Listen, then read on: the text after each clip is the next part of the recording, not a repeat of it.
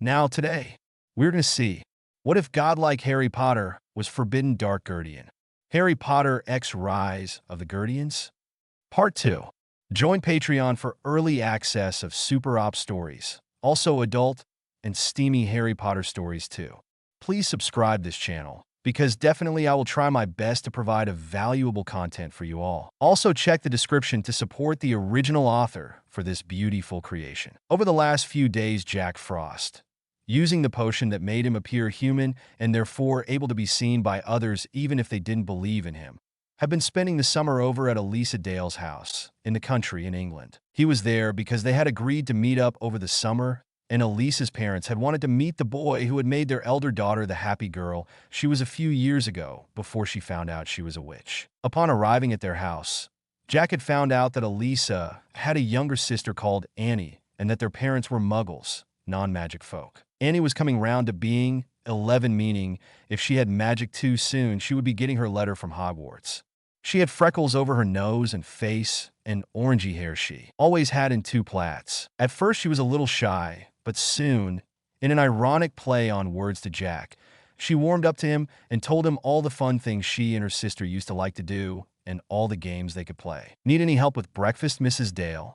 Jack asked, coming down and into the kitchen bright and early as usual. "No, I'm all right, thank you, Jack," she said kindly, "and I'm sure Steve and I had mentioned to not be so formal with us. Please just call me Alice." "Sorry," Jack said, blushing a little and setting the table anyway. "Just back home when I was younger, I was always told off if I wasn't so formal or helpful to other adults." "I see," Alice said, nodding in understanding, having heard Jack was from America. "Well, I guess you could go gently wake up the girls and tell them breakfast is nearly ready. But only knock on the door, don't go into their rooms." Nodding, Jack went back upstairs and did as he was asked, grinning as he sent some frost under the door to wake them up a little quicker. After a few minutes, everyone was back in the dining room, Jack trying not to laugh at the horrible mess of hair both sisters had on their heads. It wasn't his first time seeing them, but it never got any less funny. As they were finishing, there was a tapping on the window, and Jack saw his owl Archimedes, aka Archie, was there with a letter for him. Wondering what it was, Jack went to open the window and read it. "Dear Jack, it's Ron. Hey, have you gotten any letters or replies from Harry? Just Hermione and I have been trying all summer and nothing's come back. Me and my family are getting worried." Confused, Jack thought and agreed that yes, he had sent a couple of letters to Harry and didn't get a reply, but that might have been because of how far away he was when he sent them, seeing as he was at the pole then. Heading upstairs to his guest room, Jack wrote a reply and sent Archie off again. A few days later, on the first day of Jack's last week with Elisa and her family, Jack got a second letter from Ron saying that because they were sure now that Harry was in trouble, him, Fred, and George were going to go and rescue him using their dad's flying car. All up to wanting to try this himself to possibly save Harry. Jack had a feeling this was not a good idea, so he wrote back saying this. He was about to send it off when a knock came on the bedroom door, and Elisa was there with a smiling Annie and a couple of Hogwarts letters. "Thanks," Jack said, taking his "what she's so excited about." "It's my first year going to Hogwarts." Annie cheered, clapping and jumping up and down. "You do know it's just a school, right?" Jack asked, trying to make her calm down. "I know," she said, "but I'll finally get to be with my sister again, when we're not in classes and stuff. Unless you're sorted into a different house, Annie." Elisa said, a small smirk on her lips, but the sound of sadness in her voice. "It'll be like that," Jack said, trying to cheer both sisters up again, speaking to Elisa. "You and I get to see each other, don't we? And I'm in Gryffindor and you're in Ravenclaw." "Yes, well, Mom and Dad said they'll take us to get our things next Wednesday. They still want to meet your family, you know," Elisa said to Jack, giving him a hint with that tone. Okay. I'll see if we can make it," Jack said, smiling.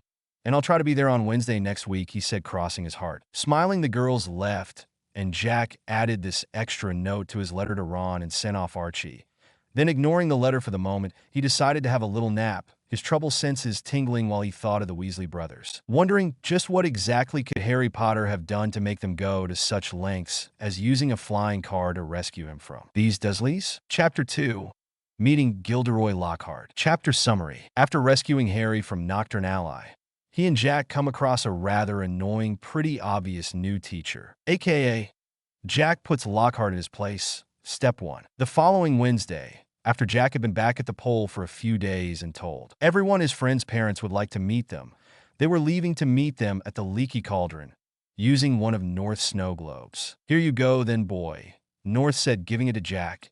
"You got that letter from school with the list of things, right?" "Yes," Jack said, showing him before putting it back in his pocket and taking the globe. Leaky Cauldron, London. A tiny picture of a shabby-looking, almost run-down pub came up, and Jack smashed the globe to the floor, making a portal appear. One by one, Jack, North, Bunny, Tooth, and Sandy, in their human disguises, went through and into the pub to see a very worried-looking and sounding Mrs. Weasley, with a little red-haired girl next to her. "Oh, Arthur, what could have happened to him?" she asked if he got hurt. "I'm sure he's fine, Molly. He's a tough lad, remember?"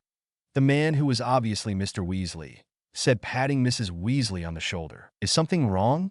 Tooth asked, coming over. Looking up, it took Molly Weasley a minute to remember who this person was. "Ah, yes. You're Jack's family." "Hello, dear," she said, sounding a little calmer when she saw Jack. Then returned to Tooth. "We had Harry staying with us, and it was his first time using flu powder, and he was meant to be here. But he isn't, and oh, we've sent the boys to go looking for him in Diagon Alley," Arthur explained, using his head to point to the back of the pub. Just then the front door opened again, and two more families came in, one being the Dales, and the other, Jack supposed, was the Grangers, because Hermione, another of his friends, was leading the way. "I'm going to go and try and help find Harry," Jack said to everyone, and went out back, tapped the correct brick, and watched the wall become a doorway. Wondering where to start looking, Jack looked up to count all the places with chimneys. Unfortunately, there were a lot. Sighing, muttering about needles and haystacks, he set off. And yet, as he went further into Diagon Alley, where it was getting darker, grimmer, creepier, he had a feeling he was getting closer. After a while, Jack looked around and saw a sign pointing down a side street saying Nocturne Alley, checking to see if anyone was watching, because he knew this was a street made for those who were on the dark side of the wizarding world. He went down it, looking as proud as he could to not draw attention to himself. Seeing a man and a boy coming out of a shop, and seeing he'd be in their way, Jack sidestepped to the left, keeping hidden as the now identified Mr. and Draco Malfoy went past. Jack waited until they passed him before going to check that shop's window, having this feeling that Harry was in there. And sure enough, after the greasy-haired fat man had left, Harry, soot-covered, cloak torn, and glasses broken, came out of a posh-looking cabinet. Quietly, Harry came outside, and Jack got his attention. "There you are," he said quietly, so not to draw anyone else's attention. "Jack," Harry asked, holding his broken glasses up to his eyes. "What? How? Why are you here?" "Well, I'm looking for you, of course," Jack said, looking around, seeing the crowd was closing in a little. "Now, come on. Everyone is getting worried." Before Jack could take Harry's hand to start leading him out of this place and back to Diagon Alley, an old witch came over. "Not lost, are you, my dears?" she asked, grinning a toothy grin and holding a tray of what looked like human fingernails. "Of course we're not lost," Jack said, taking the wheel. "We know exactly where we are and where we're going, so if you excuse me, my friend and I were just leaving." But that wasn't enough to make the crowd part to let them out. Just then, "Harry, Jack, what do you think you're doing down there?" The two boys looked up to see the massive shape of the Hogwarts gamekeeper Hagrid as he came and pulled them away from the witch with the fingernail that were all over her now. Since she had jumped when Hagrid called out to them, not wanting to stay down there any longer than they had to, they started to head back, and Harry explained he was lost because of flu powder. "And I was trying to find him," Jack said quickly. "Don't you know it's dangerous down there?" Hagrid asked Jack. "Of course I do. That's why I was trying to get Harry out as fast as I could, but then that hag and her friends boxed us in." Jack said, "What were you doing down there then?" Harry asked after Hagrid beat him a little to get the soot off him. "I was looking fair a flesh-eating, slug-repellent," growled Hagrid. "They're ruining all the school cabbages." "You're not on your own, are you too?" "I'm staying with the Weasleys, but we got separated," Harry explained. "I've got to go find them." "I'm with my family too, but they were comforting Mrs. Weasley back in the pub," Jack said. Together they all set off down the street. "How come you never wrote back to me?" said Hagrid, grinning a little as the boys jogged along next to him to keep up. "I couldn't, because I wasn't getting anything, because a house elf called Dobby was blocking my wizard mail, and I couldn't send any because the Dursleys shut Hedwig up in her cage." Harry began going into the mess of the dinner party that happened on his birthday, and the letter from the ministry, and the Dursleys then shutting him up in his room. "Ruddy muggles," growled Hagrid, neither he nor Harry noticing the air around Jack plummeting about 20 degrees in agreement. "If I had known." "Harry! Jack! Over here!" The boys looked up and saw Hermione running down to them from the top step of Gringotts Bank. "What happened to your glasses?" she asked, taking them from Harry and mending them with a tap of her wand. "Oh, and Jack and Hagrid. Oh, it's so great to see you all again," she said, hugging them, then backed off. "You guys coming to Gringotts?" "As soon as I find the Weasleys," Harry said. "Yeah, and I find my family," Jack agreed. "You won't have long to wait," grinned Hagrid, pointing. They all looked and saw, running up the street, Ron, Fred, George, Percy, Mr. Weasley, Tina, Tooth, Aster Bunny, Sandy in his human form, and North in his human form. "Oh, Harry, there you are," Mr. Weasley panted. "We hopped you, only went one grade too far." He patted his forehead dry from sweat, sounding relieved. Molly's frantic. "She's coming now." "Where did you come out?" Ron asked. "Nocturne Alley," Hagrid said, "and then this one went down there to look for him." "What?" Tooth cried out and quickly snatched Jack away and started checking him over. "Tooth, get off." Jack said, fighting. "I'm fine. I grew up in America, remember." "Brilliant," Fred and George said together. "We've never been allowed in," said Ron enviously. "I should ruddy well think not," growled Hagrid. Just then Mrs. Weasley came running up, her handbag in one hand, Ginny holding on to the other. "Oh, my Harry, oh, my dear, you could have been anywhere." Gasping for breath, she pulled out a large clothes brush and started dusting away at the soot Hagrid hadn't managed to beat off. "Nocturne Alley," she said to herself as she did this. "If you hadn't found him, Hagrid." "Actually, Molly," Arthur said, "it was Jack that found Harry. Hagrid just brought them back to the correct street." But Mrs. Weasley didn't seem to be listening. "Well, gotta be off," said Hagrid, smiling. "See you at Hogwarts." And he strode away, head and shoulders taller than anyone else in the packed street. Before they went into Gringotts, Jack looked around confused. "Where's Elisa and her family?" he asked. "They're already going about the place looking for Annie's new school things," Tooth said, smiling at the fact that Jack possibly had a love interest. "They said they'll meet up with us later, dear." "Don't worry," Molly said, also smiling. As they made their way into the bank, Harry turned to Ron and Hermione. "Guess who I say in Borgin and Burke's?" he asked, telling his story, Malfoy and his father. "Did Lucius Malfoy buy anything?" said Mr. Weasley sharply behind them. "No, he was selling." "So he's worried," said Mr. Weasley with a grin of satisfaction. Oh, I'd love to get Lucius Malfoy for something." "Now, sir," Jack said, interrupting the convocation, "what way is that?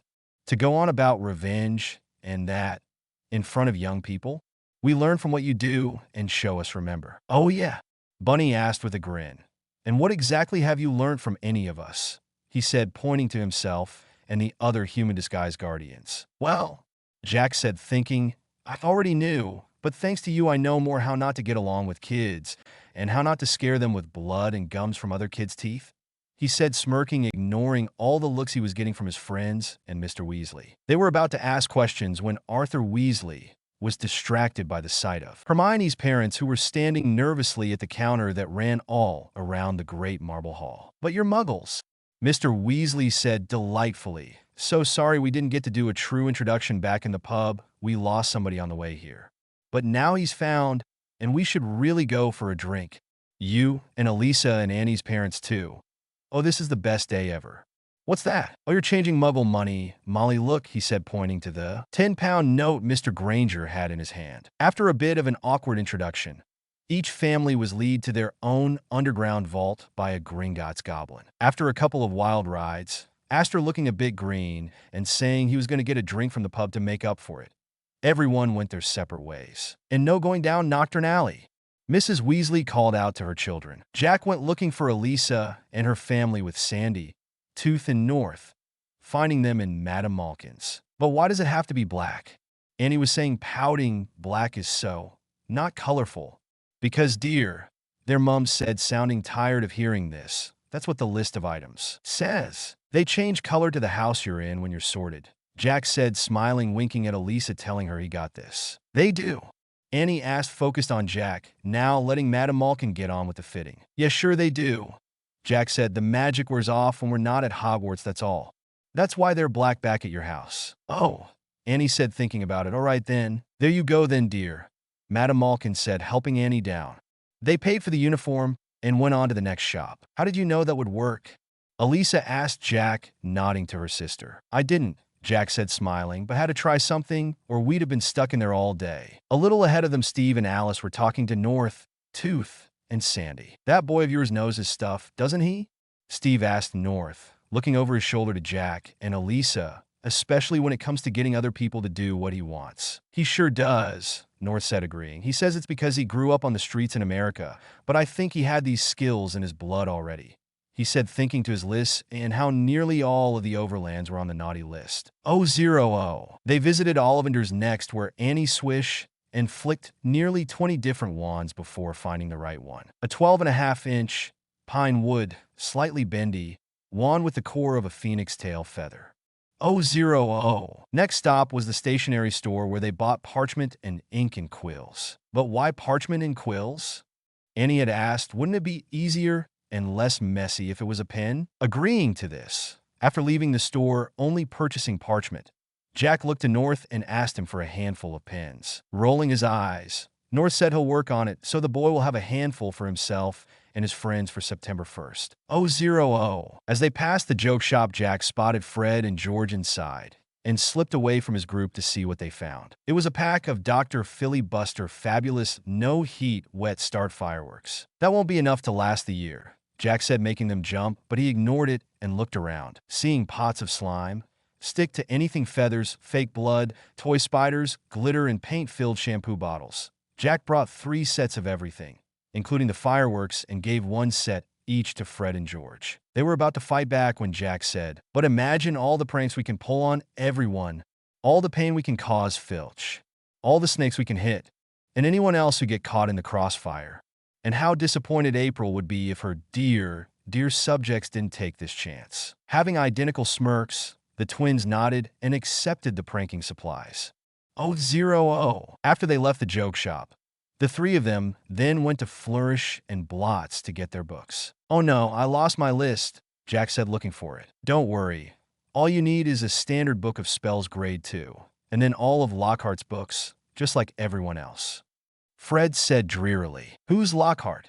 Jack asked as they entered the shop, having trouble doing so because of all the middle-aged witches all crammed inside. Him, George said, nodding to a man in a spotlight by a table, his perfect ginger hair neatly combed back, his teeth shining, and looking like a right old goody-goody git. At the front, Ron, Harry, Hermione, the Guardians, Mrs. Weasley, Ginny, and the Dales were gathered together. In front of them, a short man with a camera was taking photographs, puff of purple smoke appearing after every shot. Out of the way, he said, standing on Ron's foot. This is for the Daily Prophet.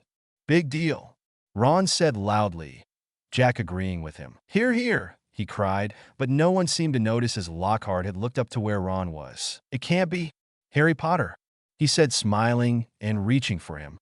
Back off, buddy, Aster said, blocking the path. What? He asked, a chuckle in his voice. I only wanted to bring him up beside me to do a little announcement, he said. Oh, no, you didn't, Aster said, scowling. You only wanted him to boost your chances of making that dumb newspaper's front page. Besides, Tina set her hands on her hips. If it's an announcement, then why would you need Harry to say it? There were mumbles of agreement and nodding of heads. You're quite right, Lockhart said, his smile still plastered on his face. Jack was surprised that Tooth hadn't gotten all kitty about them. Let's see another Hogwarts student then, he said, looking around, disappointment on his face. How about you, young man? He asked, and the crowd parted to show Jack. Yeah, all right, Jack said, smirking a little, and willingly walked right up to Lockhart and faced the camera. Ladies and gentlemen, Lockhart said loudly to everyone present, when this young man here stepped in a Flourish and Blots today, he only wanted to buy my autobiography. Actually, sir, Jack spoke up, cutting him off, I came in to buy my Hogwarts books for the 2nd year.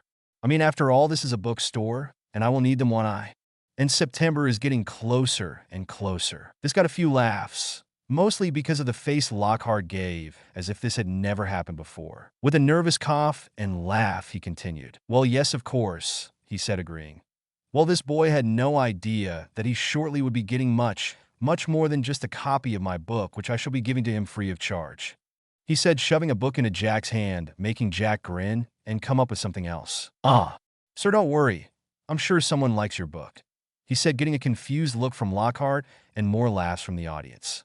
Well, if you're giving me this really expensive-looking, surely well-written-out book about your life story, free of charge, then you're obviously not selling enough, which means nobody likes them. Jack explained, an innocent look on his face as he flipped through the pages and read the back cover. Coughing a little again, nerves showing on his face a little more, Lockhart carried on finishing his announcement. From September, this boy and his friends at Hogwarts School of Witchcraft and Wizardry will be getting the real magical me because I, Gilderoy Lockhart. Ah, are you losing your memory too?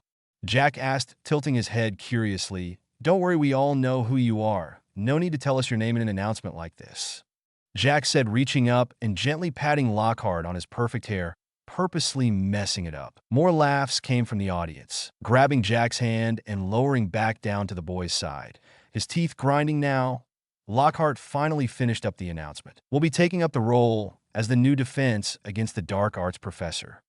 With one last smile and one last photo for the paper, Lockhart, as gently looking as possible, shoved Jack back into the crowd and sat down again to get back to the book signing. Smirking the biggest smirk he had had all day, Jack went back over to Fred and George Weasley, who applauded him and bowed to him as he arrived. Master, they said together, arise my subjects. Jack said, looking as proud as ever, we need to get to thinking of as many pranks as we can to pull on Goldie over there. Jack said, shaking his head to the table. I know. I love it when the new teachers are idiots so proud of themselves they actually tell us they're coming. George said, grinning, getting a high five from Fred in agreement. But before Jack was about to say an idea for the first prank, a fight broke out between Mr. Weasley and Mr. Malfoy. Get him, Dad! Fred or George called out, cheering their farther on. Break it up there! Hagrid's voice came as he pulled the two of them apart with the help of North. By the looks of it, Mr. Weasley had a cut lip and Mr. Malfoy had been hit in the eye by a large copy of Encyclopedia of Toadstools. Here, girl, he said, shoving an old, battered, clearly secondhand Transfiguration book at Ginny.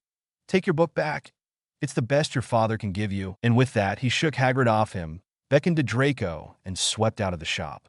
Once he was gone, North set Arthur Weasley down on his feet too. You should have ignored him, Arthur, said Hagrid as Weasley Sr. straightened his robes. Rotten to the core, the whole family, everyone knows that. No Malfoy's worth listening to. Bad blood, that's what it is, agreed. Tooth said, coming over. Come on, let's get out of here. The shop assistant looked as if he didn't want them to leave until they had helped clean up the mess they made. But a second look at Hagrid, North, and Aster made him think better of it, and he let them go. They waited outside for the Dales and the Grangers to join them, both families a little shaken with fright at the sure size of Hagrid. Mrs. Weasley, on the other hand, was mad in fury. A fine example to set your children. Brawling in public, what Gilderoy Lockhart must have thought. He was pleased. Fred said, didn't you hear him as we were leaving the shop? He was asking that reporter bloke if he can scrap that announcement scene with Jack and use that instead. Said it was for publicity. A little way back, Elisa was in a mix of telling Jack off for humiliating Lockhart the way he did, and congratulating him for one-upping the man and his pride, which was leaking off him so much she thought they might have needed to get a mop in there. Hey, he was asking for it, Jack said in his defense. All that smiling and winking and prideful standing and all that. Come on, that's not the point, she said, but left it at that. After a bit more shopping, they all went back to the leaky cauldron where Harry and the Weasleys would fly back to the burrow. See you on the 1st of September, Jack said, smiling. Nodding, Harry took off his glasses and placed them in his pocket. Once the last Weasley had gone, Jack, the Guardians, the Dales, and the Grangers all headed out to Muggle London. Hermione saying goodbye straight away as she and her parents went to go find their car. Well, it was nice meeting you all, Steve Dale said, shaking everyone's hands. Hope we catch you at King's Cross, he said. Yes, we really need to see each other sooner, though, Tina said, hugging everyone goodbye. Oh, I'm sure we will, dear, Alice said, smirking a little, eyeing Jack and Elisa. Mom, Elisa said, embarrassed when she saw this. Oh, come on, sis, Annie said, giggling. Saying she'll wait for them at the car, Elisa walked off after saying goodbye to everyone. Once the last goodbye was said and the Dales were gone, the Guardians used the snow globe to get back to the pole. Chapter 3. When one barrier closes, a portal opens. Chapter summary. It's the 1st of September. Harry and the Weasleys are running late. And then the way on a platform 9 3/4 gets cut off to Harry, Ron, and Jack. The night before September the 1st, Jack, being the responsible, and nagged into it.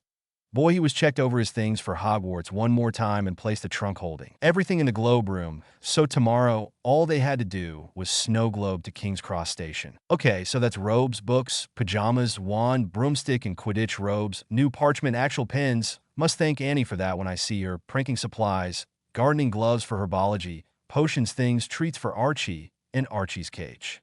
Jack said, checking the list, happily finding he had everything. He also checked he had a medium-sized bag of wizard money, so he could buy things to snack on the train. With that all sorted, Jack closed the lid of the trunk, locked it, and went to bed.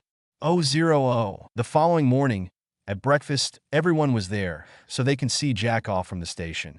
North pulled Jack aside while they were both waiting for their toast. "Jack, I want you to be extra careful this year," North said quietly as though he didn't want the others to hear. "I've been a bad feeling in my belly since that day at Diagon Alley," he said before Jack could ask questions. "Well, do you know what's making your tummy feel like that?" Jack asked, poking the fat man's belly. "Might have just been something you ate or—" "Jack, I know something bad will be happening at Hogwarts this year," North said firmly. Then Jack remembered what Harry had told him and Hagrid about Dobby, and his warning, basically saying the same thing North was saying now. "Okay," Jack said, backing down and looking to North. "I will try and be more careful than I was last year."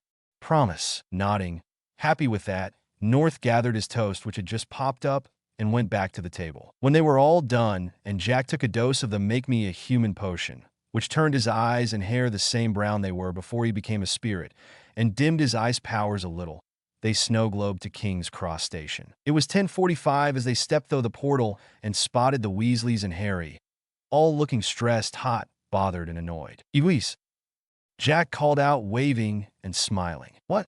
"Oh, hello, Jack dear," Mrs. Weasley said, calming down a little.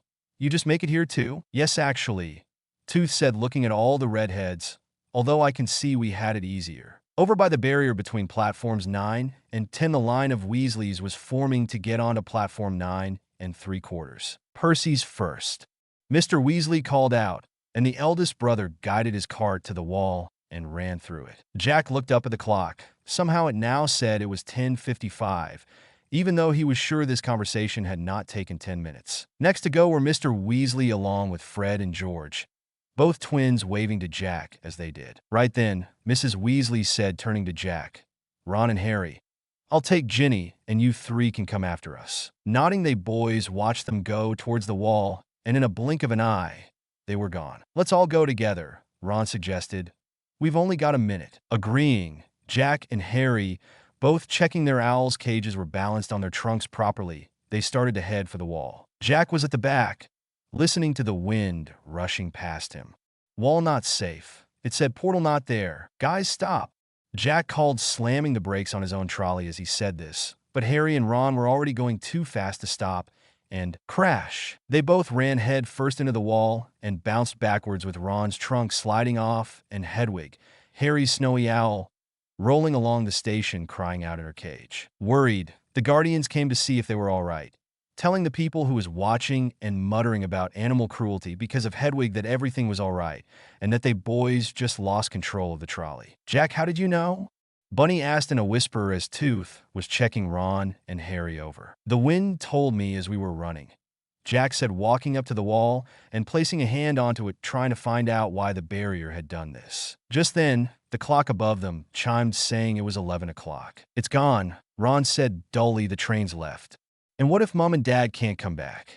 Do either of you have any Muggle money?" Harry gave a hollow laugh, saying the Dursleys haven't given him pocket money in about 6 years, not counting the 50 pence he got from them last Christmas. Jack shook his head as well, saying that if he had back home, it wouldn't be pounds, but rather dollars. "Okay, mates," Aster said, seeing the wizards were starting to panic, which normally lead to most people doing stupid things. "The best thing to do is not to panic and calmly come up with a plan." "Well, I have one," Jack said after a bit, "but seeing as the train's already gone, meaning there's no point going to the station," he said slowly to think about it, "we might want to send either Archie or Hedwig with a note to say what we're doing so they don't get mad." "Jack, please just say what your idea is," North said, pinching the bridge of his nose, having a feeling he knew what it was anyway. "We use one of your snow globes," Jack said, looking to him. "Will that work?" Tooth asked, unsure, saying there was protective spells around the castle. "It might if we do as the boy says and send a note beforehand," Bunny said, getting a nod and a thumbs up from Sandy. Not really seeing any other way, everyone agreed to this plan, rolling the trolleys back out of the station so they didn't attract any unwanted attention. Digging through his trunk, Jack pulled out a pen and some parchment and wrote, "To Dumbledore, Ron Weasley, Harry Potter, and myself, Jack Frost, will be using one of North's snow globes to get to school because the barrier is closed and the train has already left."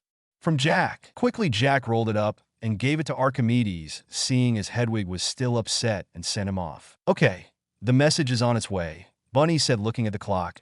"I suggest we have an early lunch and wait for it to get there. Don't want you turning up before the warning, do we?" Agreeing, Tooth and North went to a burger van parked a little ways away and came back with one beef burger each. At 12:30, everyone was done, and North told the boys to follow him into a dark alleyway. "Ready?" he asked them, getting a nod and a smile from Jack, and more nervous ones from Ron and Harry. "Hogwarts," North said, spinning the globe over, swirling the magic inside, and then, once the castle was there, smashed it against the wall. "Bye, guys," Jack said to the Guardians, and holding his trunk and Archie's cage, stepped through. "You will tell my mom and dad me and Harry are okay, right?" Ron asked them as Harry stepped through too. "Of course," North said, getting nods of agreement from the others. Nodding himself, Ron took hold of his things and stepped through too. 000. They came out along the stone bridge leading up to the castle. "Couldn't this thing have dumped us closer to the doors?" Ron asked, moping a little. "The type of magic used for North's snow globe is one you should not question, young Padawan," Jack said in a mysterious voice. "Huh?" Ron asked, confused. "Nothing," Harry said before Jack could confuse Ron further. "Let's just get going." Nodding, Ron grabbed his trunk, and he and Harry started dragging them along. Jack, on the other hand, opened his and pulled out his wand. "Wingardium Leviosa," he said, swishing and flicking and pointing it to his trunk, smirking. "What?" he asked, seeing their faces. "We're technically on school grounds now, right? So, this should be allowed." Grinning, he took off running. "Race you to the door," he called back. Rolling their eyes and seeing he did have a point, Ron and Harry, after they let Hedwig out, who flew to the Ollery, did the same hover spell and ran after him. Chapter 4. The Carriages and the Sorting. Chapter Summary. After the race, Jack, Harry, and Ron help Hagrid get the carriages for the elder years to ride and ready for when they come to the school. And once everyone is here, the sorting can begin. Not surprisingly, mostly due to the head start, Jack was the first one to the door. What was surprising, however, was the fact that he didn't seem out of breath. "Why the bloody hell? Are you not tired?" Ron asked, hunched over, holding a stitch in his side. "Practice," Jack said, shrugging and leaving it as that. Looking around for a teacher, the boys spotted Hagrid next to some fancy-looking carriages. "Hagrid!" Jack called, putting his trunk down and running over, slowing down when he saw the Thestrals. "Now what in blue blazes are you three doing here?" the half-giant asked after clipping the Thestral into place. "Yuri meant to be on the train. We couldn't get through the barrier," Ron said quickly so they wouldn't get into trouble, "and the train was leaving, and so we sent a letter here, and Jack's uncle brought out some sort of snow globe thing, and here we are." "I'm surprised you didn't know Hagrid," Jack said, petting the Thestral mare next to him, surprising Hagrid that the bat-winged horse was so calm with this stranger. "We sent that letter about half an hour ago." "Want any help with this, Hagrid?" Harry asked, not quite sure what this was, but would try to help nonetheless. "Well, seeing as you're here, you might as well be useful, right?" Hagrid said, chuckling a little. Catching on that Jack could see the Thestrals Hagrid placed him on, bringing them over to the carriage's duty, whereas he had Ron and Harry make it so each carriage was neat and tidy and had a clean cushion on each of the 4 seats. "So, Jack," Hagrid said in a whisper while Harry and Ron were in the carriage behind them, "how do you know so much about Thestrals? Last year when the others saw you about Norbert's egg, I went to that paddock next to your house and saw them," Jack said, keeping a teenage stallion calm. "Ah, and," Hagrid said, knowing a subject like this was hard on anyone, "how can you see them?" Thinking on what Hagrid said, Jack remembered what Pitch said about them only visible to those who witnessed death. "I'm not sure who they were," Jack said slowly, so he didn't trip over himself, "or who it was. I've seen loads of people being killed," he said, thinking about the World Wars, "but I think the first one was my sister when," he said, cutting himself off, so he didn't let anything slip that he shouldn't have. Thankfully, Hagrid just took it as it was too sensitive a subject for the boy and dropped it. 000. Once all the carriages were done and lined up for the students in second year and up, the boys carried on inside the castle, where they met Professor McGonagall coming out of the kitchens with a plate of cookies. "Professor!" Jack cried in a gasp, making her jump, and rather pathetically, try to hide the cookies stealing from the kitchens. How could you? For shame, Professor. Rolling her eyes, Professor McGonagall gave each boy a cookie to make them keep quiet about this. Nice to see you too, Jack Frost, she said, and continued on her way, pausing to tell them the New Year password was Wobblebird. I wonder why she didn't put up more of a fight? Harry said, biting into his cookie. Because there wouldn't have been any point, Jack said, grinning. No one who ever goes into the kitchens. He began in a spooky voice as if this was a ghost story. Ever comes back out empty-handed. You mean, Ron said, his mouth full of cookie. All those times Fred and George went to steal food from the kitchens, they didn't need to steal anything at all? Jack grinned and shook his head. Hey, Jack, how do you know about this anyway? Harry said, looking suspicious. F and G took me on a trip one night. Jack said, wanting to keep the fact the April Fool's Day dilemma last year was him, and he wanted to get some food to celebrate it. Together, they head up to Gryffindor Tower, gave the portrait of the fat lady the password to get inside, and spent the rest of the day up there. When it was getting towards 5:30, they changed into their Hogwarts robes and went back down to the Great Hall. 0-0. They were halfway through a game of Exploding Snap when the first lot of students came in and took their seats at their own tables. The teachers, except for McGonagall, because she had to greet the new first years in Lockhart. Jack said it was probably because he was putting the finishing touches to his appearance were already there. About 15 minutes after the first students arrived, their friends and the rest of the Weasleys, minus Ginny, came over. And where the heck have you three been?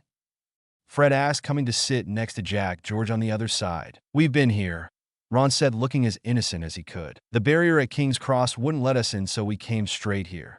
Jack said, dealing in Fred and George into the game. What do you mean the barrier wouldn't let you in? Hermione asked, sounding for the first time in the time Jack knew her confused. We mean, Harry said calmly, it wouldn't let us in. We were running at it with, 10 seconds till 11 o'clock, and just as Ron and I were about to run into it, it changed into a solid brick wall. Well, what about Jack? Neville Longbottom, a round-faced, forgetful boy who was also in Gryffindor, asked. I was a little bit behind them, Jack said, looking at his cards. Soon, though, they had to pack the game away as more and more students were coming in. It was close to 6:45 before it seemed like the last student was sat down. Professor McGonagall came in to signal that the first years had arrived. Nodding to her, Professor Dumbledore stood up. Attention, please, he called out, calming the hall down and making everyone look at him. The sorting ceremony is about to begin. Just as he sat back down, the doors opened and the new nervous-looking first years came in. Right away, the group spotted Annie and Ginny, both noticeable because of their bright red hair. Annie, Jack was pleased to see, was wearing a confused face, which quickly turned into a pout as she looked for Jack. Spotting him, she mouthed, "You lied to me." All Jack could do was stifle his laughs and shrug. Soon they were all in the hall and lined up in front of the teacher's table facing the other students. Just like last year, Professor McGonagall stepped forward and set down a four-legged stool in front of the first years and placed a patched, worn, very old hat on top. After a couple of seconds, a tier near the base started to move and it began to sing. 0-0. Don't judge me on how I look, for I am more than what you can wear upon your head, but don't worry where you end up. As I have always said, Gryffindor for those who are brave and loyal at heart. Slytherin for those whose skills are being cunning and being crafty with their arts. Ravenclaw forevermore is there to welcome all those who wish to learn. While Hufflepuff is for everyone else who all know how to wait their turn. So put me on and let me judge you. I will soon know where you need to be. It will only take a minute or two. And may your journey in that house give you hope and glee. 0-0. Everyone clapped as the hat bowed to each of the tables before going all stiff again, awaiting the first new student. Professor McGonagall came forward with a scroll of parchment and said, "When I call your name, you will put on the hat and sit on the stool."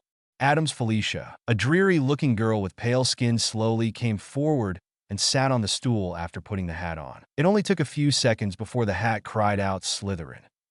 Getting up, the girl headed over to the table. As soon as she was seated, the next name was called.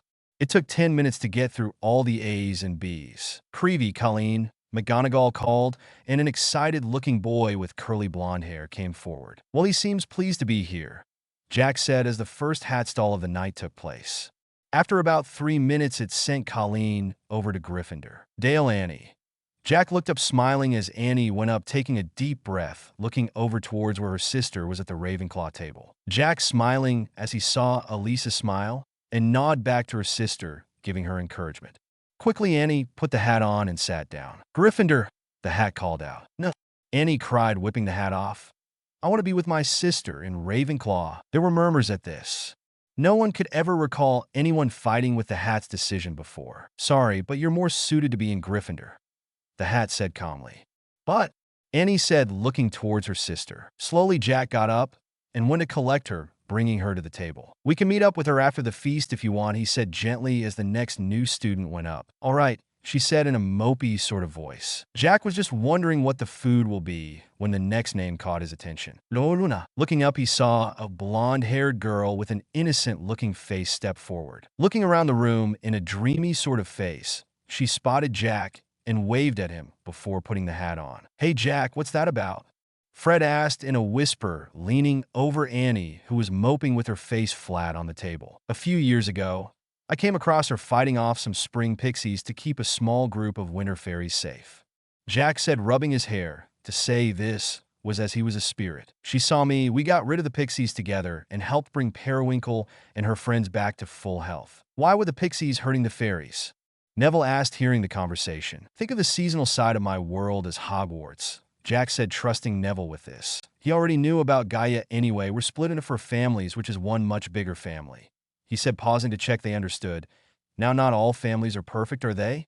Here we have Slytherin to prove that. Anyway, pixies and fairies don't really get along to begin with. But neither do those belonging to winter and spring. And because of them being spring and pixies, George said slowly, there was twice the amount of hate towards them, right? All Jack did was nod as the hat finally called out Ravenclaw, and Luna came down to join Elisa. You think Luna and I can swap places? Annie asked, frowning. No one answered her. Finally, Ginny Weasley was called up. The hat touched her fiery red hair and immediately screamed, Gryffindor. Quickly, she took off the hat and came to join her brothers, Annie, Jack, and Harry. After a quick welcome from Dumbledore, the food appeared. After the meal and the Hogwarts school song, all the students were sent to bed. First years follow me, Percy Weasley called, enabling his act as prefect to leading the new students to their common room. Jack, saying he would catch up, sent the others on their way and went over to the Ravenclaw table to see Elisa. Hey, he said, smiling. Hello, she said, a sad tone to her face. You're not upset at the food, are you? Jack asked. I mean, the chicken did seem a little overdone, but food's just food. No, Jack Frost, I'm not upset about the food, Elisa said, rolling her eyes. Then what? The fact that my sister is placed in a different house, and the way she reacted to it, Elisa said, sitting back down onto one of the long benches. I'll try to look after her for you, Jack said, joining her. Keep her out of trouble, says the boy who, if he could get into trouble every day of the school year. Elisa said, a small smile coming back to her face. I promise to try and set a good example, Jack said, holding up his hand and keeping the other one visible to show he meant it. Thanks, Jack, Elisa said, giving him a quick hug before heading off to bed. 000 at a reasonable pace. Jack headed up to Gryffindor Tower, said the password to the fat lady, said hello to a few of his lion buddies, went up to his dormitory, got changed for bed, and went to sleep right away. It had been a long day. Chapter 5.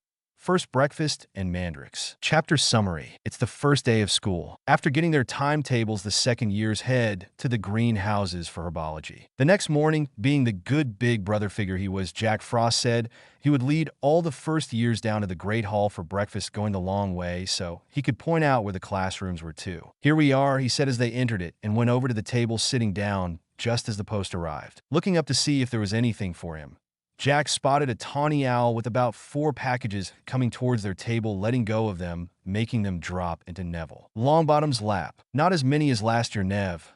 I'm proud, Jack said, picking out a few feathers from his cereal. Thanks, Jack, Neville said, smiling, taking them and heading upstairs to place them in his room. Jack was just about to start his cereal when Archie came to see him, again same as last year, with Baby Tooth on his back. Couldn't you have waited a couple of days, baby?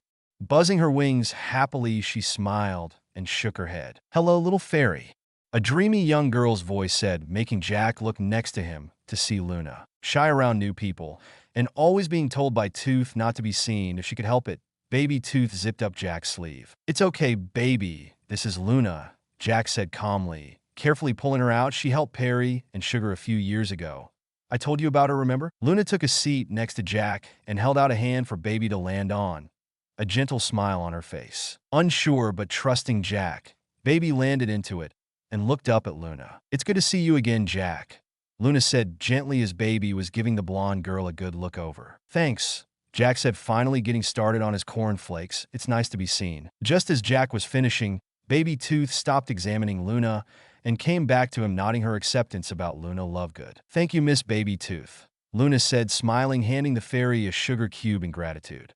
"Jack, where's the charms classroom? That's what I have first, but I don't know where to go." The boy was about to give directions when Baby zipped up and pointing to herself. "Looks like Baby will show you," Jack said, looking at his own timetable, "which is good because my first class is herbology, and that's outside." Saying goodbye, they parted ways, and Jack caught up with the other second-year Gryffindors on their way to the greenhouses. 000. They had just walked past the vegetable patch and nearing the greenhouses, spotting the Hufflepuffs waiting outside for Professor Sprout when she came over, unfortunately followed by a talkative Lockhart. Quickly, Jack pulled out Harry's invisibility cloak from his own bag and threw it over the black-haired boy. "Jack, this is mine. Why do you have it?" Harry's voice came from where he was standing. "What? So you want Lockhart to see you and use you for popularity, then, do you?" "Well, I'll just take it back," he said, smirking, knowing that Harry did not want that. Before any more arguing could happen, the teachers were there. "I'm just saying, Professor Sprout," Lockhart said, throwing his voice so the students heard as well. "Harry," Ron and Jack rolling their eyes, "that if you ever need a substitute teacher for your classes, I will gladly step in. I know all about magical plants and their abilities from my travels. I assure you, Professor Lockhart, you will be the first person I come to if I ever need a substitute teacher," Professor Sprout said in a sarcastic voice. Grinning, Jack stuck up his hand, wanting to test Lockhart. Sir, I have a question on magical plants. Can you answer it for me?" he asked, stepping forward. "Why, certainly, Mr. Frost," Lockhart said, smiling, showing off his teeth, his eyes looking for supposedly Harry. "Whatever can it be?" "Well, sir," Jack said, clearing his throat, "last year I came across a very weird plant that liked to hug you so much it did so until you died because it squeezed the life out of you. I know this because as I came across it, so did a mouse that was running along, and the plant in question killed it and made its eye pop out. Anyway," Jack carried on rambling, not even caring the Lockhart looked like he would be sick. "It turned out that unlike most plants, whether they are magical or not, sir, that this plant seemed to like the cold and the damp and didn't like sunlight or warmth. Please, sir, can you tell me what plant it was so I know not to go near any of the same type of plant in future?" Jack asked, looking all innocent and smiling sweetly, looking at Lockhart, who had everyone's eyes upon him. Well," he said, sounding a hint nervous. "Off the top of my head, my boy, no, I cannot say what the plant in question was. I would need to look over my books to find the answer." "But, sir," Ron said, wanting in on this, "you wrote these books, didn't you? So you obviously should know what you put into them. And were you not just telling me of all the magical plants you have seen on your travels?" "Gilderoy?" Professor Sprout asked, grinning a little as well. "Surely this plant in question Mr. Frost came across must have turned up in there somewhere." "Oh ho, look at the time," Lockhart said, looking at his watch-free wrist. "Well, I mustn't keep your class held up any longer, Professor. Or mine, in fact. So I will see you later, and I will get back to you on your question, Mr. Frost." With that, he turned and left. Harry waited until he was out of sight before pulling his clock off. "Out of curiosity, Frost, what was this plant? I'm sure at least you should know it," Sprout asked. "It was Devil's Snare, Professor," Jack said, grinning. "Well then, 10 points to Gryffindor for an excellent description of the plant, and another 10 for getting rid of that man," she said, seeming to try and not say any swears, "and 10 for Mr. Weasley too, I suppose. Now, everyone into Greenhouse 3, please." This confused a few of the students, since they had only ever worked in Greenhouse 1 before. Greenhouse 3 held the slightly more dangerous plants. Professor Sprout took a large key from her belt and unlocked the door. Jack suspected, just like him, everyone caught the scent of damp earth and fertilizer, mingling with the heavy perfume of some giant, umbrella-sized flowers dangling from the ceiling. Confused at all the different pairs of earmuffs, Jack just came up to the trestle bench that was in the center of the greenhouse. "Mandrakes," Neville, who was next to him, said in a small whisper, recognizing the plants. "That's right, Longbottom," Professor Sprout said, waiting for everyone to come around the bench. "We will be repotting mandrakes today. So first things first, who can tell me the properties of a mandrake?" To nobody's surprise, Hermione's and was first into the air. "Mandrake, or mandragora, is a powerful restorative," she said, sounding as usual, as if she had swallowed the textbook. "It is used to return those who have been transfigured cursed, or injured to their original state. Excellent. 10 points to Gryffindor. Professor Sprout said, the mandrake forms an essential part of most antidotes. However, it is also highly dangerous.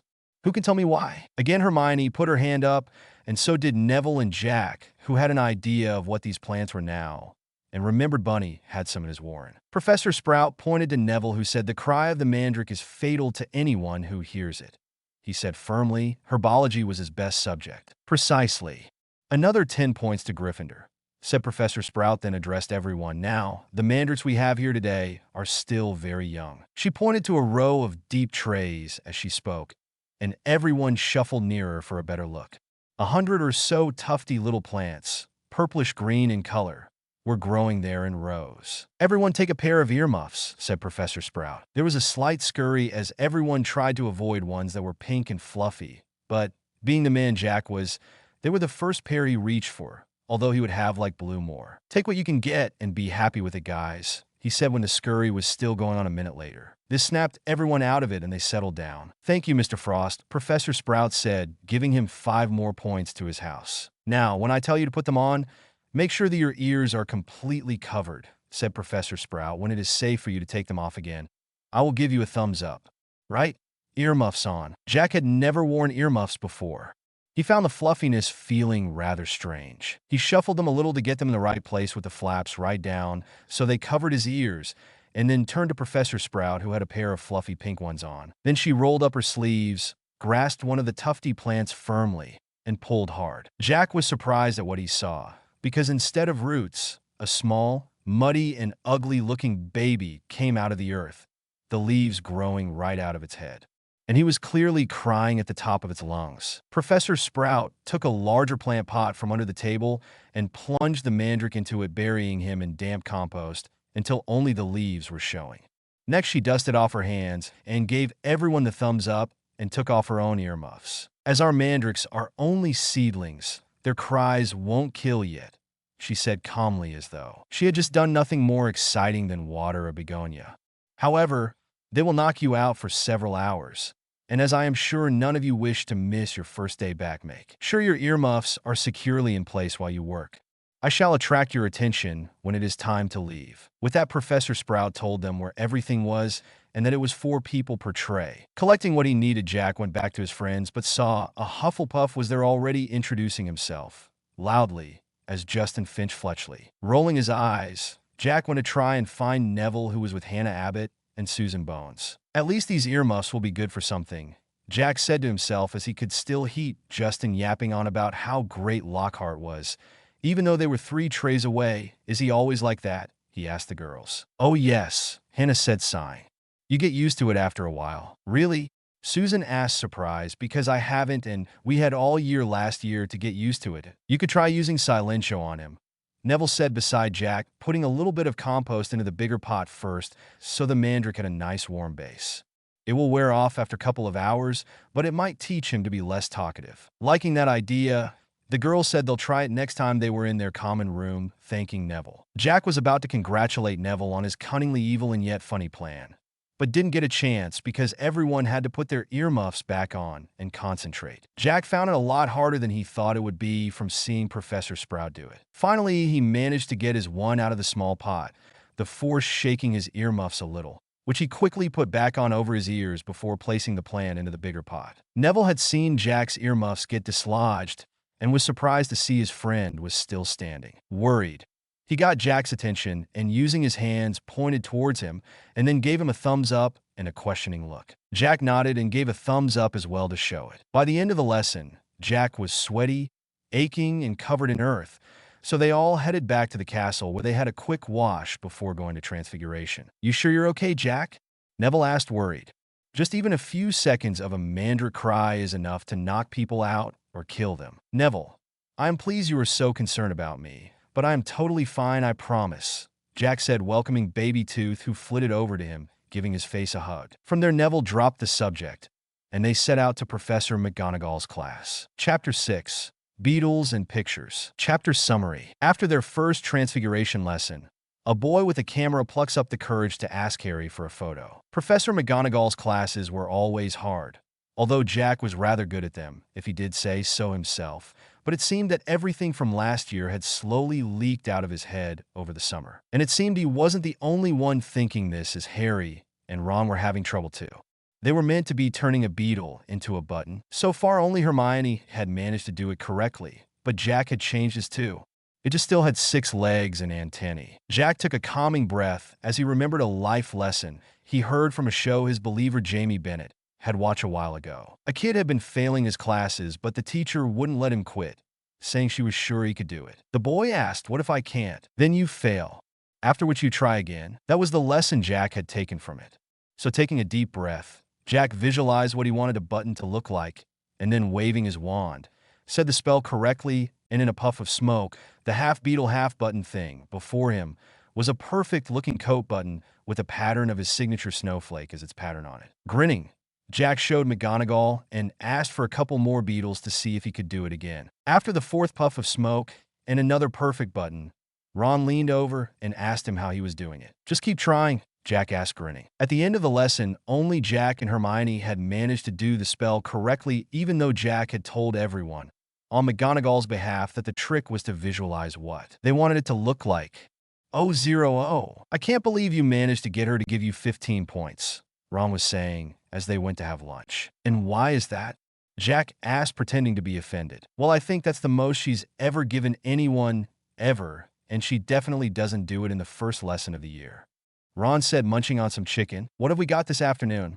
Harry asked, changing the subject. "Defense against the dark arts," Hermione said, stashing away her buttons and looking at her timetable. "Why?" Ron asked, annoyed, snatching it.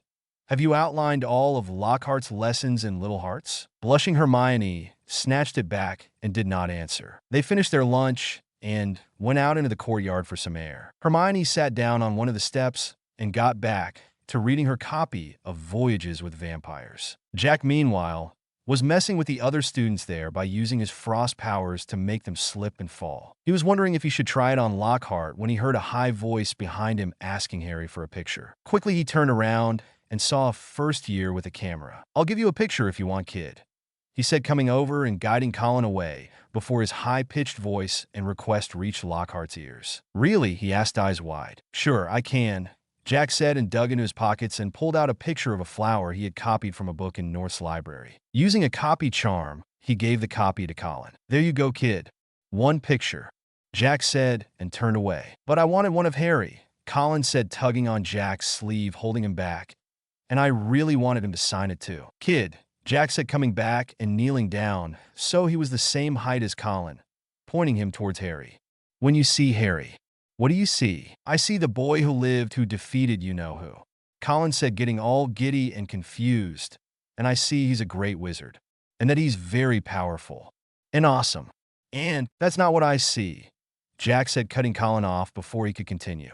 "I see a 12-year-old orphan boy who, like you, still isn't sure where his place in the world is just yet," he started. "I see a boy who doesn't like it when people swarm around him to gape at his scar, which he barely remembers getting. I see a child, Colin, not a big-time superstar. You get where I'm saying?" he asked. "I think so," Colin asked, looking down at his camera, frowning a little. "I can still be friends with him though, right?" he asked, hope in his eyes. "I'm sure you can, but perhaps wait until you're both older and he's actually famous for something he remembers before asking for an autograph. He might still say no, but still." Nodding, Colin went back over to Harry, apologized to him, and then went off to his next class. Grinning, Jack got up and came back over to his friends. "How did you do that?" Harry asked, shouldering his bag, as they all headed to their next class. "I told him that you were a kid, not a star, and kids don't like being swarmed by fans," Jack said, Baby Tooth nodding along as she rode on his shoulder. As they reached the Defense Against the Dark Arts classroom, Harry, Ron, and Jack, Baby Tooth still on his shoulder, took up seats at the back, using their combined books to make a wall so Lockhart couldn't see them. Hermione took up a seat at the front. Whether it was to get a better look at the board or the teacher, the boys didn't know. "Well, if that's the case, let's just hope Creevy doesn't run into Ginny," Ron said, a smirk on his face. "Or they'll be setting up a Harry Potter fan club." "Shut up," Harry said, through gritted teeth, peeping over the books to check where Lockhart was. The last thing he wanted was for him to hear the phrase Harry Potter fan club.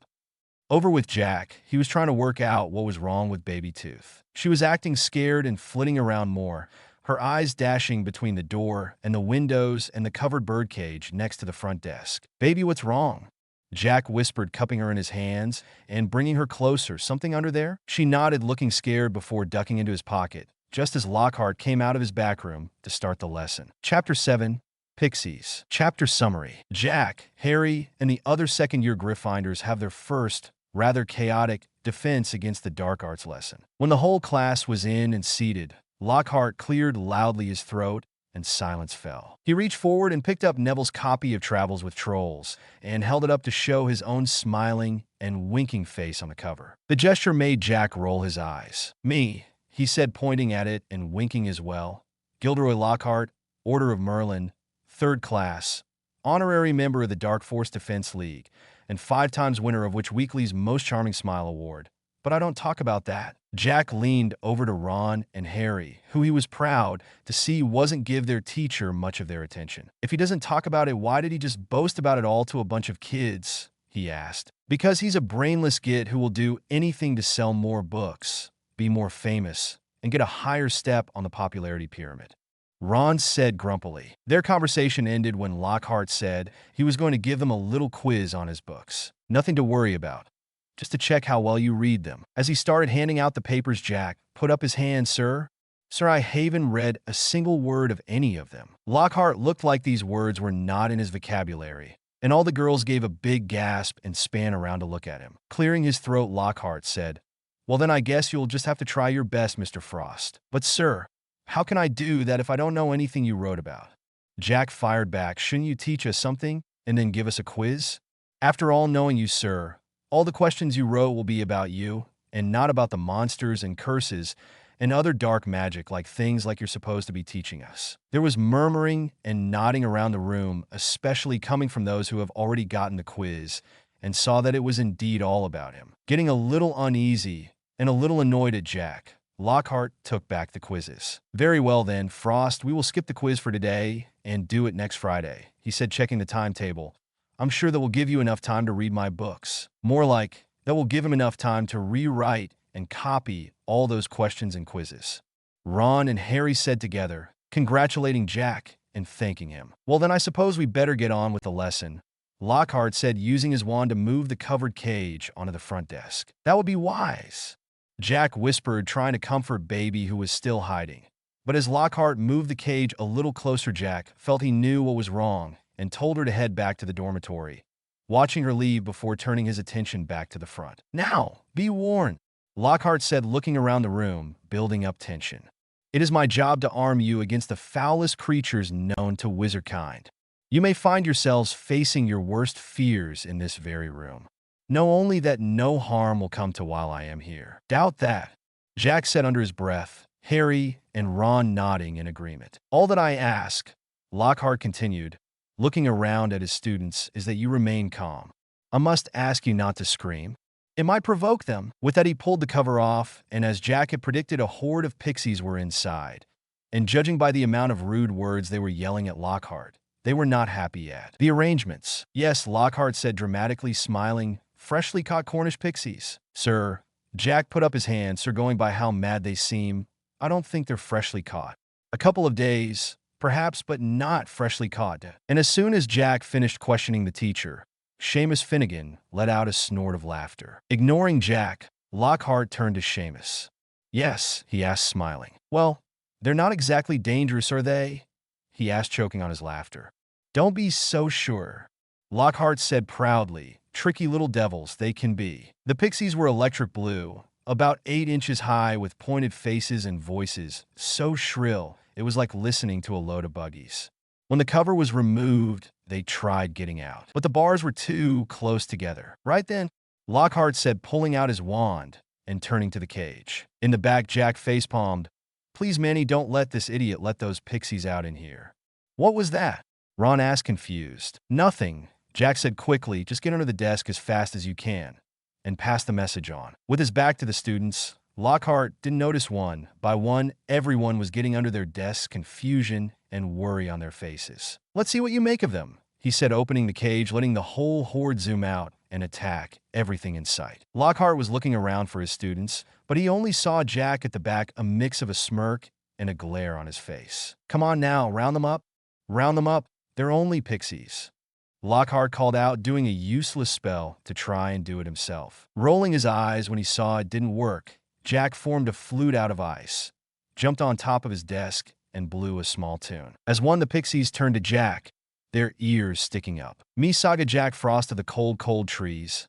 I am Jack Frost of the winter woods, Saga. Looky big head, I'm looking for your leader," Jack said to the crowd of pixies above and around him, trying to pick the leader out. One by the top of the skeleton of what Jack supposed was some sort of dragon that just a bit bigger than the others came over and looked Jack in the face, not trusting his word. "K cold, cold kid here? Why winter child here?"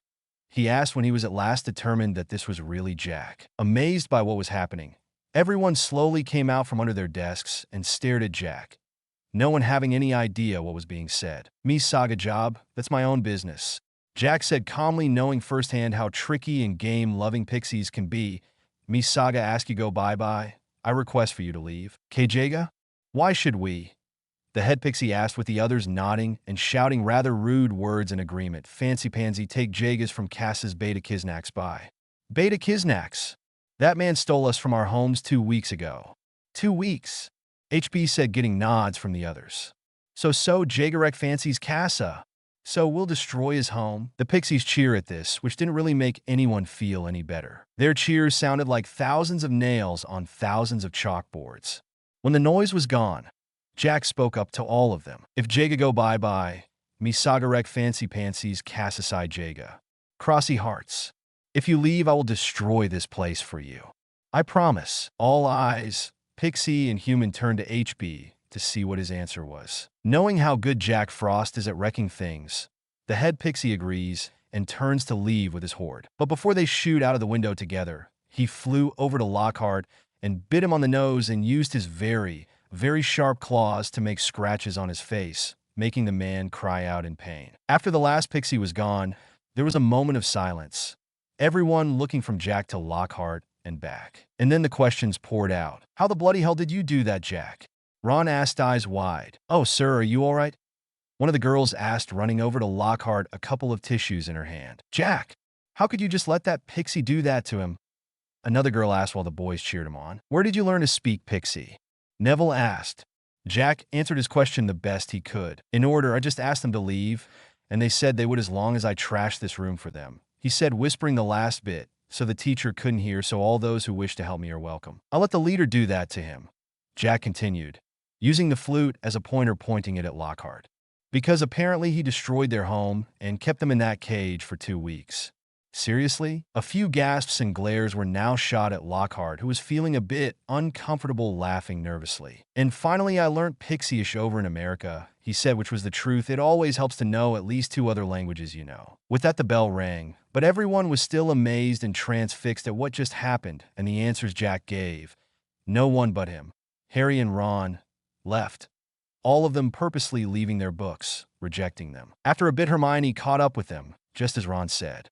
"Can you believe him? He just wants to give us some hands-on experience," Hermione said, trying to stand up for the idiot. "Hands-on?" Harry asked, surprised. Hermione, he didn't have a clue what he was doing. "Don't try to deny the truth, Curls," Jack said, munching on an apple he had. "You of all people should know it. What with you being the brightest witch of our age. I mean, just going by his spell. Pescapicisi Pesternami, it made no sense. Nothing would have happened except get the pixies more mad because they don't like magic. Yeah, and what with that stupid quiz he tried to make us do, I think I might ditch the next class," Ron said, not caring about the glare or telling off he was getting from Hermione as they headed to their next class. Chapter 8.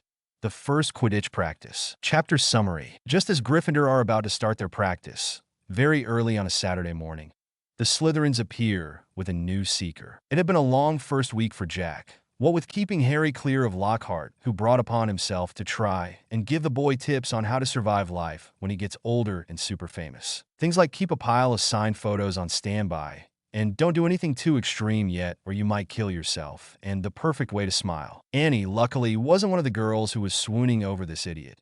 No, she was trying to spend time with Elisa, so Jack promised that on Saturday, they would go find her and spend the day with her. His plans were ruined, however, when come Saturday morning, several hours before he would have liked. He was woken up to Baby Tooth's war cries and the voice of Oliver Wood, the Gryffindor Quidditch captain, trying to fend her off. Groaning, Jack sat up and with his eyes closed reached out and carefully grabbed Baby by her wings. "What's the matter?" Harry's voice called groggily from his bed next to Jack's. "Quidditch practice would said, come on." Harry looked out the window. "Oliver," he croaked, "it's the crack of dawn." "Yeah, and I had plans to spend this morning with Elisa and Annie," Jack said, yawning. "Well, you can spend the afternoon with them instead," Wood said to Jack, then turned to Harry, "and that's the point.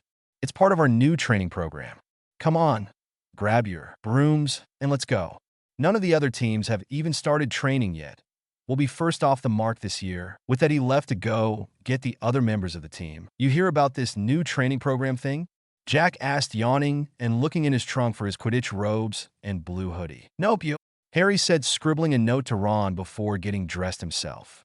"No." Once Jack was done, he wrote a couple of notes too and asked Baby to take one to Annie and one to Elisa to let him know where he was. Saluting, Baby took them and flew off. After getting dressed, they headed down the stairs, both still half asleep. They had just reached the portrait hole when there was a clatter behind them coming from both staircases, and down came Colin Creevey, camera swinging around his neck, and Annie Dale, her hair looking as if a bird had made a nest of it and was living there. "I heard someone call your name on the stairs, Harry," Colin said, smiling. "Mind if I come along too to get some photos to send to my parents?" "I guess," Harry said, seeing that it would be simpler to bring him than push him away. While Harry was talking to Colin, Jack was helping Annie with her hair. "Don't want anyone but your friends seeing you like this, do we?" he asked, making a hairbrush out of ice and running it through the girl's hair. "I would have more time to do it on my own if you hadn't changed the plans," Annie said, pouting like a 5-year-old. "Okay. First, it was Oliver Wood that changed the plan, not me," he said calmly. "Second, it didn't mean you had to get up now. It just meant we couldn't meet up with Elisa as early as we wanted." With Annie still pouting, the four of them made it down to the Quidditch pitch, listening to Colin's questions about the magical sport. Just as they were heading out through the front doors, they met up with Elisa and Baby Tooth. "Before you say anything," Jack cut her off, "this is Oliver Wood's idea, not ours." "Actually, what I was going to say was I got you all some toast," Elisa said, each giving them a slice. Each then headed out the door with the others following. 0-0. When they made it to the pitch, Colin, Annie, and Elisa headed for the stands, and Jack and Harry went into the changing rooms. "There you two are. What kept you?" Oliver said as they walked in, joining the rest of the team. Fred and George Weasley, Katie Bell, and Angelina Johnson all looked just as if not more tired as Jack and Harry felt. The only one who seemed to want to be where was Wood, who began trying to motivate them about how great they were last year, and then started showing them 3 boards of his new strategy plan. As he about to reveal a 4th board, Jack decided he had enough and shot an ice blast at it, knocking it over. "Frost, why in the world did you do that?" Wood asked, making everyone wake up a little. "Oh, I don't know, Oliver," Jack said from his seat. "Maybe it was because it's too early for this. Or the fact that Quidditch is best taught on a broom and not paper. Either way, you woke us all up at 5 o'clock in the morning, and these board were sending us back to sleep." There were a few nods and yawns from the other players to make a point. "Guys, we need to learn these strategy plans if we are to keep a hold of the cup this year." "Then why can't we learn them back up at the castle?" Fred asked, a little grumpy. "You know, where it's warm and comfy." "Yeah, and why couldn't it have been taught to us last night when we were actually awake?" George continued. "Besides," Jack said, leaning against his broom, "this isn't war, Oliver. All we need is to have fun and to be better than the other team. If you make us strategize like this and pile the pressure up on us, we're 73% more likely to get worse rather than better. The point of any game is to have fun." "Yeah, in the Muggle world, there's a saying on that," Harry added, in clearing his throat. "It doesn't matter if you win or lose. It's how you play the game." "So," Jack, picking up his Snow Flurry 68 broom, said, taking charge since Oliver was too stunned about the fact that his team were rebelling against him, "let's get out there and have a fun practice."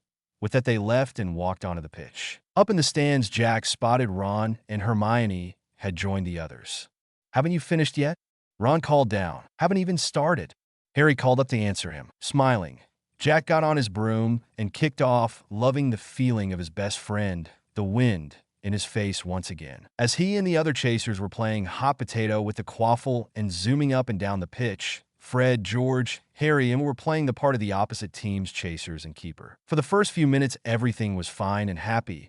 And then that moment ended when Jack looked down and saw 7 people wearing green Quidditch robes coming towards the pitch. Calling for timeout, he pointed this out, and Oliver was livid. "I don't believe this. I booked the pitch for today," he said, zooming down to the ground, everyone following. "Flint," Wood bellowed at the Slytherin captain. "This is our practice time. We got up specially. You can clear off now." But Marcus Flint just smirked and said, "Plenty of room for all of us, Wood. Besides, from what we saw coming here, it didn't look like much of a practice." "But I booked the pitch," Wood repeated. "I booked it." "Ah, but I have a specially signed note from Professor Snape," Flint said, handing it over to let Oliver read it. "I, Professor S. Snape, give the Slytherin team permission to practice today on the Quidditch pitch, owing to the need to train their new seeker." Wood read out, "It's a fake." Jack called from his place in line on the Gryffindor side. "What are you talking about, Jack?" Wood asked, handing the note over to him. "Well, for starters, apparently Snape is so proud of his name, he always uses it in notes, never just as..." Jack said, pointing this out, and read on, as their friends came onto the pitch to see what was happening. "Second, if this was real, I would have thought Snape would place the date and time on here. And oh look, neither have come up. And finally, teachers always sign their notes, so other teachers and students know they're real. And oh look again, no signature." With that, he gave the note to Hermione, asking if she could do a charm to see if this was real. After a minute, it was revealed that the note was indeed a fake. "Got fine," Flint said, annoyed. "But we still have a seeker to train, and you were just playing around. So we need this pitch more than you." All eyes turned to Malfoy, who looked smug in his new Slytherin Quidditch robes and showing off his broom. "How about this then?" Jack carried on, cutting the others off. "We do a test to see who get the most golf balls, Harry or Malfoy. The one who wins get to stay with his team on the pitch, and the others leave. Deal?" he asked, holding out his hand. "Deal," Flint said, grinning. "Jack, what do you think you're doing?" Elisa asked once they let go and went back to their teams. "Trust me, Snowflake. I know what I'm doing," Jack said before turning to Harry. "You up for this?" "If it means making them leave, then yeah," Harry said, getting onto his broom and kicking off. "Okay, it's 20 golf balls each," Jack said, coming back from the shed with a bag and a pen and a pad of paper to keep score. "Katie Bellew will throw them for Malfoy to catch," he continued, giving 20 balls to her. "And Big Nose, you throw them for Harry," he said, giving the other 20 to a Slytherin beater.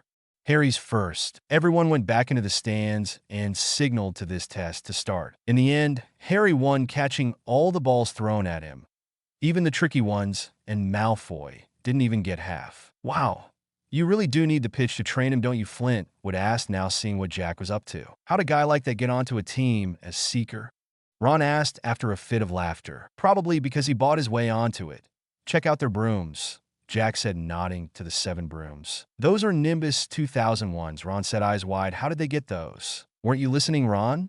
Elisa said, trying to be a neutral party here and not laugh at the Slytherins or cheer on the Gryffindors. "Malfoy's father most likely bought them, so they would let him on the team. Well, at least no one on the Gryffindor team had to buy their way in," Hermione said as they came down to meet Harry. "They got in by pure talent. No one asked your opinion."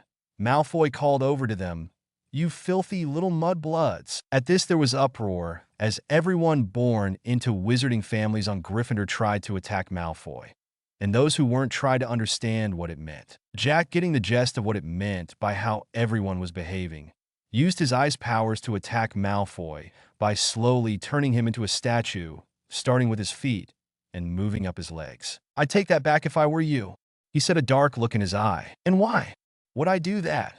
Malfoy asked, shivering a little. "Never were all that bright, were you?" Jack said, making the ice go higher and be colder, pausing as it was just under where Malfoy's heart was meant to be. "Jack, stop. Let's just go," Elisa said, placing a hand on Jack's shoulder, snapping him out of this. The ice trail evaporated and the clouds and blustery wind cleared, but Malfoy was still half frozen, to which no one on the Gryffindor side or Elisa cared about. "Okay," Jack said, nodding and turning to leave, not believing what he nearly almost did, even if that snake did deserve it. Chapter 9. What's a mudblood? Chapter summary. Not wanting to go back to the school, The gang went to see Hagrid where they asked him this question, not wanting to go back to the castle just yet in case one of the Slytherins had made it back and told a teacher about what just happened on the pitch. Harry, Ron, Hermione, Jack, Annie, and Elisa went to go see Hagrid. They were nearly there when the front door opened, but it wasn't Hagrid who stepped out. It was Gilderoy Lockhart, wearing robes of the palest mauve today. "Quick, behind here," Harry hissed, dragging everyone behind a nearby bush. "Oh, why are we hiding?" Annie asked, confused. "Harry doesn't like Lockhart very well," Jack said simply, making a snowball and waiting for the right moment. "It's a simple matter if you know what you're doing," Lockhart was saying loudly to Hagrid. "If you need help, you know where to find me. I'll let you have a copy of my book." I'm surprised. He was cut off when a snowball out of nowhere hit him in the back of the head. Trying not to panic about his perfect hair being ruined, he looked around, said one last goodbye to Hagrid, and quickly made it back to the castle. Once he was gone, they came out to see Hagrid was waiting for them, a smile on his face. "I take it that was one of you lot, was it?" he asked, although his eyes were mainly on Jack. "Hagrid, just because we happened to be where the snowball was launched from, and half of us like to see that loser suffer, doesn't mean it was us who threw it," Jack said, grinning and fluttering his eyes innocently. "It could have been something from the woods. I've been here for over 50 years, boy, and never once has there been anything in the woods that can make one snowball out of nowhere and aim it at the teachers." "Maybe it's a new creature," Elisa suggested, grinning the same grin Jack had. "Sure. Anyway, come in. Come in," Hagrid said, inviting them all into his one-roomed house. "What did Lockhart want with you, Hagrid?" Harry asked, Fong slobbering all over him, as Hagrid went about making some tea. "Bah! Wanted to give me some tips about how to get Kelpies out of a well," Hagrid said, serving all of them tea. "Like I don't know." And then banging on about some banshee banished. "If one word of it were true, I'll eat my kettle." This surprised everyone, for it was very unlike Hagrid to go about criticizing a Hogwarts teacher. Hermione, however, said in a voice much higher than her own, "I think you're being a bit unfair." "Yeah," Annie said, having a little trouble because the fudge Hagrid had offered was sticking to the roof of her mouth. Professor Dumbledore obviously thought he was the best man for the job, even if he is a Narcissus. "Huh?" Hagrid and Ron asked, never hearing of this term before. Narcissus was the Greek god of vanity. Jack explained, the story goes that Narcissus was a hunter and was a very beautiful young man, meaning many fell in love with him. When he was a baby, Narcissus' mother was told by a seer that he would live a long and happy life, as long as he never saw his own reflection. One day, while he was hunting in the woods, the nymph Echo spotted him and immediately fell for him. When Echo eventually revealed herself and tried to hug him, he pushed her off and told her not to disturb him. Echo, in despair, spent the rest of her life roaming around the woods and wilted away until all that remained of her was her voice, which, because of a jealous Hera, could only repeat the last word someone else has said, an echo sound. Jack carried on, ignoring all the confused and surprised looks he was getting from everyone. Anyway, Nemesis, the goddess of retribution and revenge, learned of what he had done and decided to punish Narcissus for his behavior by leading him to a pool, where he saw his reflection in the water and fell in love with it. So much so that he never left that spot again, meaning he withered away because of thirst and starvation. "So all we have to do to get rid of that gid is to lead him to a river?" Ron asked, smiling very evil smile that Jack thought would rival the Grinch's. "Well, that or knock him out and stick him in the middle of the woods," Elisa said, taking a very ladle-like sip of tea. "Well, anyway, he was the only man for the job," Hagrid said, returning to their previous conversation. "And I mean the only one. Getting very hard to find anyone fair the dark arts job. People are starting to think it's jinxed. No one's lasted fair more than 1 year for a while now." After a bit of silence, Harry spoke up, wanting to know why everyone acted the way they did on the Quidditch pitch. "Hagrid, what does Mudblood mean?" he asked. This almost made Hagrid drop his teapot, which he was refilling at the point in question. "Harry, where in blue blazes did you learn a word like that?" he asked, turning to him. "Malfoy," Annie butted in. "We were all on the pitch, Harry, having won a Seeker Skills competition against them, and some things were said, and then everyone got mad, and Jack tried to freeze him." "Why?" Eliza asked, going by Hagrid's reaction. "Is it some kind of wizard swear or something?" "No, but it might as well be," Ron said, fists clenched and face turning as red as his hair. "It's the most insulting thing he could have thought of to say. Mudblood is a very foul name for those with non-magic parents. Malfoy and most of the other Slytherins on the other think that they're better than everyone because everyone in their family is magic, meaning they are pure blood. That's ridiculous, Elisa said, nearly slamming the cup down and breaking it. Everyone knows that unless you're part dragon, we all have the same color blood. So why does it matter? That's the point, Ron said proudly. It doesn't. Take Neville, for example. He's pure blood, and he can barely do the simplest spells or set up a cauldron correctly. It's a disgusting thing to call someone. And everyone knows that there isn't a point. There isn't a witch or wizard alive today who half-blood or less. If we hadn't married muggles, we'd have died out. Tell that to us over in America, Jack said, scratching Fong's ears. 70 years ago, there was a law that wizards and no magis couldn't marry. And we survived just fine. I've been away for a while, but I think it's still up. Well, that's stupid, Elisa said, slamming her new cup onto the table and breaking that one too. What if a witch fell in love with a muggle, and he loved her back? Then they'd either have to leave the country, or do a Romeo and Juliet, hopefully without it ending in the same way. Jack said, shrugging. Well, I don't blame you for trying to freeze him, Jack, Hagrid said, getting back to the original subject, but maybe it's best that you didn't. Spect Lucius Malfoy would have come marching up to the school if he found out his son had been turned into a popsicle. But Hagrid, he'd have deserved it, Jack said in a slightly whiny voice, making Elisa giggle, and Hagrid himself to roll his eyes. How did you get Lockhart to leave, Hagrid? Ron asked, wondering. Told him I never read one of his books, Hagrid said, offering around treacle toffee, which they politely refused. Come and see what I've been growing, Hagrid said as they all finished their tea. In the small vegetable patch behind Hagrid's house were a dozen of the largest pumpkins Jack had ever seen, each roughly the size of a large boulder. Evie will be excited this year then, he muttered to himself. Getting on a bit, aren't they? Hagrid said happily, for the Halloween feast should be big enough by then. What have you been feeding them? Harry asked. Hagrid looked around to make sure no one else was watching. Well, I've given them a bit of help. At this, everyone noticed Hagrid's flowery pink umbrella resting against the back wall of the cabin. Better be careful then, Hagrid, and don't give them too much, Jack said in a concerned but proud voice. My brother says too much help can make plants come to life and think for themselves. That's ridiculous, Jack, Hermione said as she checked over the pumpkins. It's true. Haven't you heard of the plant in the play Little Shop of Horrors? Jack countered. That was a play, and it was supposed to have come from space, she said, rolling her eyes. Well, either way, I think they're great, Hagrid, Annie said, smiling. That's what your little sister said, Hagrid said, nodding to Ron. Met her just yesterday, said she was just looking around, but I think she was looking for something else here in my hut, he said, grinning and giving a side look at Harry. It was nearly lunchtime, and everyone thought it would be the best time to head back to the school to eat. They said goodbye to Hagrid and walked back to the castle. Chapter 10.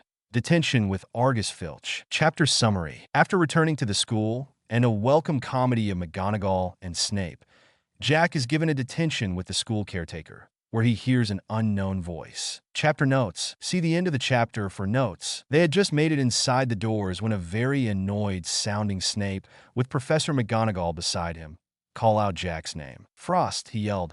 How dare you try to freeze one of my students? Would have thought he'd go to his father first, Jack said, not caring that Snape was looking ready to kill him.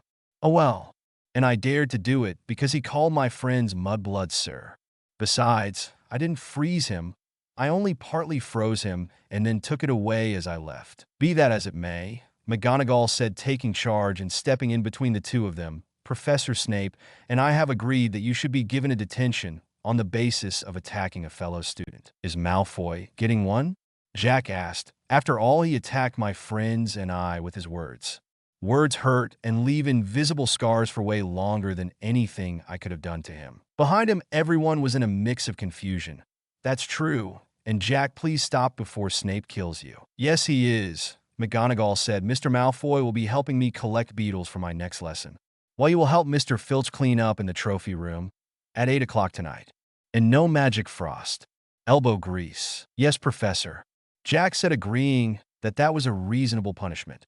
With that, the teachers and students went their separate ways. Harry, Ron, and Hermione went to the library to do some homework, and Jack and Elisa went to show Annie the room of requirement. That night, as 8 o'clock got nearer, Jack said goodbye to everyone in the most dramatic way possible. Farewell, my friends and fellow Gryffindors, for this might be the last I see of you. He began getting many eye rolls and chuckles. "Fred, George, if I do not come back, you can have all of my pranking supplies and journal." There were a lot of worried looks at this. The twins were already top pranksters, but to get everything from a master prankster as well. "Harry, I will trust you to take care of Baby Tooth." Jack continued handing Baby over to Harry, who gently took her. "And Annie," he started to wrap up, "please will you give this to your sister?" he said, giving her a letter. Having enough, Hermione spoke up. "Jack, it's only a detention with Mr. Filch," she said from the fireplace. All those who ever had a run-in with the caretaker or a detention with him gasped very dramatically. "Oh, come on, you can't all be like that," she said, looking around. "Hermione, Filch likes making students suffer," someone from fourth year said. "I heard if he doesn't like you or satisfied with the work you did, he drags you to one of the lower dungeons and hangs you upside down by your ankles." "Yeah, and I heard there were these students once who sent off a whole box of Dug Bomb in his office once," a sixth year said in agreement. At this, everyone turned to Fred and George. "Oh no, it wasn't them," he continued. "It happened when our parents were here. The story goes that he caught them as they were making their getaway, and they were never seen again. But if you go down into the Forbidden Forest on a full moon, you will see them, but not as themselves, but as animals always plotting on a way to get their revenge on the caretaker and the school." He finished up scaring some of the first years. "Which is why," Jack said, having a good idea who these students were, but keeping it to himself, "I bid you all farewell. If I survive, I will let you all know in the morning." With that, he bowed and saluted the room, getting salutes from those who gasped, and a mournful tune being played on a kazoo operated someone in the back who Jack paid in sweets to do so as he walked out. Down in the trophy room, Filch was already there and pulled out a key, unlocking the cabinets. Turning around when his cat, Mrs. Norris, mewed towards the door. "There you are, boy," Filch said as Jack came in. "Nice to see you again, too, Mr. Filch." Jack said, smiling. What he hopped was a kind, not mischievous smile. "And you, Mrs. Norris," he said to the cat, who hissed a little and returned to her master. "Don't you think on buttering up to me, boy? This is your punishment," Filch said, handing him a pot of polish and a rag.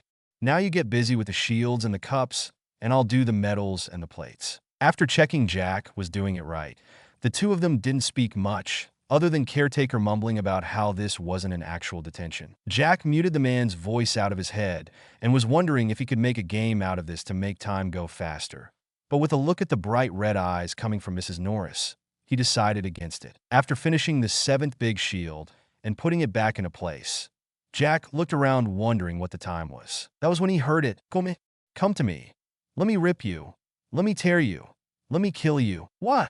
Jack asked, not sure he heard that right. "I said, boy, that one doesn't go there," Filch yelled into his ear, reminding Jack of where he was. "Oh, sorry," Jack said, putting it in the right place. "It's just I thought I heard voices. Voices that didn't belong to you." "What are you talking about?" Filch said grumpily. "It's just you, me, and Mrs. Norris. Unless—" "Peeves!" he screamed and started looking around the room, but no one, human, ghost, or poltergeist, answered. Not sure if that was a good thing or a bad thing, Jack finished up the rest of the trophies he was tasked to do, and after getting an approval from Filch, left. 0-0. As Jack made it into his dormitory, he was welcomed back by a happy Baby Tooth and a still-awake Harry and Ron. "I see you survived detention with Filch then," Harry said quietly, so not to wake up the others. "Yeah, he wasn't all that bad, really. But that's not the strange part," Jack said, telling them about the voice he heard. "I heard something too," Harry said, unsure about this. "I was coming back from the baths when I heard it, but there wasn't anyone there." "And you sure it wasn't Peeves?" Ron asked Jack. "I'm sure," Jack said as he finished getting changed into his pajamas and got into bed. "And Filch couldn't hear it?"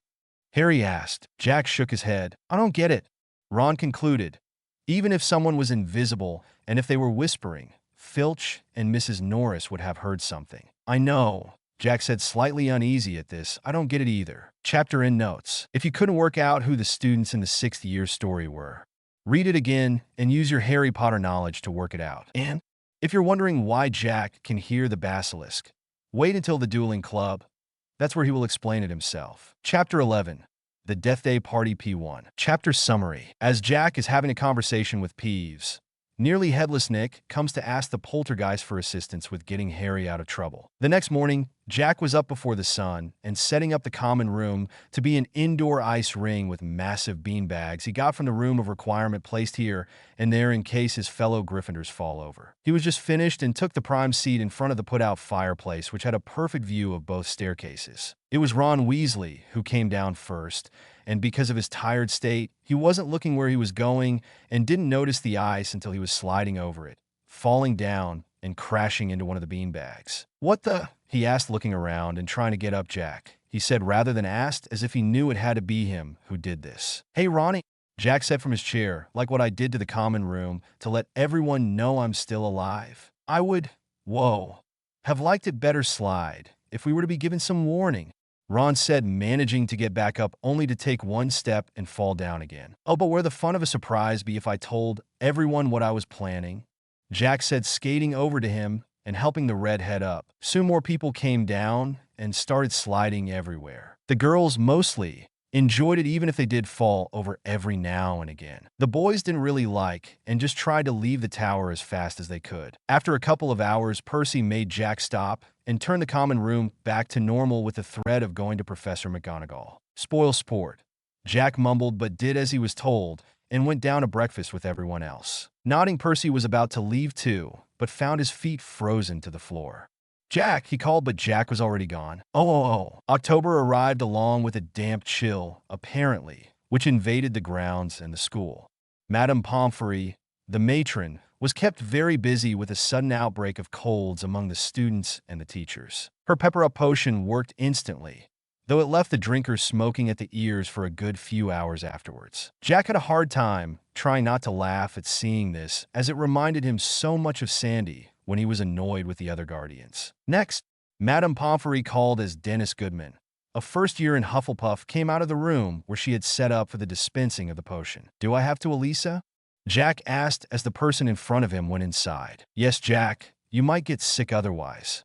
Elisa said, her arms crossed, Baby Tooth sitting on her shoulder, siding with her Annie behind her, giggling. "But you know me, the cold doesn't bother me," Jack said, letting off a little of his frost powers to express it. "The cold might not, Jack Frost," Elisa said, rolling her eyes, "but a cold might.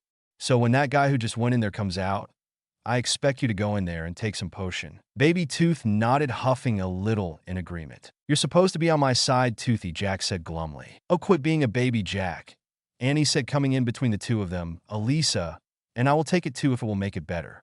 Right, sis?" Elisa said, obviously not planning on this. Smirking, Jack fired back her own words at her. "Yeah, Elisa, you might get sick otherwise." Glaring a little at Annie, Elisa said she'll take it as well.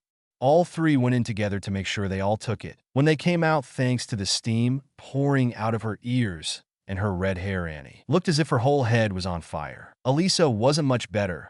She looked like a cloud of steam was on top of her head. And Jack looked like a cup of hot chocolate. Oliver would have been pushing the Gryffindor Quidditch team to make sure they were ready to beat the Slytherins. One way of him doing that was by making them practice in the worst of weathers, meaning when it was time for them to head back inside.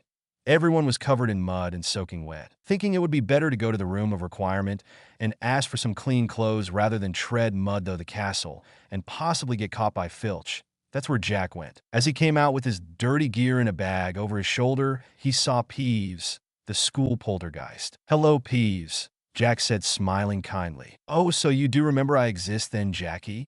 Peeves said, making Jack flinch a little at the words and the way he said it. "Of course. How can I forget about you?" Jack asked as he stared, heading up to the tower. "I don't know, but you haven't come to see me yet this year. Well, seeing as I don't technically know where you live in this place, you can't blame me for not visiting," Jack said, smiling. "Peeves," someone called out, making the two of them turn around to see nearly headless Nick, the ghost of Gryffindor Tower, some down the hall, a worried expression on his face. "Before you say anything, Nicky, I haven't done anything today," Peeves said, jumping to conclusions. No, Peeves, you're not in trouble, but I do need your help," Nick said after giving a light hello to Jack. "Why?" Jack asked, surprised. From what he knows of Peeves, he's like Rumpelstiltskin.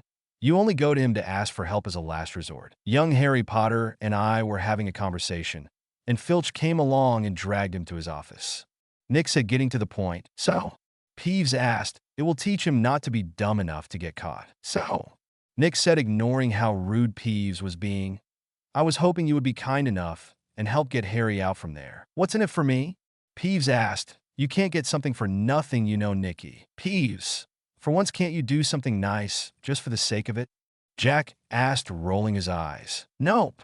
Peeves said proudly. If you help get Harry out of trouble, I will let you be invited to my Death Day party this year. Nick said after a moment of thinking. All right then. Peeves said after some thinking of his own and went off to look for something big to drop on top of where Filch had his office. You sure that was a good idea? Jack asked Nick.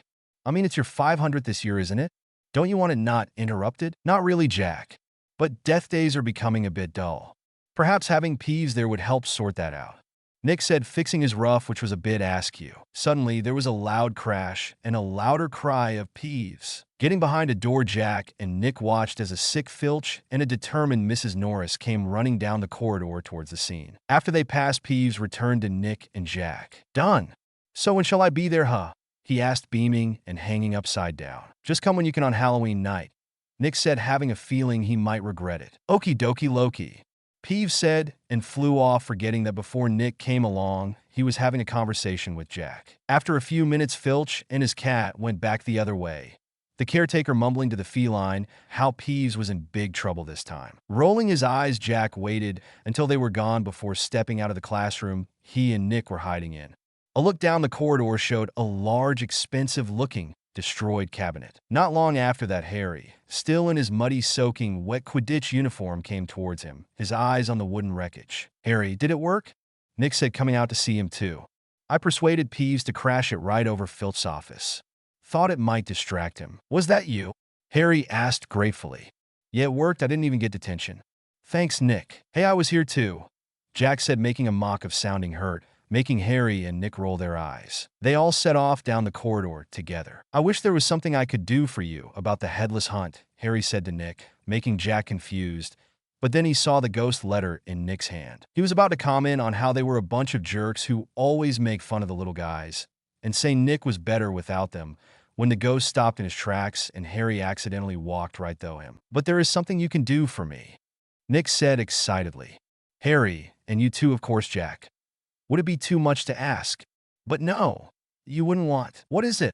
Harry asked once he stopped shivering from the sudden cold attack, walking though Nick caused him. Well, this Halloween will be my 500th death day, nearly headless, Nick said, explaining it to Harry, who wasn't sure if he should look happy or sad about this. I'm holding a party in one of the rumor dungeons. Friends will be coming from all over the country. It would be such an honor if you would attend.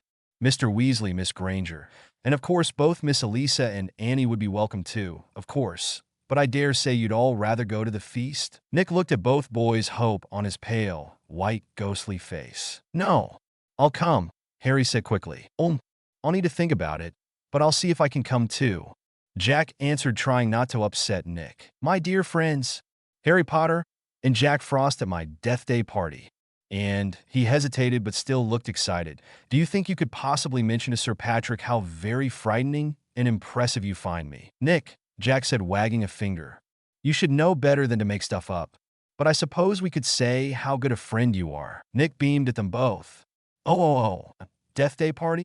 Hermione asked once Jack and Harry had finished explaining what happened after Harry had gotten changed and joined her, Annie, and Ron in the common room. I bet there aren't many living people who can say they've been to one of those. It'll be fascinating. That's why it's called a Death Day party, Brownie Locks, Jack said next to Ron, both doing their potions homework. Annie was doing her own homework for charms. Why would anyone want to celebrate the day they died? Ron asked grumpily. Sounds dead depressing to me. Well, if I were dead, then I'd celebrate it, Jack said, playing with him, trying not to laugh at Ron's face. Why? He asked. Because if I died before it was my time, then it would have been because I was saving my little sister from the thin ice she was trapped on that winter morning we lost her. And I'd celebrate it because for every year I would dead would be another she was still living, Jack said quietly, making a little snowflake and nodding to Baby Tooth, who was comforting him, a small worried look on her face. Oh, Ron asked, quietly, not sure how to fix the mess he had made. Thankfully, he didn't have to, as due to Fred and George's experiment of what would happen if you fed a filibuster firework to a salamander. The creature suddenly whizzed into the air, letting off loud sparks and bangs as if whirled around the room before shooting into the fireplace and up the chimney. Chapter 12. The Death Day Party P2. Chapter Summary. On Halloween night, instead of going to the feast, Jack, Harry, and their friends go to the dungeons, as promised, to go to Nick's party. As Halloween got closer, however, with Hagrid's pumpkins looking like they might set a new record on how big they were, and rumors of a famous wizard pop group coming along, Harry was starting to have second thoughts. A promise is a promise, Hermione said to him in her nagging reminder voice when he said this to the rest of them in the library one afternoon. You said you would go to the party. Technically, from what I learned from my friends back home, Jack said, clearing his throat, a promise is only a promise if it is made in blood. Besides, I didn't say I would go. That's not the point. Elisa said, rolling her eyes, shaking off what Jack said before that. You were invited. Plus, this is a special death day for Nick, isn't it? Well, yeah, but... No buts, Jack. Elisa said, determined. We are going. We don't have to stay for long, but we will go. Yes, ma'am, Jack said, sighing, looking as depressed as Ron and Harry did.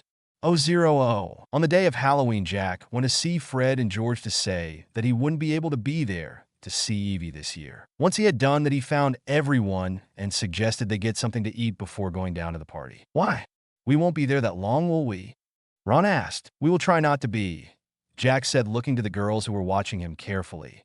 But we never know, right? So agreeing, they all left, getting the food to Jack, seeing as he seemed to be the only one to know where the kitchens were. At 7 o'clock, Harry, Ron, Hermione, Jack, Baby Tooth, Elisa, and Annie all walked past the doorway to the Great Hall, which was decorated for the one-day holiday with candles, decorations, and the golden plates normally used for holiday feasts, and instead all headed down to the dungeons. The corridor leading to Nick's party was lined with candles too, but these were much more grim and spooky. They were the palest white they could be, and all were carved to look like skeletons, each bearing a black flame as the wick burnt. The temperature must be dropping with each step too. Jack worked out, seeing everyone shivering a little the further they went. They had just reached the bottom of the staircase and were one corner away from the party room when they could hear something that sounded like thousands of nails on blackboards. What is that? Annie asked, covering her ears, not liking it one bit. That is what ghosts call music, Jack said, explaining. Now, once we go in, there will be quite a few ghosts and, of course, Peeves, so try not to walk through anyone. It's considered rude in paranormal society if you do that. Oh, and try not to be too scared or freaked out by how they look, and don't ask them how they died. Unless they're alone, that's considered rude too. And how exactly do you know all this, Jack? Hermione asked, raising an eyebrow. What would you want people walking through you and asking how you died when there was an audience? Jack asked, firing a look back. He has a point, Elisa said, agreeing with Jack. After getting nods of understanding from everyone, they turned the corner and saw nearly headless Nick floating by a doorway which was hung with black velvet drapes. My dear friends, he said mournfully, welcome. So please, you could come.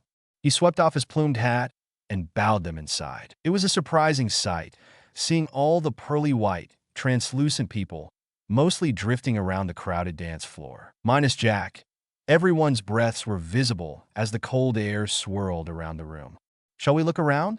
Harry asked, wanted to get a little warmer. Slowly, they edged around the dance floor, passing by a couple of gloomy nuns, a man in rags dragging chains and chests, and the fat friar, the Hufflepuff ghost who was talking to a knight who had an arrow in his eye. I changed the descriptions a little to hopefully make these ghosts Jacob Marley from Christmas Carol and King Harold II of England. Jack was looking around the room and smirked a little when he saw the Bloody Baron, the Slytherin ghost, was being given way by the other ghosts. Oh no, Hermione said, stopping abruptly.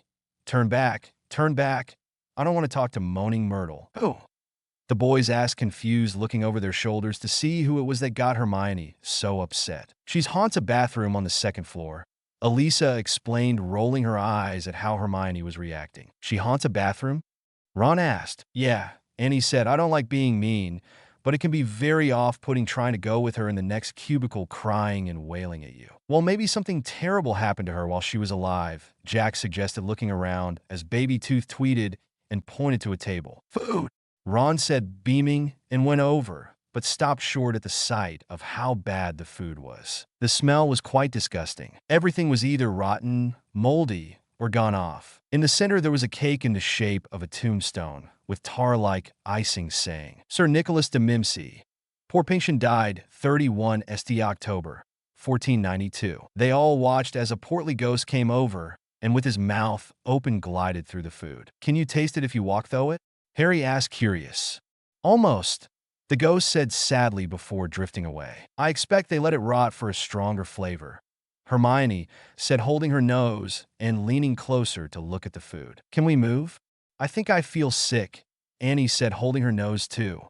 Agreeing, they turned around to carry on, looking around the room. They were about to set off when out from under the table came Peeves, wearing a bright orange party hat and spinning bow tie, looking like he was having the time of his life. Hello, Peeves, Jack said, not sure why he was so happy. Nibbles, Frostboy?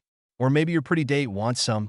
He asked, holding out a small bowl of peanuts covered in fungus. No thanks, Jack said, trying to be firm, letting Baby Tooth fly into his pocket. She didn't like Peeves very much. And I am not his date, Elisa said, confirming that my sister and I were invited just like the others. Peeves ignored her and turned to Hermione. Heard you talking about poor Myrtle, said Peeves, grinning a little more. Rude you was to talk about poor Myrtle. He took a deep breath and called out, oh, I. Myrtle. Oh no, Peeves, please don't call her over here. She'll get really upset, Hermione said, begging. Well then, that's your fault for saying those things to upset her. Then isn't it? Jack said, looking up when a sad-looking 12-year-old glasses-wearing girl came over. What? She asked sulkily, looking at everyone, pausing at Jack, but saying nothing. Hello, Myrtle, Hermione said nervously. It's nice to see you out of the bathroom. Myrtle sniffed. Miss Granger, Miss Elisa, and Miss Annie, we're all just talking about you, Peeves said in a conversation-like way. Yes, and they were just telling us how kind you are. Jack spoke up before anyone could ruin it. You came into my bathroom last year, Myrtle said, focusing on Jack. Why haven't you visited me since then? Jack wasn't sure what Myrtle was talking about. Yes, he went into a girl's bathroom last year, but he thought it was Hermione he was talking to. I was caught coming to see you the next time I visited and told I would be in trouble if I tried again, Jack said, surprising everyone at how great an actor he was. Oh, I get it, Myrtle said, sniffing. You just don't want to hang out with me. No, that's not what I. Jack began trying to find the right words, looking to the girls for help. Don't lie to me, Myrtle sobbed, tears running down her face while Peeves silently laughed over her shoulder. Do you think I don't know what people call me behind my back? Fat Myrtle, ugly Myrtle, miserable, moaning, moping Myrtle. You missed out, Spotty, Peeves hissed in her ear.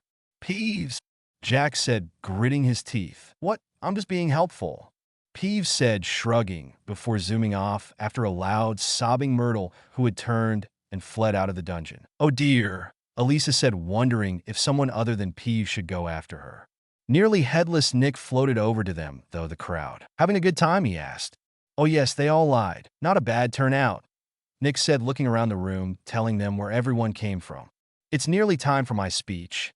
I better go warn the orchestra. As Nick started to leave, however, the orchestra stopped on their own. The room fell silent, everyone looking around, and soon the sound of a hunting horn blew. Oh, here we go, Nick and Jack said together bitterly. What's wrong, Jack? Elisa asked, unsure of what was going on. Before Jack could explain, about a dozen headless horsemen on ghost horses came bursting into the room. Everyone there except Jack and Nick started to clap for them, but the students stopped themselves at the sight of Nick's face. In the middle of the room, the horses came to a stop, and the man in the lead, whose bearded head was under his arm blowing the horn, leapt down, lifted his head into the air to the laughter of the others present, and came over to nearly headless Nick, squashing his head back onto his neck. Nick, he roared, how are you? Neck still hanging in there? Hello, Patrick, Nick said stiffly. And where is your invitation, sir? Jack asked importantly, pulling out a piece of blank parchment, checking imaginary names.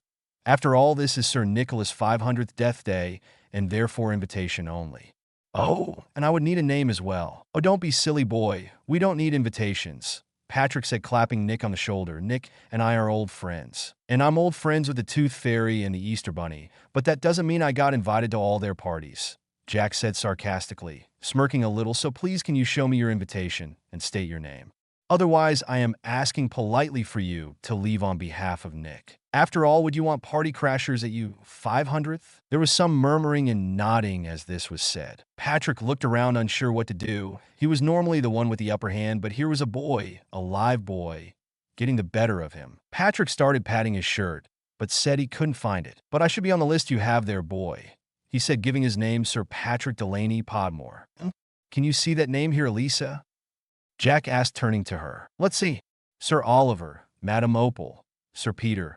Elisa said, making up names. "Nope, no, Sir Patrick. Sorry, sir, if you don't have an invitation or on the list, I'd have to ask you to leave." Jack said, taking the parchment back. Huffing, Patrick turned around, got back on his horse, and they all left. Soon the music started again, and Nick turned to Jack. "I must thank you, Jack," he said, smiling. "I believe that's the first time he didn't ruin my death day party with his stupid jokes. But didn't you want me to talk to him about how scary and frightening you were, Nick?" Harry asked, unsure. No, this trick Jack and Elisa played was much better," Nick said, happily letting the song play out before going to the stage to give his speech. "Can we go now, then, seeing Nick is happy?" Ron asked, shivering a little. Everyone agreed and carefully left, going back up to the castle. "Pudding might not be finished yet," said Ron hopefully, leading the way to the entrance hall. Then Jack heard it, and so did Harry, if his face meant anything. "Rip, tear, kill." It was the same voice as before. Harry stumbled to a halt, and Jack looked around, flexing his hands in case he needed to fight something, looking towards every dark, shadowy place the corridor had to offer. "You guys okay?" Annie asked, nervous. "It's that voice again," Harry said. "Voice?" Elisa asked, but shut up when Jack waved at her to be quiet. "So hungry for so long." "It's moving," Jack said, looking to Harry to see if he thought the same. "Come on, we need to find it." And they took off, with the others running after them. Chapter 13. The Writing on the Wall. Chapter Summary. After following a bodiless voice, Jack, Harry, and everyone else come across an unsettling message. With Harry and Jack in the lead, they followed the voice up the stairs to the entrance hall and then up another few flights of stairs and down a corridor. "Guys, what the hell is going on?" Ron asked, panting, as they paused so Jack and Harry could get their bearings. "I can't hear it anymore, do you?" Harry asked Jack, who was looking around, ready to attack something. "No, and that's either very good or very bad," Jack said in a hushed voice, telling everyone to follow behind him down the corridor. They got near the end when, "Look!" Hermione gasped, screaming and pointing to the wall at the end of the corridor. Something was shining on the wall. As they approached slowly, squinting through the darkness, foot-high words could be seen spelling out, "The Chamber of Secrets has been opened. Enemies of the air, beware." The message was written in between two windows and was shimmering in the light cast by the flaming torches, making it look really spooky, and not in the good fun Halloween-y kind of way. "What's that thing hanging underneath?" said Annie, a little afraid. As Jack went closer, he heard crackling, making him look down to see a large puddle of water was sitting there. Putting that aside for now, he returned to the first question at hand. "It's Mrs. Norris," he said, taking a step back, eyes wide. It was indeed the caretaker's cat, as stiff as a piece of cardboard, eyes wide, and in a form that looked like she was hunting or about to attack something. "Let's get out of here," Ron said after a bit. "Shouldn't we try to help? Get a teacher or something?" Elisa asked, reaching up to take the cat down, but Ron stopped her. "Trust me, we do not want to be found here," Ron said, nodding in agreement. Jack looked around for a way out of here. There was some dark magic here that made him feel sick. They were about to leave when a rumble sound like distant thunder told them the feast had ended, and soon the corridor was swamped with students coming in from both ends. The chatter died very quickly, though, as people started spotting the hanging cat and the message on the wall, along with Harry, Ron, Hermione, Jack, Elisa, and Annie underneath. Then someone called out, "Enemies of the air, beware. You'll be next, Mudbloods." It was Malfoy, but as much as Jack wanted to beat him up for that comment, the boy was hidden among the crowd. "What's going on here?" Filch's voice called out as he shoved to the front. "Come on, make way, make way." He made it to the front and was about to accuse someone of the mess before everyone when he saw Mrs. Norris and fell back, clutching his face in horror. "My cat! My cat! What's happened to Mrs. Norris?" he asked, looking around for a culprit, and spotted Harry right below her. "You," he screeched, "you've murdered my cat. I'm gonna kill ya." Argus, Dumbledore, and the other heads of houses had arrived at the scene. In a matter of seconds, Dumbledore stepped forward, took Mrs. Norris down, and turned to everyone. "Come with me, Argus," he said calmly. "You too, Mr. Potter, Mr. Weasley, Mr. Frost, Miss Granger, Miss Dale, and Miss Dale." Then turning to everyone else said, "Everyone else, please carry on to your dormitories." As the students left, Lockhart stepped forward proudly. "My office is nearest headmaster. Just upstairs. Please feel free." "Thank you, Gilderoy," said Dumbledore before leading everyone to the said room, followed by Professors Lockhart, McGonagall, and Snape. As soon as they entered Lockhart's office, there was a massive scurrying on the walls as, from what Jack could see, about 50 to 70 different portraits of the big-headed teacher ran around, obviously not wanting to be seen in curlers and nighties. The real Lockhart lit candles and cleared his desk. Gently, Dumbledore placed Mrs. Norris on the desk and began examining her, leaning in so close his nose was almost touching the cat's fur, while Filch and the students took seats and waited, exchanging tense looks. Professor McGonagall was leaning in almost as close as Dumbledore was, and Snape was stood back, half in shadow. Lockhart, on the other hand, was hovering around everyone, giving them useless and totally unrelated hints and suggestions. Well, it was obviously a curse that killed her. Probably the transmogrifian torture. "So unlucky. I wasn't there, I know." He was cut off as, thanks to Jack, although no one was complaining. His lips was frozen shut, and he was looking around nervously, watching all the teachers and seeing that Filch looked really upset. Dumbledore was now muttering in a strange language and tapping the cat with his wand, but nothing changed. At last, Dumbledore stood up. "She's not dead, Argus," he said softly. "Not dead?" Filch asked, confused. "But then why is she all, and frozen?" "She has been petrified," said Dumbledore, "but how, I cannot say." "Ask them," shrieked Filch, pointing to Jack and Harry. "No second year could have done this," Dumbledore said calmly, "and I'm sure Jack would not have been taught how to do it either. It would have to take dark magic of the most advanced." They did it. Filch spat, this child tantrum-like face puffing up. "You saw Frost freezing that water to claim that it was him. And what Potter wrote on the wall? He found in my office. He know that I'm a—" Filch said, sound like he didn't want to say it, "He knows I'm a squib." "We never touched Mrs. Norris," Jack said firmly, an angry look on his face, not caring that everyone, even all the Lockharts on the walls, were staring at him. "I can't help it what I freeze. That power is connected to my emotions. And I don't even know what a squib is," Harry said, following up. "Rubbish," snarled Filch. "He saw my quick spell letter." "If I might speak, Headmaster," Snape said from his spot among the shadows, "Potter, Frost, and their friends might just have been in the wrong place at the wrong time. It does seem to be an unfortunate habit of theirs. For your information, sir, I am always in the right place at the right time. It comes with me being who I am," Jack said, glaring a little, grinding his teeth, to which he knew Tooth wouldn't be happy about later. "Jack, what are you doing?" Elisa asked in a scared whisper, but Jack ignored her. "Oh," Snape asked, focusing on Jack. "Then why were you up in that specific corridor and not at the Halloween feast?" At this, Harry, Ron, and Hermione went on about the Death Day party. "There were loads of ghosts. They'll tell you we were there," Hermione said. "But why not go to the feast afterwards?" Snape asked, loving this a little too much. "Why go to that corridor?" "Because," Harry began as the others looked at him, and Jack, not sure what to say. "Because we were tired and wanted to go to bed." "Without any supper?" Snape asked, grinning. "I didn't think ghosts had food for living guests at their parties. You expect a boy who just spent the last hour among ghosts to come and celebrate and have fun on the day his parents were murdered by a mad serial killer?" Jack asked, speaking of Harry, glaring at the teacher who at last backed off. "I have a feeling, Headmaster, that these boys are not being completely honest here." McGonagall calmly looking at the students before her. "However, there is no evidence against Frost and Potter, so no punishment should be handed out." Snape looked furious, and so did Filch. "My cat has been petrified," he shrieked. "I want to see some punishment." "We will be able to cure her, Argus," Dumbledore said calmly. "Professor Sprout recently managed to procure some mandrakes.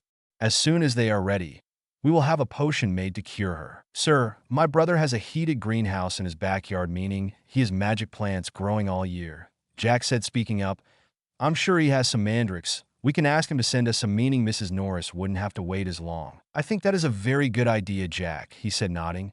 "I shall write to him, and we shall see what the answer is. You all may go." They went as quickly as they could without actually running. When they were a few floors up, they ducked into a spare classroom, and questions were asked. "Okay, you guys, what just happened?" Elisa asked, looking at Jack and Harry. "We heard a voice, we followed it, and then Filch's cat is attacked," Jack said, shrugging. "What voice?" Annie asked nervously. "Didn't you guys hear anything?" Harry asked, confused. especially when everyone other than Jack shook their heads. You think we should have said something? No, said Jack right away, who was petting Baby Tooth gently to calm her down. I might not be from around here, but I know from experience that hearing voices and following them to unsafe places is never a good sign. He finished sighing. Baby twittered a little and gave Jack's cheek the biggest hug she could make. What did that message mean by "the chamber has been open anyway"? Annie asked, unsure she wanted an answer. I don't know, but it sounds familiar, Elisa said, trying to remember. I think a Ravenclaw friend of mine told me a story about it once. But I can't remember it. And what on earth's a squib? Harry asked. To everyone's surprise, Ron stifled a snigger. Well, it's not funny really, but seeing it's Filch, he said a squib is a witch or wizard born into a magic family, but with no powers whatsoever, sort of the opposite to Muggleborns, but they're normally quite unusual. Although if he's learning from a quick-spell course, then I recon he must be a squib. It would explain why he hates students so much.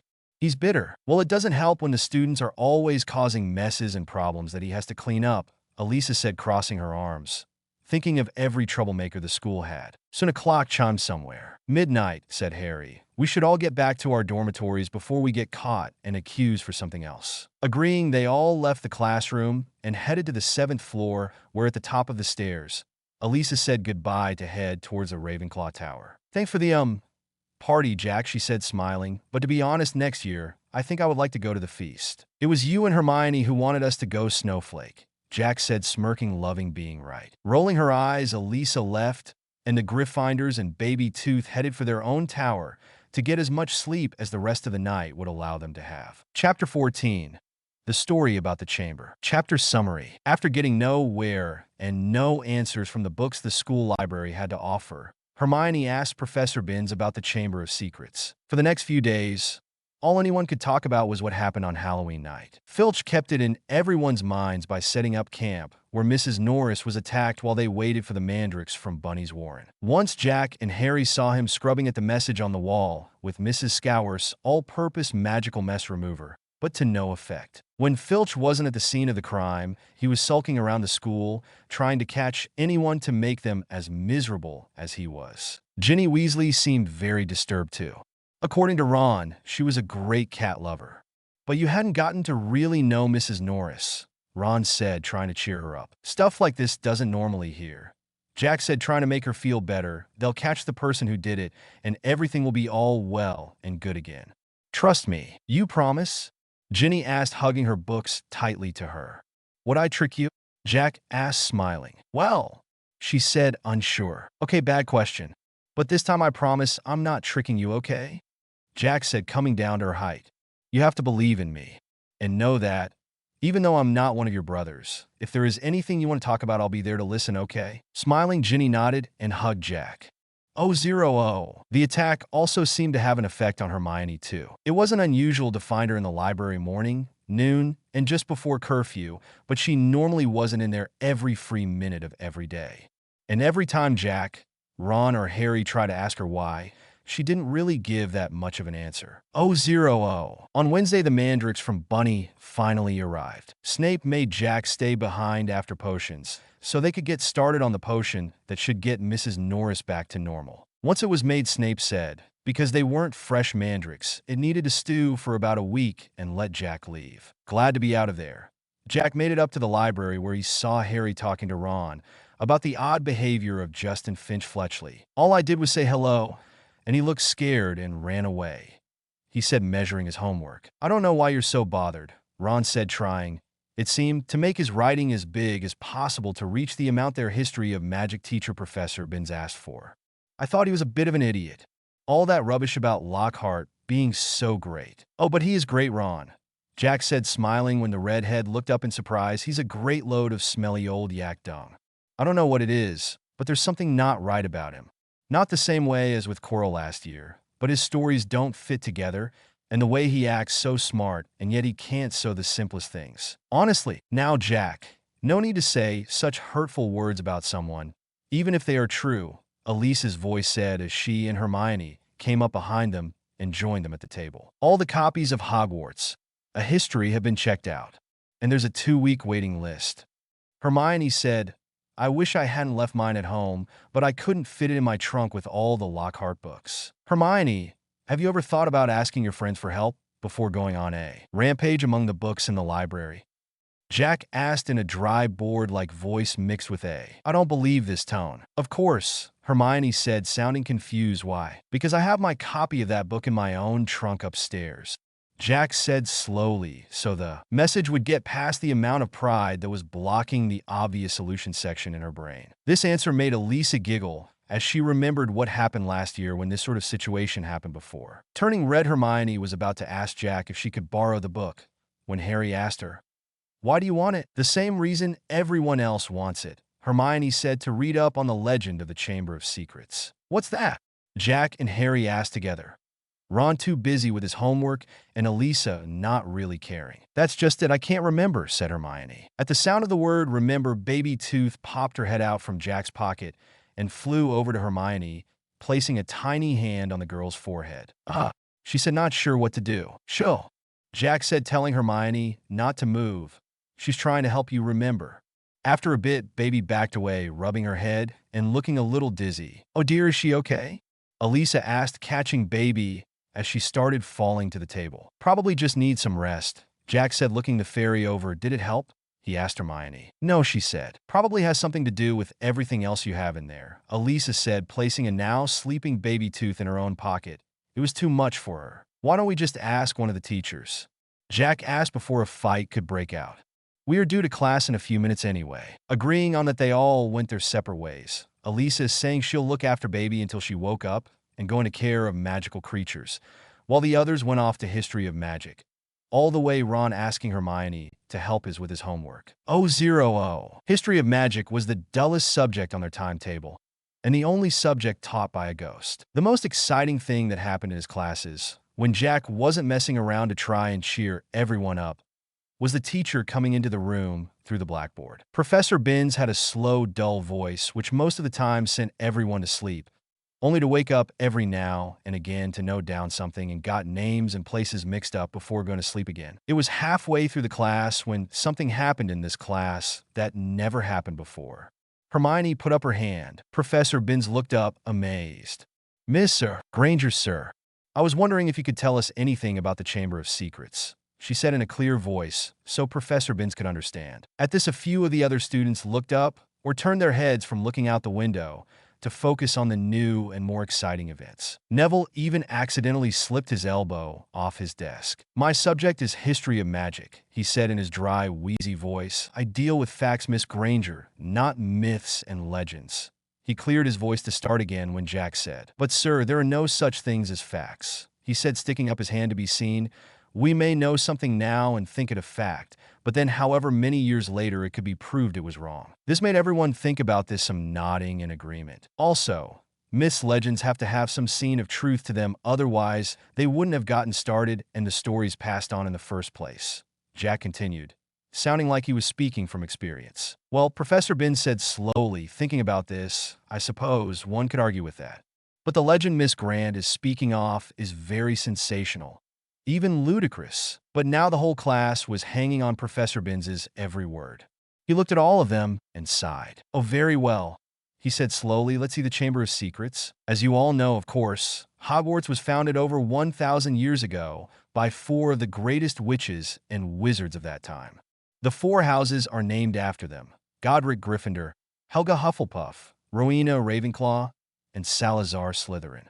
They built this castle together, far, far away from the prying eyes of Muggles, as this was a time when they believed magic was feared." He paused, looked around the room, saw everyone was still awake and listening, and continued. "For a few years, the founders worked in harmony together, selecting those who showed signs of magic and bringing them to the castle to be educated. But then disagreements sprang up between Slytherin and the other founders, for he believed that all magical learning should be taught and kept within all magic families. He disliked the idea of taking in students from Muggle parentage, believing them to be untrustworthy.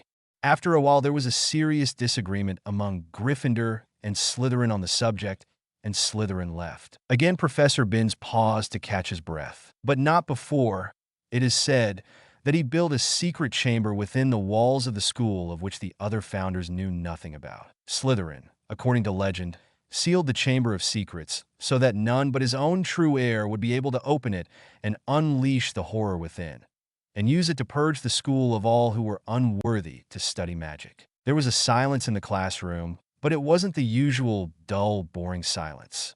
It was the "I cannot believe this.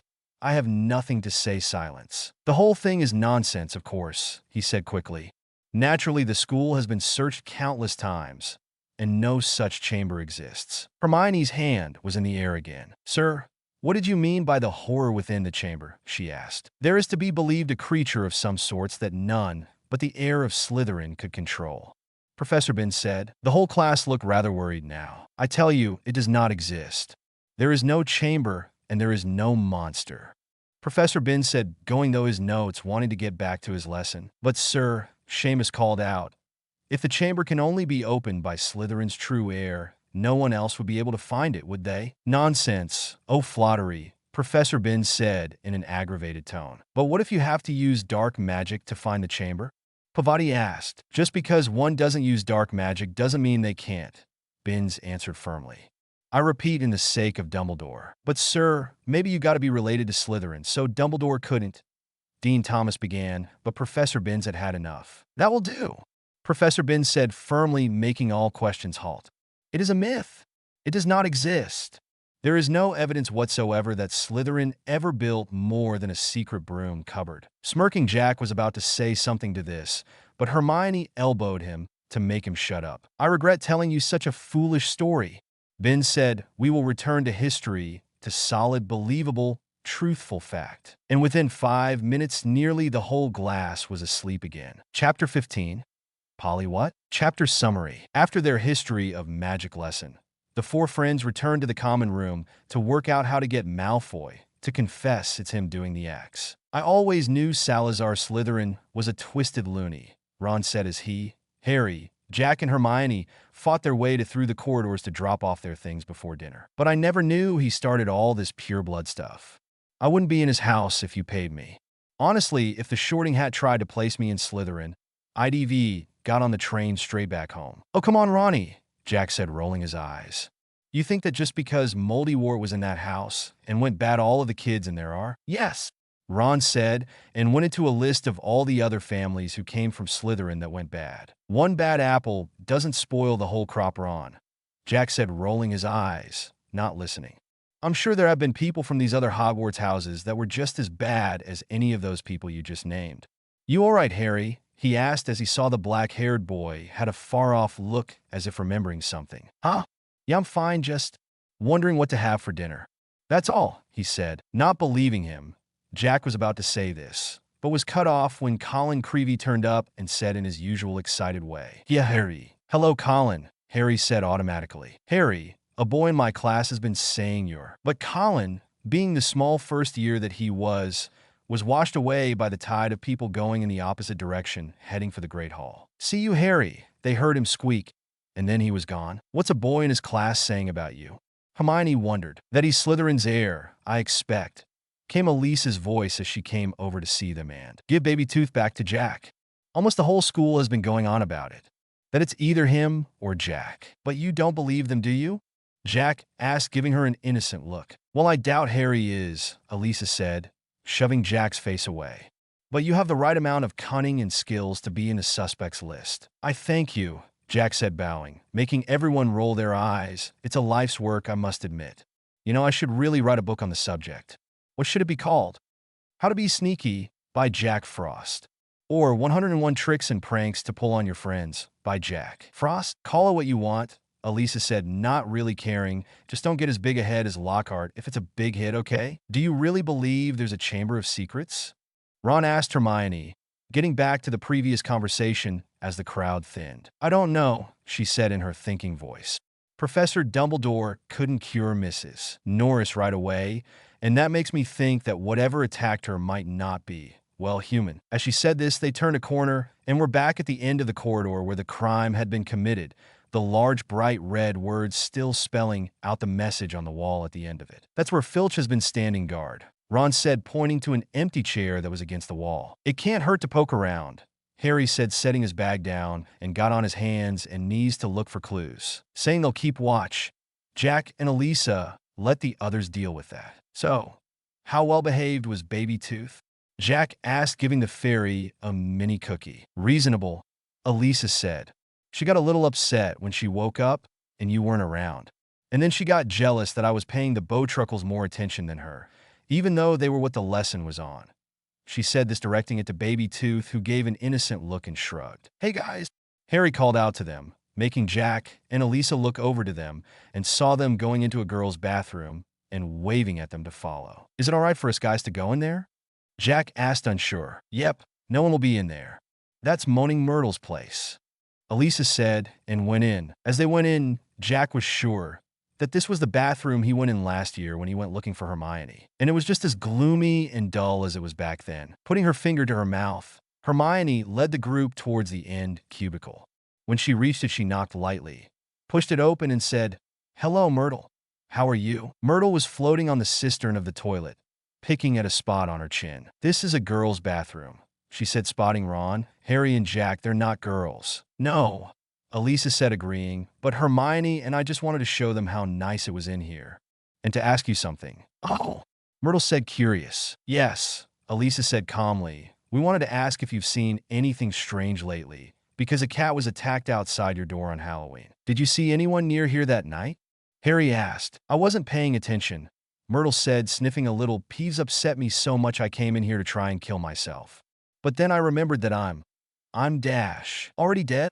Ron asked, trying to be helpful and getting a punch and a glare from Jack. Giving a tragic sob, Myrtle rose up, turned over, and dived into the toilet, splashing water everywhere, coming to stop, by the sound of it, somewhere in the U-bend. Well done, Ron, Jack said. We could have gotten a bit more info out of her, and then you went and ruined it. Actually, she lasted longer than I thought she would, Elisa said, shrugging. Let's go. Jack thought it would be best to let the girls leave first, just in case there were any teachers or prefects about. And judging by how long it took for them to receive an all clear, there must have been at least one. Soon, though, it was all right to leave, and they all went to dinner. 0-0. That night in the common room, Harry, Ron, Jack, and Hermione were all working together on their charms homework. Annie was with Ginny in their dormitory. Mad that he couldn't understand the task given to them by Professor Flitwick, Ron slammed his book shut. To Jack and Harry's surprise, so did Hermione, only less violently. Who could it be, though? She asked in a thinking voice, as though they had just been having a conversation. Who would want all the Muggleborns and Squibs out of Hogwarts? Let's think, Ron said sarcastically. Who do we know who thinks all Muggleborns are scum? Well, according to you, everyone who's a pure blood that's not a Weasley, Jack spoke up from his spot. I think he was actually talking about Malfoy, Jack, Harry said quietly. Malfoy, the heir of Slytherin? Hermione asked, not believing it. Why not? Harry asked, closing his book now too. You've heard how proud he is that his whole family has been in Slytherin. They could easily be Slytherin's descendants and pass the key down, father to son. I doubt it, Jack said, now closing his book too. Malfoy might be a brat, but he doesn't seem the type to wanting to attack his fellow students. Plus, I doubt he has the skills to do it and not gloat about it. How do we prove it? Harry asked darkly. There might be a way, Hermione said, slowly dropping her voice so no one could hear her. Of course, it will be difficult, not to mention dangerous, and we'll be breaking about 50 school rules. If you ever feel like telling us your big idea, you would tell us what you? Jack and Ron said together. All right, Hermione said coldly. What we need is to get inside the Slytherin common room and ask Malfoy a few questions without him realizing it's us. And how exactly are we going to do that? Jack asked. We'll just need some Polyjuice potion, Hermione said. No, Jack said firmly, his normally carefree spirit gone. No, we are not doing that. That's way too dangerous for you lot of this age, especially if you get it wrong. Well, then how else are we meant to get in there? Hermione asked. We could ask Peeves, Jack said, giving his suggestion. At least with him, all you need is a good enough bribe to make him want to help you. When you say dangerous, Jack, Harry was about to ask, but Ron cut him off. What exactly is this poly stuff? He asked. It transforms you into someone else. Hermione said, think about it. We could change into Slytherins. No one would know it's us. Malfoy would probably tell us anything. I agree with Jack. This stuff sounds doggy to me. Ron said, what if we get stuck looking like Slytherins forever? Oh, Ronnie. Jack said, a little teasing in his voice. That's not even the worst thing that could happen with this potion. It wears off after a while. Hermione cut Jack off to try and calm Ron down. But getting the recipe will be very hard. I remember Snape saying it was in a book called Most Potenti Potions, and that's bound to be in the restricted section of the library, which is why we should try my way instead, Jack said, raising his all in favor. No one else lifted their hand. Fine, he said, we'll make a bet on it. See who can get the information sooner. Loser gives to the winner. 10 sickles. Rolling their eyes, the others agreed. Hard to see why anyone would want that book if you weren't trying out one of the potions in it, Ron said, turning to Hermione for an explanation. I think, she said, that if we just made it sound like we were interested in the theory, we might stand a chance. Oh, come on. Ron said, not believing this, no teacher will fall for that. They'd have to be really thick. Chapter 16. The bet begins. Chapter summary. Going in different directions. Harry, Ron, and Hermione head to the library to get the Polyjuice potion book, and Jack seeks out Peeves. Since the mistake of the Pixies, Lockhart hadn't brought living creatures into the classroom, and instead read passages of his books to the class. After the third time this happened, Jack asked, how exactly was this teaching them anything? It's just my friend's uncle always believed in learning on the job, he said when he was given a confused look by everyone. How can we do that if all he does is read stories that don't even make sense? Of course they make sense, Lavender Brown said, defending Lockhart. No, they don't, Jack said, flicking the book about when Lockhart got rid of a werewolf. It says that the night he got rid of the werewolf was the 25th of May, 1987. There was no full moon that night. Then Jack flicked to the book about vampires. Besides, on that night it says here that he was fighting off the vampires in Rome around the same time, meaning he couldn't have done either of them. There was a few minutes of silence before everyone looked to the teacher for an answer. I'm sure the date on the werewolf is just a typo, Frost, he said, chuckling nervously. Besides, you need to learn what to do so you know how to do it before you go out and start fighting monsters. And with that, unfortunately, the lesson began with Harry being picked to play the werewolf, Lockhart rescued. At the end, not wanting to hang about, Jack grabbed his things, was about to go looking for Peeves when Lockhart's voice caught his attention. So Harry, tomorrow's the first Quidditch match of the season, I believe. Gryffindor versus Slytherin, is it not? I hear you're a useful player. Of course he is, Jack said, rolling his eyes. He's the Seeker. He's the one who determines whether or not our side wins, because only the Seekers can catch the snitch. Besides, everyone on a Quidditch team is useful. The keeper stops the opposite team from scoring. The chasers, me being one of them by the way, sir, score points for their side. And the beaters attack the opposite team and defend their own with the bludgers. Yes, well, if either of you want some private teachings, don't hesitate to ask. Lockhart said, we'll keep that in mind, sir. The boys said together sarcastically, "0-0." While Harry, Ron, and Hermione went to get the book, Jack went to find Peeves, locating him in an unused classroom, writing rude words on the blackboard. But it looked like he was out of ideas. Something wrong, Peeves? Jack asked, making the poltergeist look around. I can't think of anything to write, he said dramatically. The teacher who works in the classroom was so mean to me yesterday, I thought I should do something about it. But I can't think of a good enough message to say to them. If I help you, can you help me with something? Jack asked, coming closer to look at the words. Depends what it is you want, Jackie. Peeves said slyly. I want you to do some spying in the Slytherin common room and spy on Malfoy to see if he's the heir of Slytherin. Why? Peeves asked, liking the idea, but wanting a reason first. My friends and I have a bet on who can get the info on if he is or isn't faster. Jack said, grinning. He knew Peeves liked bets. Okay then, Peeves said, doing some flips in glee. He loves spying on people, but you have to pay up first. Come on, give me some really great swears. 10 minutes later, after going through all the languages Jack knew and all the swears he could think of, Peeves was happy with what they came up with. Spitvard, meaning a very, very rude word in Pixie-ish. Need more, or will that be enough of a payment to get you started? Jack asked, placing his bag on his shoulder. It will do for now, Peeves said, throwing the chalk into the bin. How often you want me to report back? Once every few days. But only come out and tell me what you found if I'm on my own or with my friends. On my own does not include bathrooms or dormitories, and friends does not include Elisa or Annie. Okie dokie Loki. Peeve cheered and shot out the door. Baby Tooth, who had been in Jack's pocket all morning, came out and looked up at him with a, "You sure this is a good idea?" look on her face. Pease is good in his own way, baby, Jack said, sounding like he was talking to himself. I trust him. Soon Jack was out the room too and went to his next class. The next morning, Jack woke up early and looked out the window to check what the weather would be like. It seemed like a dryish day with not too much sun and a firm but gentle breeze going by the trees. Quickly he got changed and about to head down for an early breakfast when Harry woke up but stayed in his bed thinking. Something wrong? Jack asked quietly so not to wake the other up. We're going to be playing a team who each have the fastest racing brooms gold can buy, Harry said slowly, trying to get the right words. Harry, I'm not sure if you've heard this saying, but here goes, Jack said, clearing his throat. It's not the broom that counts. It's the skills of the person riding it that does. No, I haven't heard it before, Harry said, but felt a little better remembering what Hermione said to the Slytherins at the first practice. But I think I understand. Good. Now come on, I'm starving, Jack said, and left for the Great Hall, Baby Tooth following him. 0-0. When they got there, they found the rest of the Gryffindor Quidditch team, including backup chaser Alicia Spinnet, although she didn't need to be there. At the end of the table huddles together, all looking uptight and not speaking much. You all wake up on the wrong side of the bed or something?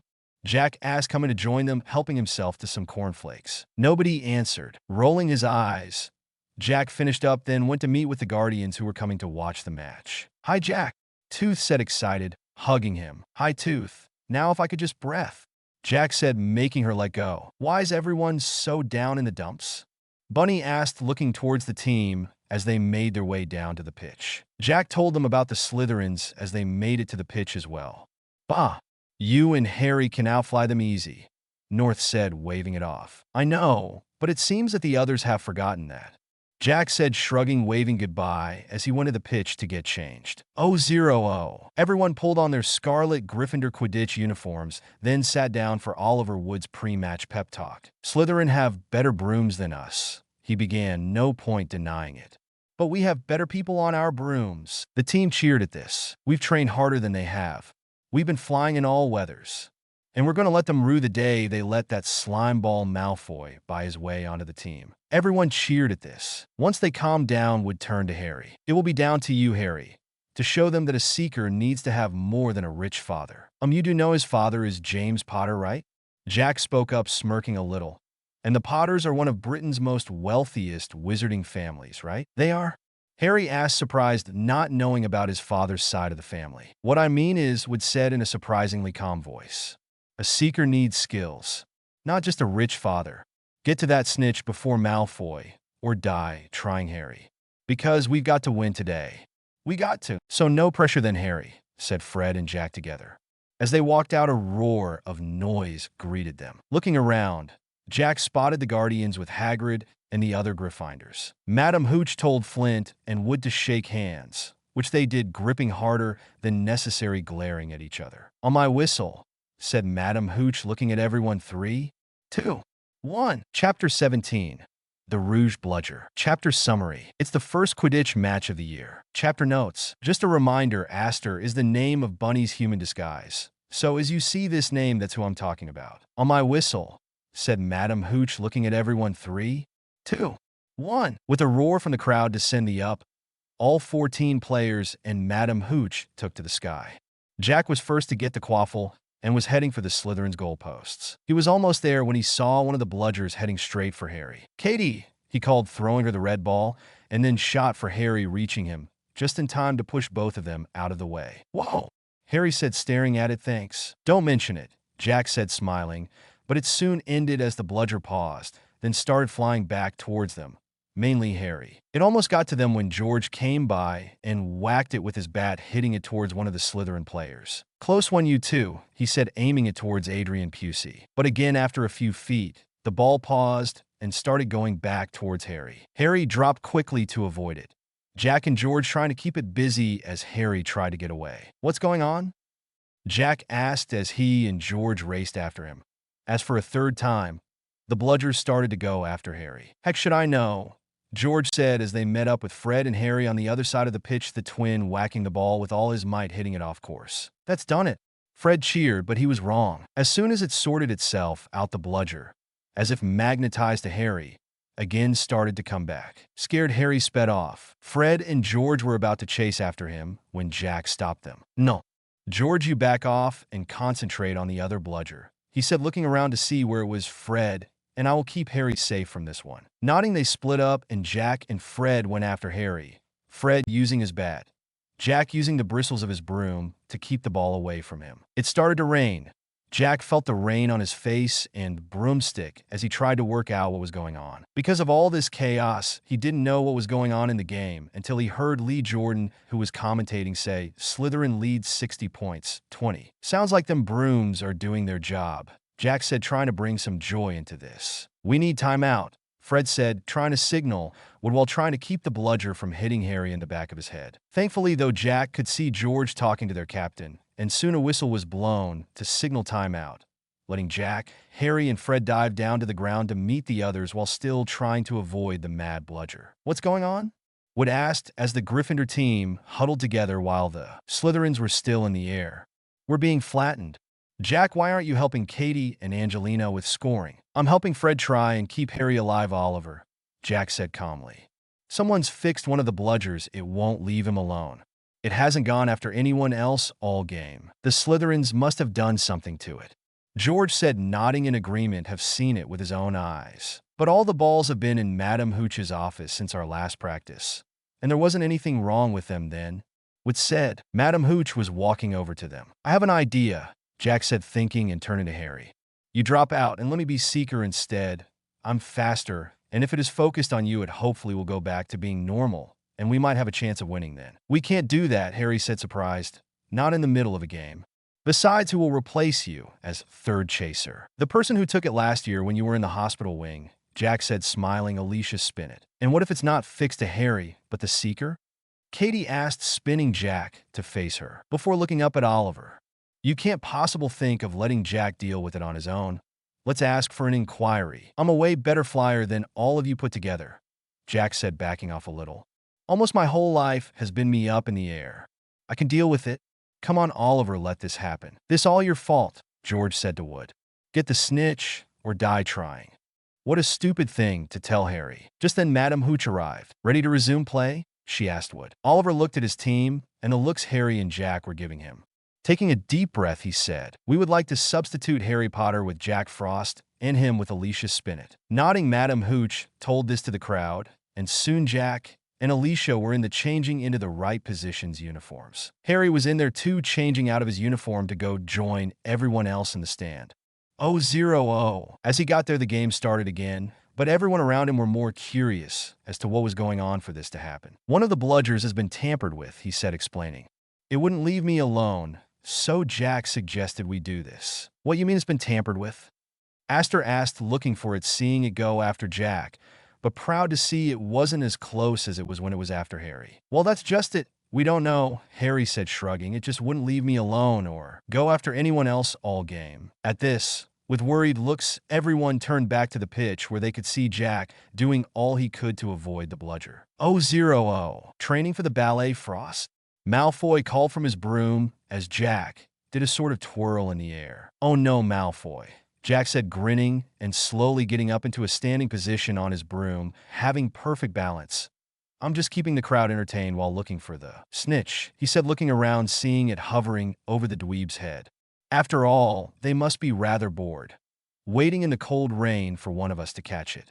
What's taking you so long?" With that, the bludger came back, and Jack quickly jumped, making the ball go towards Malfoy. But just as it was about to hit him, the bludger stopped and then sped off in a different direction. Confused, but thinking he'll worry about it later, Jack sat back down and sped at Malfoy himself to go after the snitch that was now flying towards the ground. Nearly there, Jack told himself, teeth grinding, only focused on the little ball of gold and how close the ground was. So focused he didn't hear the whistling of the bludger or the warning cries of his team or the crowd until, wham! The bludger had hit Jack in the side, causing a few ribs to break, and he should know what that feels like because he had had broken ribs before. Leaning forwards in pain, Jack lost his focus. arm still held out as he felt something hit the palm of it. Quickly, he wrapped his fingers around it and held on tightly as he hit the ground, curling up in the mud to get over the pain. Through wincing eyes, he saw the snitch and grinned before he fainted. 0-0. In the stands, the Guardians and Jack's friends quickly made their way down and onto the pitch where they could see Lockhart about to move Jack. "Oi!" Aster called, running over and grabbing Lockhart. "Have you got no brains, buddy? You should know not to move anyone after something like that happened." "I was only going to move him so I could fix his broken ribs," Lockhart said, grinning, his teeth shining. "Oh yeah? And do you know how to do that?" Tooth asked, her hands on her hips, standing between the man and the boy, for once not being distracted by teeth as perfect as his. "Of course I do," he said, tootaying and waving it off as he span his wand in his fingers. "It's a simple charm I have used countless times before." "Well then, prove it," Aster said, grabbing Lockhart's wrist and gripping it hard and turning it. "How's about we see if you can fix your own bones before you mess around with Jack? Get it right, you concede him. Get it wrong, like say, make the bones disappear instead of mending them, and you're going to have Ty answer to her in a full-on, overprotective mother figure rage," he said, nodding to Tooth, who already looked really mad. "You know what?" Lockhart said, chuckling nervously. "I think I should really let other people have a chance to do this, so they can learn from the experience," he said, coughing, and tugged his arm from Aster's grip and stepping back. "Good idea." North, Tooth, and Aster all said, with Sandy nodding as he gave Jack a pile of dreams and to keep him asleep. Carefully, after Madame Pomfrey had seen to Jack and deemed it all right for him to be moved and taken to the hospital wing, North picked Jack up and slowly headed back to the castle. As they left, Harry could see the Weasley twins trying to force the Rogue Bludger back into the box. "Hey, did you guys notice how the Bludger wouldn't hit Malfoy when Jack set it up to do so?" he asked as they followed the Guardians. "Yeah, because the Slytherins fixed it to go after the Gryffindor Seeker. Cowards thinking they can get away with that," Ron said, mad. "There's no proof that they did anything, though," Hermione said, just as mad but knowing they needed evidence. "Come on, guys," Elisa called, running up to them with Annie next to her. "I want to be there when Jack wakes up." And with that, they all headed towards the castle. Chapter 18. A Night at the Hospital Wing. Chapter Summary. After the Quidditch match, Jack needs to spend the night in the hospital wing. As they got to the hospital wing, they could see Madame Pomfrey wrapping bandages around Jack's chest where his ribs were. The boy still asleep. "Is he going to be all right?" Elisa asked Tooth, who was standing to one side with Sandy, while Nick and Aster helped the matron with Jack. "He'll be fine. The Bludger only broke a couple of ribs, and the shock knocked him out. But with the proper care and a good night's rest, he should be fine in the morning," Tooth said, repeating what Madame Pomfrey had said to her. Soon the bandages were done, and Jack had been changed into some pajamas and gently set into the bed. "Someone will have to stay here with him all night, in case he wakes up and is confused as to what happened," Madame Pomfrey said, packing up. "I will," Harry said right away, saying that if it wasn't for Jack, he might be the one in the bed. Nodding, everyone agreed, and Harry was given some pajamas as well, which he would change into later. For the next few hours, everyone was there, each one coming up with an idea on how someone may have messed with the Bludger. The Gryffindor Quidditch team visited during that time. "Unremarkable flying, Harry," George said, quietly, so not to wake Jack up, clapping the boy's shoulder. "We'll congratulate Frost tomorrow." I've just seen Marcus Flint yelling at Malfoy. Something about having the snitch on top of his head and not noticing. Malfoy didn't seem too happy. Their loud laughter brought Madame Pomfrey over, who kicked the team out, saying that Jack needed rest. "Then why is she yelling as well?" Elisa mumbled, in a voice only Aster could hear. Around dinner time, the Guardian said that they needed to be going, said one last goodbye to a still sleeping Jack, and left. Next to go were Annie and Elisa, leaving Harry, Hermione, and Ron around the bed. "I hope Jack will wake up sooner rather than later," Hermione said while Harry changed into the pajamas behind a curtain. "We won, though," said Ron, a grin breaking across his face. "That was some catch Jack made, wasn't it?" Malfoy's face. "He looked ready to kill. I really want to know how he fixed that Bludger," said Hermione darkly. "I mean, it could have killed him, or you, Harry. We can add that to the list of things we ask him when we've taken the Polyjuice potion," said Harry, coming out from behind the curtains, doing up the last button. Having nothing more to be said, Ron and Hermione left, and Harry got into the bed next to Jack, eating some food Madame Pomfrey had given him. Every so often, Harry looked at Jack, worried, as it didn't look like he was breathing, but when he hovered his hand over Jack's mouth, he did feel something, and when he checked he could see Jack's chest slowly rising and falling. It was around 9 p.m. when Harry started to fall asleep himself. 0:00 hours later, Jack Frost was awoken from his dreams of him playing with his sister and his village friends to a cry of someone nearby. Groaning, Jack looked around and saw Harry in the bed next to him and an odd-looking creature in front of him. Slowly, Jack sat up, crying out as his ribs hurt. "Jack," Harry said, coming over to check on him. "Nice to see you too, Harry," Jack said, grinning, then looked up the creature.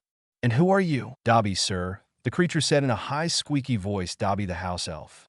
"This the Dobby who was blocking your mail?" Jack asked Harry, who nodded. "And it turns out he's the reason why the barrier at King's Cross blocked itself to us on the 1st of September. Jack wasn't paying attention to that. Instead, he looked at the dirty pillowcase the elf was wearing and asked Dobby, "Why do you wear that thing, Dobby?" "This, sir?" Dobby asked, plucking at his pillowcase. "It is a mark of the house elf enslavement, sir. Dobby can only be freed if his masters present him with clothes, sir. The family which Dobby serves is careful not to even give Dobby a sock, for then he would be freed forever." "Does it have to be your masters who give you clothes?" Jack asked, wanting to help Dobby. "Yes, sir, it does," the elf said, blowing his nose on his pillowcase, but then came around and turned to Harry. "Harry Potter must go home." Dobby thought his bludger would be enough to make. "Your bludger?" Harry asked, getting mad and making Dobby jump. "You made that bludger try and kill me and me?" Jack also asked the elf. "Not kill you, sir. Never kill you." "And Dobby did not mean to harm you, Jack Frost," said Dobby, shocked. "Dobby only put a spell on the bludger to harm the Gryffindor seeker enough to be sent home. Dobby did not know that you would replace Harry Potter, sir. To make up for harming you, sir, Dobby had to shut his ears in the oven. And I don't suppose you're going to tell me why you want me sent home in pieces?" Harry asked angrily. "Dobby only wants Harry Potter to be safe." Dobby answered. "Dobby remembers how it was before Harry Potter defeated he must not be named. Us house elves were treated like vermin, sir." "Of course Dobby is still like that, sir," he admitted, again blowing his nose into his pillowcase. Just then there was a bang of a door from down the corridor leading into the hospital wing, making all three of them look up. Quickly, Dobby turned back to Harry as Jack listened and wondering what was so important that the elf was trying to send Harry home. Listen. Terrible things are about to happen at Hogwarts," he began. "Dobby cannot let Harry Potter stay here. Now that history is to repeat itself. Now that the Chamber of Secrets, if open once more." "Repeat itself?" Harry whispered. "So this has all happened before? And there really is a Chamber of Secrets?" Scared, Dobby looked around for something to punish himself with, but Harry grabbed him before he could. "But Harry's not Muggle-born," Jack said, leaning against his pillows. "How can he be in danger? And how come you're not trying to save anyone else, Dobby?" Dobby was now twisting his ears, but Harry made him stop and grabbed the elf's pillowcase. "Tell us, Dobby, when did this happen before? Who's doing it now?" Dobby can't. Dobby mustn't tell." Dobby screamed. Worried they were making too much noise, Jack checked the doorway, but it was still clear. "No, Dobby, tell me," Harry said firmly. "A few of our best friends are Muggle-born. They'll be first in line if the chamber has really been opened." Soon there were footsteps from the passageway outside, and with a click of his fingers, Dobby was gone. Quickly, Harry jumped back into bed, and Jack quickly, but carefully also returned to his original position. The next moment, Dumbledore came in backwards, wearing a long woolen dressing gown and nightcap, carrying one end of a statue. Professor McGonagall came a second later, carrying the other end. Together they placed it on a spare bed, and the boys heard Dumbledore say, "Get Madame Pomfrey." Nodding, McGonagall hurried past the boys' beds out of sight. As Jack and Harry laid still, pretending to be asleep, they heard urgent voices, and soon Professor McGonagall came back, quickly followed by Madame Pomfrey, who was pulling on a light pink cardigan. "What happened?" she asked after a gasp. "There has been another attack," said Dumbledore. "Minerva found him on the stairs. There was a bunch of grapes next to him," said Professor McGonagall. "We think he was trying to come up and visit either Potter or Frost." Hearing this, the boys looked at each other with worried looks and then looked over to the bed, unable to see anything because Madame Pomfrey was in the way. However, if Harry moved to his other side and looked, he could see a beam of moonlight bouncing off of something that looked like a camera the figure was holding up. It was Colin Creevey. "Petrified?" whispered Madame Pomfrey, leaning over him. "Yes," said Professor McGonagall, "but I shudder to think, if Albus hadn't been on his way downstairs for hot chocolate, Who knows what might have happened? The three of them looked down at the frozen Colin. Then carefully Dumbledore pulled the camera free and turned it over. You think he might have gotten a picture of his attacker? Professor McGonagall said hopefully. Dumbledore didn't answer, and instead opened the back as a puff of smoke came out and the smell of melted film filled the air. Melted, said Madame Pomfrey, all melted. What does this mean, Albus? Professor McGonagall asked urgently. It means, said Dumbledore, that our students are no longer safe. The Chamber of Secrets is indeed open again. But Albus, surely who? The question is not who, said Dumbledore, the question is how. With that and a few confused looks from McGonagall and Madame Pomfrey, the nurse went to go and check if she had the revival potion for Colin. Chapter 19. The next morning and bullies. Chapter summary. After a night in the hospital wing, Harry and Jack go about their day. Jack finding a blonde first-year Ravenclaw being picked on by older students. The next morning, Jack and Harry woke up at around the same time and right away looked over to the bed where Colin was placed last night, seeing the changing curtains were placed around it. Seeing they were awake, Madame Pomfrey came over with a couple of breakfast trays and started checking Jack over. All seems to be in order, she said after giving Jack a full head-to-toe checkup as he fed himself some porridge. When you've finished eating, you may leave. She was about to head into her office when Jack spoke up. What about Colin Creevey? He asked. He will be able to leave as soon as we have some more healing potion. When he wakes up, the headmaster and Professor McGonagall are to question him on what happened to him and what he saw, she said in reply before leaving. You think Ron and Hermione know? Jack asked Harry as they finished up and got changed into their Sunday clothes. The students were allowed to wear what they wished on this day of the week. Beats me, Harry said, pulling his Weasley jumper over his head as Jack pulled on his hoodie. Together they headed towards Gryffindor Tower, Jack being caught by Baby Tooth coming to meet him and her frantically trying to pull him in a different direction. Whoa, baby, calm down. What's the matter? Jack asked, gently grabbing her and trying to calm her down. But she didn't calm down and instead pricked him with her beak, making him let go. Ow! He said, sucking on the mark, seeing she wanted him to follow.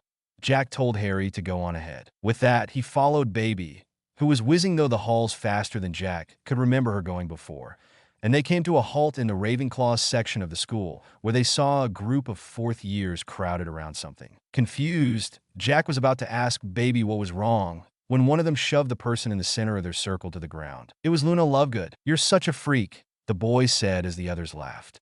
How in the world could someone like you have ended up in Ravenclaw? Hey, Mike, another said, holding a bag that looked too feminine to be his. Maybe the hat was broken when it came to her. This gave out another round of laughs, which were cut off quickly when a ton of snow fell over each of them, making them shiver and turn to see Jack. Oh, I don't think Luna was the one who broke the Sorting Hat boys, he said in a voice that sent even more chills down their spines. You know why? He asked, coming over, helping Luna up and snatching her bag back. Because going by how you lot are acting towards her, I'd say you all should more likely be in Slytherin than Ravenclaw.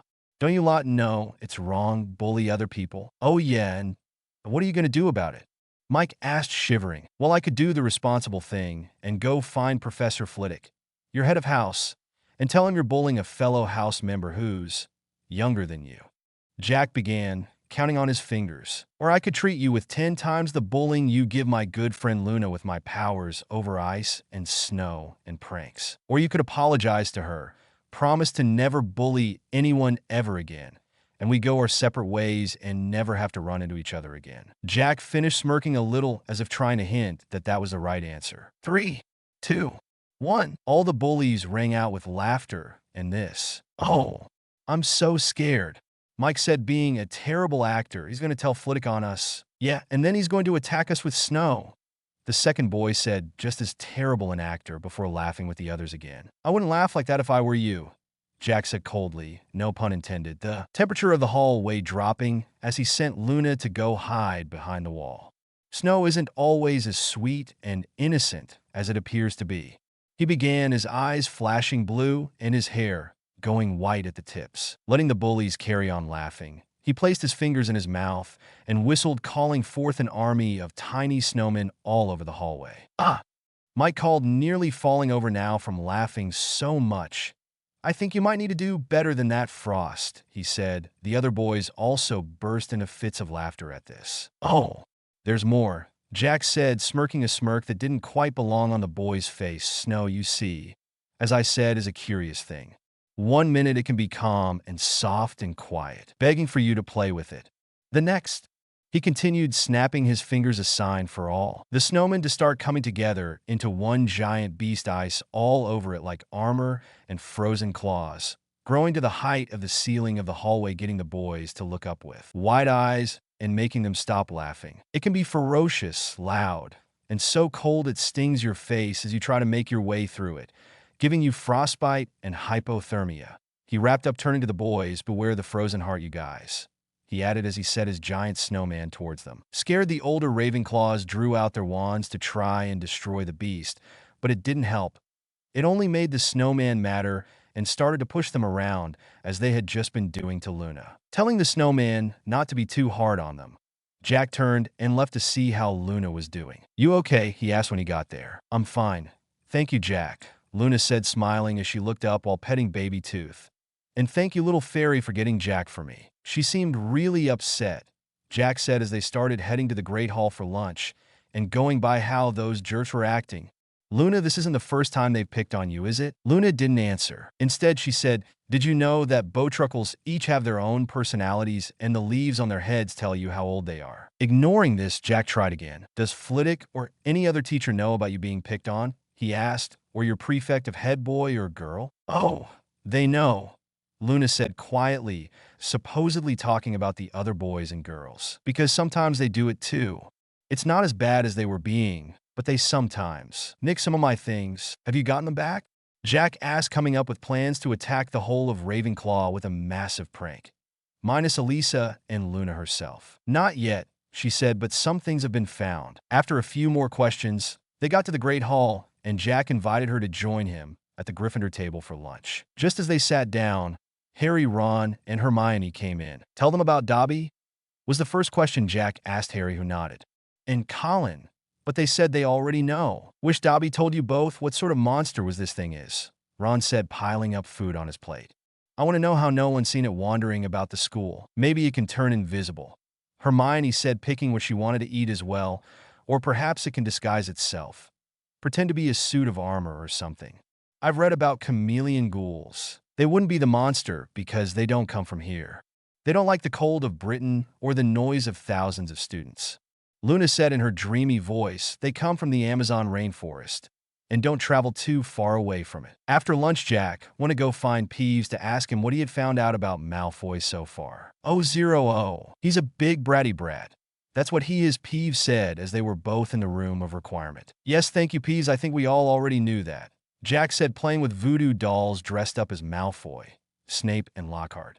"Is there anything you found out that might link him to the Chamber of Secrets and being the heir of Slytherin? Not that he's shown off so far. And being the snob he is, that would be the first thing he'd do, won't it?" Peeves asked from where he was above Jack on a beam, swinging his legs. "So," Jack said, putting the dolls down and going over to the conspiracy board that just turned up and wrote all this down in the not air side before speaking out the other ideas he had. His attitude to everyone else who is not a Slytherin. The fact that his whole family has been in Slytherin. And the fact Colin was attacked after I humiliated him at the Quidditch match. That sums it up, Jacko," Peeves said, coming down, inspecting the work. "You need to keep spying on him for a bit longer, Peeves," Jack said, not getting any closer to an answer. "Aye, aye, Captain," Peeves said, saluting him, and left. Taking one last look at the board, Jack turned and left too. Chapter 20.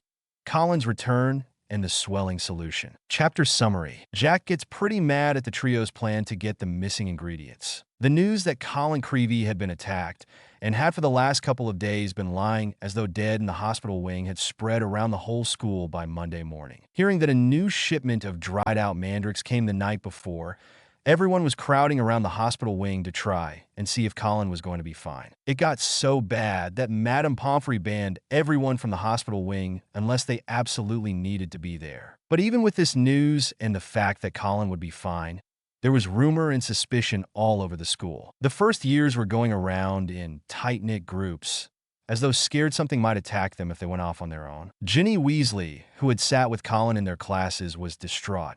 Annie Dale, trying to comfort her, but not getting very far. "At least she's doing a better job than Fred and George," Harry said in a whisper to Jack, who nodded as they saw once again the twins hiding behind a corner, covered in fake fur and her boils, and jumping out at Ginny. She came along, making her scream. "Yeah, How exactly is that meant to make her feel any better? Hermione asked, rolling her eyes as they watched Percy firmly telling them to stop it, or he'll write to Mrs. Weasley to say Ginny and her friend was having nightmares. My guess, Jack said in a thinking voice, is that if they can make the first years not afraid of them, then any big scary monster shouldn't seem too scary either. Huh? Ron asked, not understanding him. You're afraid of spiders, right? Jack asked, getting a nod from a blushing Ron. Is there anything else you're afraid of? Not really, Ron said, shivering as he thought about spiders. So if you concur your fear of spiders, you'll have nothing to be scared of anymore, right? I guess, Ron said, still unsure he understood, but ending the conversation there. Meanwhile, hidden from the teachers, a roaring trade in talismans, amulets, and anything else that holds magic protective powers was sweeping the school. Neville Longbottom bought a large pile of these things, spending almost a quarter of his money bag, before the other Gryffindor boys pointed out that because he was a pure blood, he wasn't in as much danger as Muggleborns were. They went for Filch first, Neville said, fear on his face. And everyone knows I'm almost a squib. You're only almost a squib, because you don't have your own wand, Jack said from his spot by the window where he was doing some homework, Baby Tooth keeping an eye on him to check he was actually doing it. What's that got to do with it? Neville asked, confused. Wands and people are like socks, Jack said after a bit of thinking. Eventually they all match up, but only one from each group can match the other to make a perfect pair. The wand chooses the wizard. Remember, he said, imitating Ollivander, to slight laughs and congrats at how perfect it was, before going back to what he was doing. That night, Colin Creevey came back to the common room late where Jack was waiting for him. Hi, he said, unsure what he wanted. Hey, Colin, Jack said, offering him some food, which he accepted. So, I have a feeling you have been asked this a lot already, but do you remember anything from what happened when you got petrified? All I remember was hearing a noise and seeing the shadow of something big on the wall in front of me, Colin said, slowly, thinking.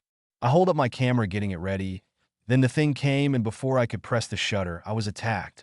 I don't remember anything else. Okay, one more question, Jack said, making mental notes about this for later. Why were you out of bed that night in the first place? I was bringing you and Harry some food, Colin said, blushing a little. You know how hospital food is. Rolling his eyes, Jack nodded and left it at that before taking the boy up to bed.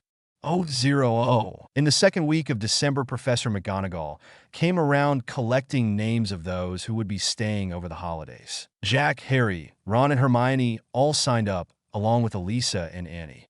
They had also heard that Malfoy was staying too, something that caused Harry, Ron, and Hermione to become quite suspicious about it. And why's that? Jack asked, wanting an answer, as they headed to the Great Hall. You heard how proud he was about going home for Christmas last year, Ron said. Why stay here unless it is to do something horrible to the other students? I don't know, Jack said sarcastically. Maybe to catch up on work he hasn't done because he's too busy spying on other people? Hey, I'm all caught up on my homework. Thank you very much, Ron said, sitting down and piling up his breakfast. Then may I borrow your essay on how to spot if a swelling solution is ready or not? I need to do mine before potions today. Wait, that's meant to be handed in today, Ron asked, nearly spitting out some juice he had just drunk. Yes, it is, Jack said calmly. I need to just go back to the dorms. I forgot something, Ron said, getting up and running out the hall. You've already done it, haven't you? Harry asked, grinning as Hermione came over. Of course I have, Jack said, rolling his eyes. I did it the night we got set the homework. With that, Jack enjoyed his breakfast as Hermione and Harry talked about the Polyjuice potion and the fact it still needed a few ingredients from Snape's private stock. That afternoon, Jack set up his cauldron as far away from Harry and Hermione as possible. It was nearing the end of class, and Jack was about to add the last of the ingredients into his potion when the distraction took place, and Goyle's potion started to spew all over the place, hitting everyone within a 5-foot radius of it. While the students were panicking and Snape was trying to calm everyone down, Jack saw Hermione sneak off and come back, her jumper slightly more lumpy than before. Silence! Silence! Snape roared. Anyone who has been splashed, come here for a deflating draft. When I find out who did this. Once everyone was back to normal, Snape glided over to Goyle's cauldron and looked inside. Using his wand, he pulled out the remains of a Dr. Filibuster. No heat, wet start, firework. Jack was surprised and couldn't believe Harry and Hermione would cause such a dangerous distraction. He barely notices the patch of frost growing at his feet as he glared at them as Snape said, "If I ever find out who threw this, I shall make sure that person is expelled." Oh, 0. 10 minutes later, the bell rang, and Jack, grabbing his things, grabbed Harry and Hermione by the shoulders and took them to a free corridor. "Are you too crazy?" he said, his eyes flashing blue a bit because of his anger. "Didn't your old science teachers or normal teachers teach you not to throw things in a class when dangerous things like those potions we were just making are being made? A swelling solution is not dangerous," Hermione said, rolling her eyes and trying to get away from the wall Jack had them pinned to. "Oh, yes, it is," Jack said, slamming her back. "What if someone had an allergic reaction to it? What if had their mouth open and a bit of the potion got inside? Huh? Their tongue and throat and lips would start swelling up and make it so they couldn't breathe anymore, Hermione," he said firmly. "And what if Goyle had gotten it wrong and it wasn't a swelling solution, but something even more dangerous?" Jack asked, firmly, baby tooth on his shoulder. Her arms crossed a dark look on her face and nodding to everything he said. "Well, how else were we meant to get these last two ingredients?" Harry asked as Hermione seemed a little too stunned, not having thought about what Jack had just said when she planned this out. "I don't know or care," Jack said, backing off, "but if you ever try something like that again, I will tell the teacher in charge it was you who did it." With that, he headed up to the room of requirement to get his temper out. As he did that, Harry and Hermione caught up with Ron in Moaning Myrtle's bathroom, where they added the ingredients to the potion. It will be ready in a fortnight," Hermione said before heading out, and went to check, by observation, that everyone who got hit with the potion was in fact okay. Chapter 21. The Dueling Club. Chapter Summary. For the students to learn how to defend themselves better, a dueling club is formed. Unfortunately, it's pretty obvious who set it up. Oh, and there's a slight issue with a snake. 1 week after the swelling potion incident, Jack, Harry, Ron, and Hermione were all walking through the entrance hall when they see a small group of people gathered around the notice board, reading a piece of parchment that had just been pinned up. "Wonder what all the fuss is about," Jack said, wondering if there had been another attack. "Apparently they're starting a dueling club," Seamus Finnegan said, calling them over first meeting tonight. "I wouldn't mind going. It could come in useful one of these days." "Dueling should only be used as a last resort," Jack said, rolling his eyes. "It's not a skill you should play around with or throw about just to get revenge on someone you dislike." "Well, if we don't go, how are we meant to know what to do when said opportunity crosses our paths?" Elisa's voice said behind him, making him turn around to see her and Annie, both looking excited. Pouting at being one-upped by the girl he liked, Jack took a read at the notice as well. "Bet it's Lockhart who set this up," he said, looking at the girly's swirly writing. "Anyone want to challenge me?" Everyone stayed quiet, knowing how good Jack was with his betting skills. Oh, 0. At 8 o'clock that night, everyone who wanted to learn how to duel was back in the Great Hall, carrying only their wands and looks of excitement. The tables had been pushed back, and a stage had been set up in the middle of the room. Jack, who didn't really like crowds that much, stayed at the back as the others grew nearer to the stage. Looking around, Jack couldn't believe that there was this many students who wanted to learn how to duel. Don't the older students learn how to do it themselves in lessons? Checking his watch, getting a little bored, Jack was about to decide to leave when, just as he predicted, Lockhart came over and made his way onto the stage in deep plum-colored robes tonight, along with, surprisingly, Snape. Maybe this wouldn't be so bad after all, Jack said to himself, smirking, praying to Manny that Snape would do something. Anything to get rid of this idiot. "Gather round! Gather round!" Lockhart called, looking around the room. "Can everybody see me? Can you all hear me?"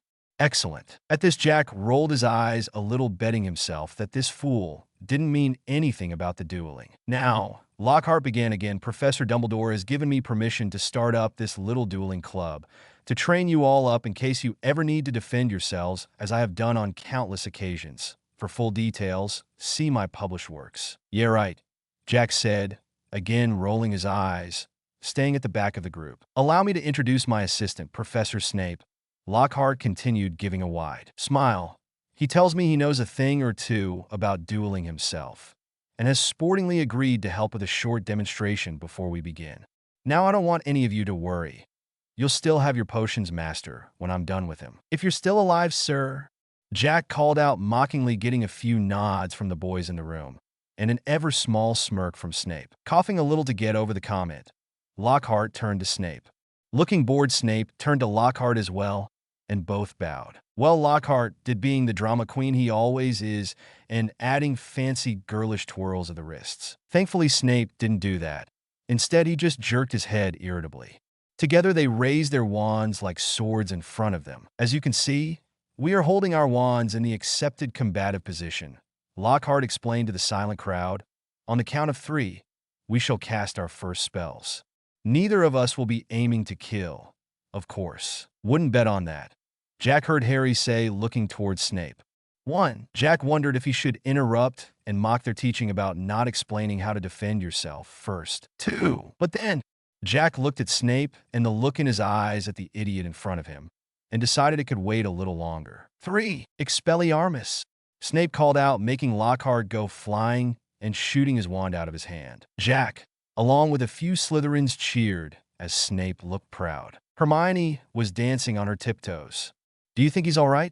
She asked, worried. Who cares?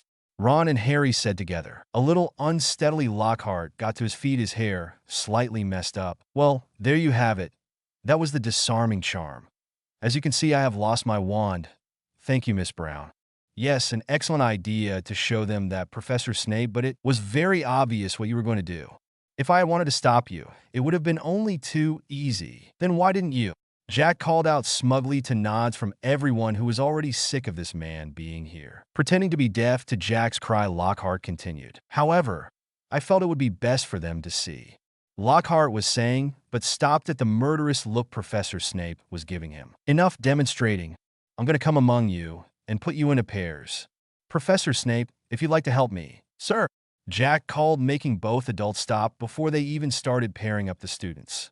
What is it, Frost?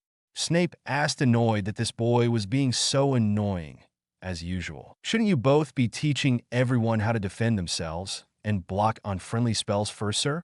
Jack asked innocently. After all, we don't want anyone being sent to the hospital wing in matchboxes or set as an ice sculpture, do we? An excellent idea, Mr. Frost. Lockhart looking to Snape, who just glared at him. Let's have a volunteer pair. Potter and Miss Annie Dale.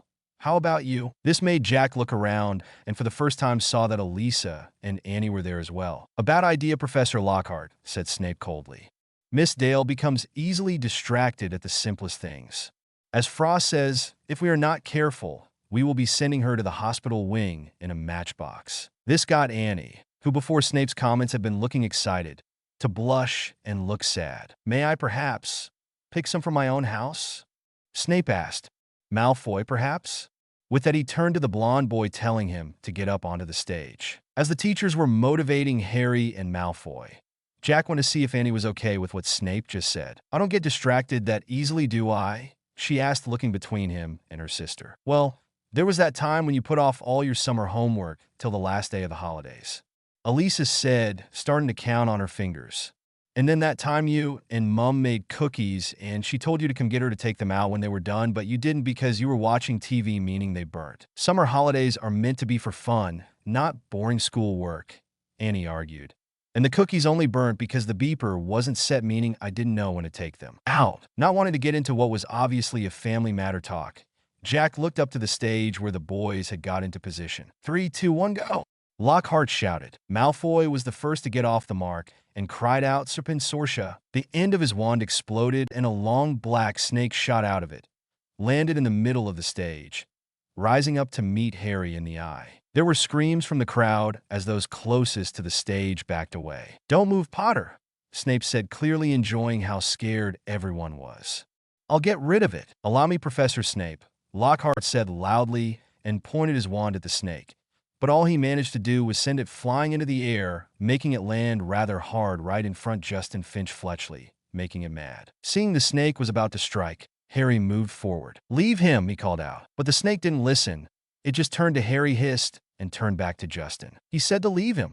Jack called out from where he was, wand in hand, making an ice wall around the snake so it couldn't harm anyone. Together, Harry and Jack looked to Justin to check he was all right. But the third boy just looked a little freaked out. What you two think you're playing at? He asked, scared, before turning and leaving the hall. Confused, Jack looked around and saw everyone else also staring at either him or Harry. Coming forward, Snape, with a look of minor concern on his face, made the snake disappear. Ron came over to get Harry off the stage while Elisa took Jack's and Annie's hands. Together, along with Hermione, they all left the Great Hall, the crowd parting ways to let them pass. No one explained anything until they were a few floors up and in an unused classroom. "You're both Parselmouths," Ron said to Jack and Harry. "Why didn't you tell us?" "What?" they asked confused. "A Parselmouth," Ron said, sounding as if this was obvious. "You can talk to snakes." "Oh," Jack said in realization. No, I can't talk to snakes." "But weren't you just doing it back there?" Annie asked confused. "No, because I wasn't speaking snake," Jack said proudly, and before anyone could interrupt said, "I was speaking dragon."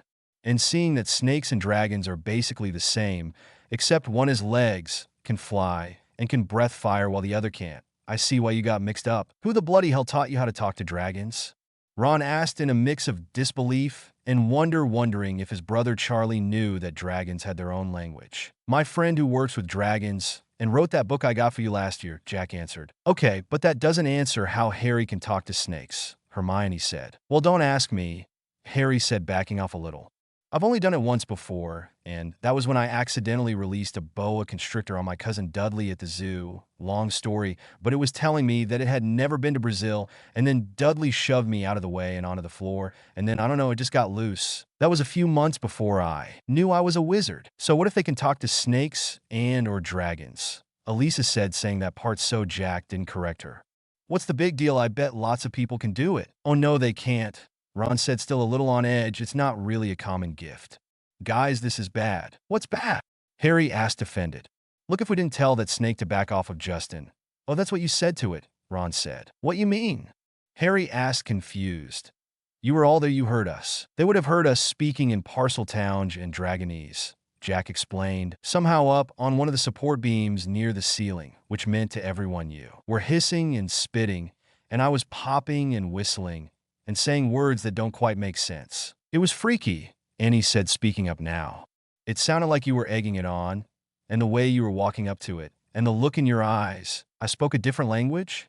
Harry asked, trying to understand. "But I didn't realize." "Yep, but I don't see what the big deal is," Jack called from his spot in my eye. "It doesn't matter how we stop the snake from attacking Justin, and not just Justin, but everyone else too, as long as he doesn't get his head bitten off and have to join the headless hunt." "It matters," Hermione said slowly, as though thinking of something. "Because being able to talk to snakes is what Salazar Slytherin was famous for. That's why the symbol of that house is a snake." "Exactly," Ron said. "Now everyone's going to think you guys are his descendants or something." "Well, I doubt I am," Jack said, coming back down, "because as I have already said, I wasn't speaking snake. I was speaking dragon. Plus, I come from America, and as far as I know, Snake Boy never left the UK." "But I'm not," Harry said, panic on his face. "You'll find that hard to prove without a DNA test they do at Gringotts," Elisa said, explaining she had seen another wizard having one done that summer. "He and the others lived over 1,000 years ago. For all we know, you could be 000. After a few more minutes talking, everyone went to their common rooms and straight to bed. Jack stayed up, saying he wanted to watch the starts and snow for a bit before he turned in, to which the other boys didn't mind. Baby Tooth kept him company, a little put off that he didn't let her come to the Dueling Club with him. "Hey, no need to be like that," Jack whispered, so not to wake anyone. "It was a con anyway, set up by Lockhart. Nothing happened. Well, except for everyone finding out I can speak Dragonese and Harry can talk to snakes." The word snake scared Baby a little, and she looked around, afraid there was one here. A few of her sisters have been eaten by snakes in the past. After calming her down, Jack asked, "You think if I wasn't sent to watch over Harry, I'd be better suited to be in Slytherin?" Baby gave him a look that said, "Are you really asking me that question, when it's so obviously a yes?" "Hey, it's not my fault. I had 300 years learning how to be a tricky tricksters like Flim and Flam," Jack said, speaking of two con men, Sprite brothers, who nearly always get what they want unless they get found out, and will do anything as long as it means they get money in the end. Just then the two of them heard Harry beating up his pillow in anger from behind his curtains, and Jack checked the time, seeing it was getting early, which meant it was getting late. So with a yawn, Jack got off of the window ledge and went to bed himself. Chapter 22. The Attack on Justin and Nick. Chapter summary. Being snowed in inside the school, with outdoor classes canceled, Jack and Harry go looking to Justin in the library, but don't find him. On their way back, though, the light snow from the night before had turned into a blizzard by morning, meaning the last herbology lesson of the year was canceled. Great, Harry said in annoyance, pacing in front of the Gryffindor common room's fireplace. Now how am I meant to try and explain to Justin what actually happened at the Dueling Club? Don't know, Jack said by the window, wondering how the snow got so bad in just one night, but I doubt he'd have listened or given you a chance to speak. Being how talkative he is, he'd probably have given you a lecture rather than a conversation. I don't think you're helping Jack, Hermione, who was playing wizard chess with Ron, said before saying to Harry, if it's bothering you so much, go and find him yourself. She was in a bit of a bad mood because she was already losing, and now one of Ron's bishops had just taken one of her knights. For a couple of minutes, Harry didn't move. If you want, I can come too, Jack said, getting up. It's getting a bit stuffy in here anyway. Together, they left through the portrait hole, wondering where Justin might be. Well, I think he's either in his dormitory/common room, being all scared and wimpy like the idiot he is. Jack began counting his fingers, in the library doing some homework, or in the great hall stuffing his gob with food. Let's try the library first, Harry said, cheering up a little at Jack's descriptions of Justin, seeing as we don't know where the Hufflepuff common room is or how to get into it, and that it's closer than the hall. The torches lit in their holders on the walls, as the thick snow outside the windows was making the whole castle darker than it normally was. As they passed Professor McGonagall's classroom, they heard her speaking very loudly to one of her students. Mr. Trench, you were supposed to turn the cushion into a badger. The cushion, not your desk partner. Wanting to see this for himself, Jack took a peek through the door, almost giving himself away as he laughed at the sight of a confused and annoyed-looking badger on top of one of the desks, and an even more confused classmate whose wand was still up in their hand next to it. Jack wanted to stay there a bit longer, but Baby Tooth was tugging at his sleeve and pointing to Harry, who was now at the other end of the corridor. Sighing, Jack nodded and took off after Harry. 000. They got to the library and decided to split up, seeing as it was a big room full of books. As Harry went off one way, Jack went the other way and was surprised to see Elisa and her Ravenclaw friends. He was just about to go and say hello when something they were saying caught his attention. So you really think Jack's a good person, Elisa? One of them asked, sounding nervous. Yes, Cindy, I do, Elisa said firmly. Now can we get back to what we're meant to be doing? But Elisa, he and Harry could both speak Parseltownsh. Another girl, this one with red hair, said. Technically, according to Jack, he was speaking Dragonese. Elisa commented, looking up over to the books, where she was feeling a draft coming from, right, Jack? This made the other girls jump and look over as Jack came around the bookshelves, Baby Tooth on his head, glaring at the other girls. Hey, Elisa, he said, blushing a little. Sorry for overhearing you. Not sorry, he thought.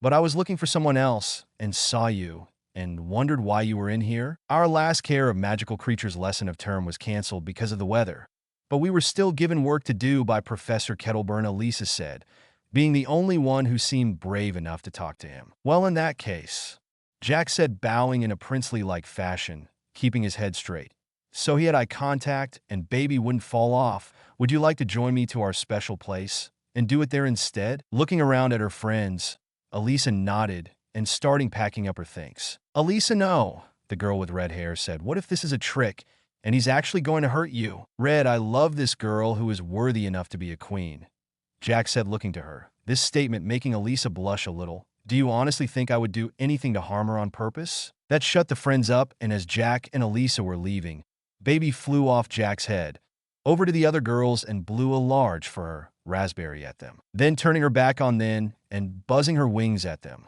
which is a very high insult in fairy culture, she went to join Jack. As they reached the door to the library, they saw Harry, who was looking a bit peeved about something, and looked over where he was spying some Hufflepuffs who were friends of Justin Finch-Fletchley. Mind if we follow Harry for a bit first?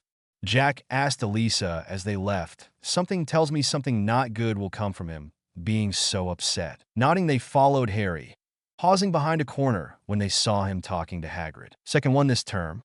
It's either foxes or a blood-sucking bugbear, Hagrid said, holding up a dead rooster. And I need the headmaster's permission to put a charm around the hen coop. That's strange, Jack said in a thinking voice, but shrugged it off and went off towards the room of requirement with Elisa. What is, Jack? Elisa asked, wondering. Hagrid said that rooster was the second one this term, said Jack. Well, why? And why the roosters? Why not the hens? Or the chicks?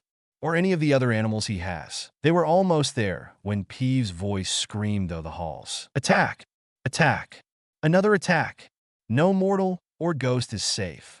Attack! Quickly, Jack and Elisa span around and ran towards the commotion, but were blocked from it by everyone who had come from the classrooms. Professor McGonagall used her wand to gain everyone's attention, telling everyone to go back to their classes. No sooner than she had done that than the Hufflepuffs and Elisa's friends come running from the direction of the library. Caught in the act, Ernie Macmillan said, pointing at Harry. That will do, Macmillan, Professor McGonagall said sharply. Oh, Elisa, are you all right? Cindy said, checking her friend over as the other girl glared at Jack. Cindy, get off, I'm fine, Elisa said, shaking her off, looking over towards Justin Finch, Fletchley, and nearly headless Nick. Nick wasn't ghostly white anymore. Instead, he was black and unmoving, still hovering, but unmoving. In the air, Peeves was singing, loving the chaos this was getting. Oh, Potter, you rotter. What have you done? You're killing off students. You think it's good fun. That's enough, Peeves, McGonagall and Jack said together. With that, Peeves zoomed away backwards, with his tongue out at Harry. Rolling his eyes, Jack watched as Professor Flitwick and Professor Sinistra of the astronomy department carried Justin up to the hospital wing. Professor, what about Nick? He asked, as it looked like no one seemed to know what to do with him. Why don't you ask Potter? Ernie Macmillan said from where he was. Or yourself. Parselmouth. Okay, one, I'm not a Parselmouth, Jack said, trying to stay calm and not hit this idiot. I'm a dragon whisperer. 2, Elisa and I were together in a floor and a bit up from here. And 3, how can I ask myself what happened if I don't know what happened? That will do, Frost, McGonagall said, trying to keep the peace between the students. As for answering your question about Nick. And she made a large fan appear and gave it to Ernie with instructions to waft the ghost upstairs. Jack glared at Ernie, thinking that he should have been given a little bit more of a punishment, but then thought as to how silly he looked, fanning Nick through the school. Coming back to here and now, Professor McGonagall said, come with me, Potter. Everyone else, please go to your next class. Professor, said Harry, sounding worried, I swear I didn't. This is out of my hands, Potter, she said, and started to lead him away. You think he's going to be all right? Elisa said, telling her friend she'll come along in a bit. All right? Jack asked, surprised. This is Harry Potter we're talking about, Snowflake. Of course he'll be all right. Although, he said, watching the Hufflepuffs leave, I'm not so sure about Ernie Macmillan. Just don't turn him into a human popsicle, okay? Elisa said, giving Jack a quick kiss on the cheek before leaving herself. Leaving him frozen, they're not sure what just happened. In the end, it was Baby Tooth pricking him in the thumb that knocked him out and reminded him he still needed to get his books from Gryffindor Tower. Quickly, he ran off new questions about the strange goings at the school on entering his head. Chapter 23. 'Twas the week before Christmas. Chapter summary. After the double attack on Nick and Justin, a rush of students signed their name on the going home list. While they're doing this, Jack is spending his time with Luna and the Dale sisters. The double attack on Justin and nearly headless Nick turned what had been nervousness into panic, it mostly because of Nick that caused everyone to worry. What can possibly do that to a ghost? People asked each other in hushed voices, afraid the attacker was close by. What could possibly harm someone who is already dead? It depends if they're actually dead to begin with, Jack said calmly one morning when he heard this question, getting a lot of attention. If they're dead, Argo not living, breathing, heart not sending blood around their body anymore, then not a lot can harm them. However, he paused to make sure everyone was following his words. If they are living dead, such as ghosts, spirits, zombies, vampires, other monsters, and such, then quite a few things can harm them. Not as many things as if they were still alive, but they can still be hurt. Before anyone could ask how in the world Jack would know all of this, he said he had to get off to his lessons, ignoring Baby Tooth's tweets about how he nearly blew his cover. No need to be like that little tooth fairy, Peeves' voice called out, making Jack stop and look up. I for one think that was a perfect explanation about how what happened to Nicky happened. Here to give me some more news on Malfoy? Jack asked, grinning. Yes, indeedy, Peeves said, coming down. He's been boasting about how his father is working on trying to get Dumbledore sacked, all because of these attacks. Makes me think Lucius is the one causing them. I doubt that, Peeves, Jack said, but in a thinking way. But he might have some part in it. Anything else? No, Peeves said, pouting and crossing his arms. Snapey kicked me out of the dormitories before anything good came from the boy's big fat mouth. Nodding in understanding, Jack thanked Peeves and caught up with Harry, Ron, and Hermione, as they saw more students going to see Professor McGonagall to change their names to the Going Home for Christmas list. At this, Ron said, "At this rate, we'll be the only ones left. Us, the Dales, Malfoy, Crabbe, and Goyle. What a jolly holiday it's going to be." "Well, in my opinion, I'm glad almost all of the school is going home," Jack said, not caring how uncaring this sounded. "I'm getting tired of everyone ignoring me and avoiding me as though I have the plague." "Yeah, and I'm tired of all the muttering and rumors," Harry said, agreeing. Just then, Fred and George came up to the two of them and in proud voices walked in front of the boys, calling out, "Make way for the heirs of Slytherin. Seriously evil pair of young wizards coming through." This made Jack roll his eyes but smirk at the same time. Percy, who saw this, came over and said firmly, "This is not a laughing matter." "Oh, get out of the way, Percy," said Fred, shoving his brother aside.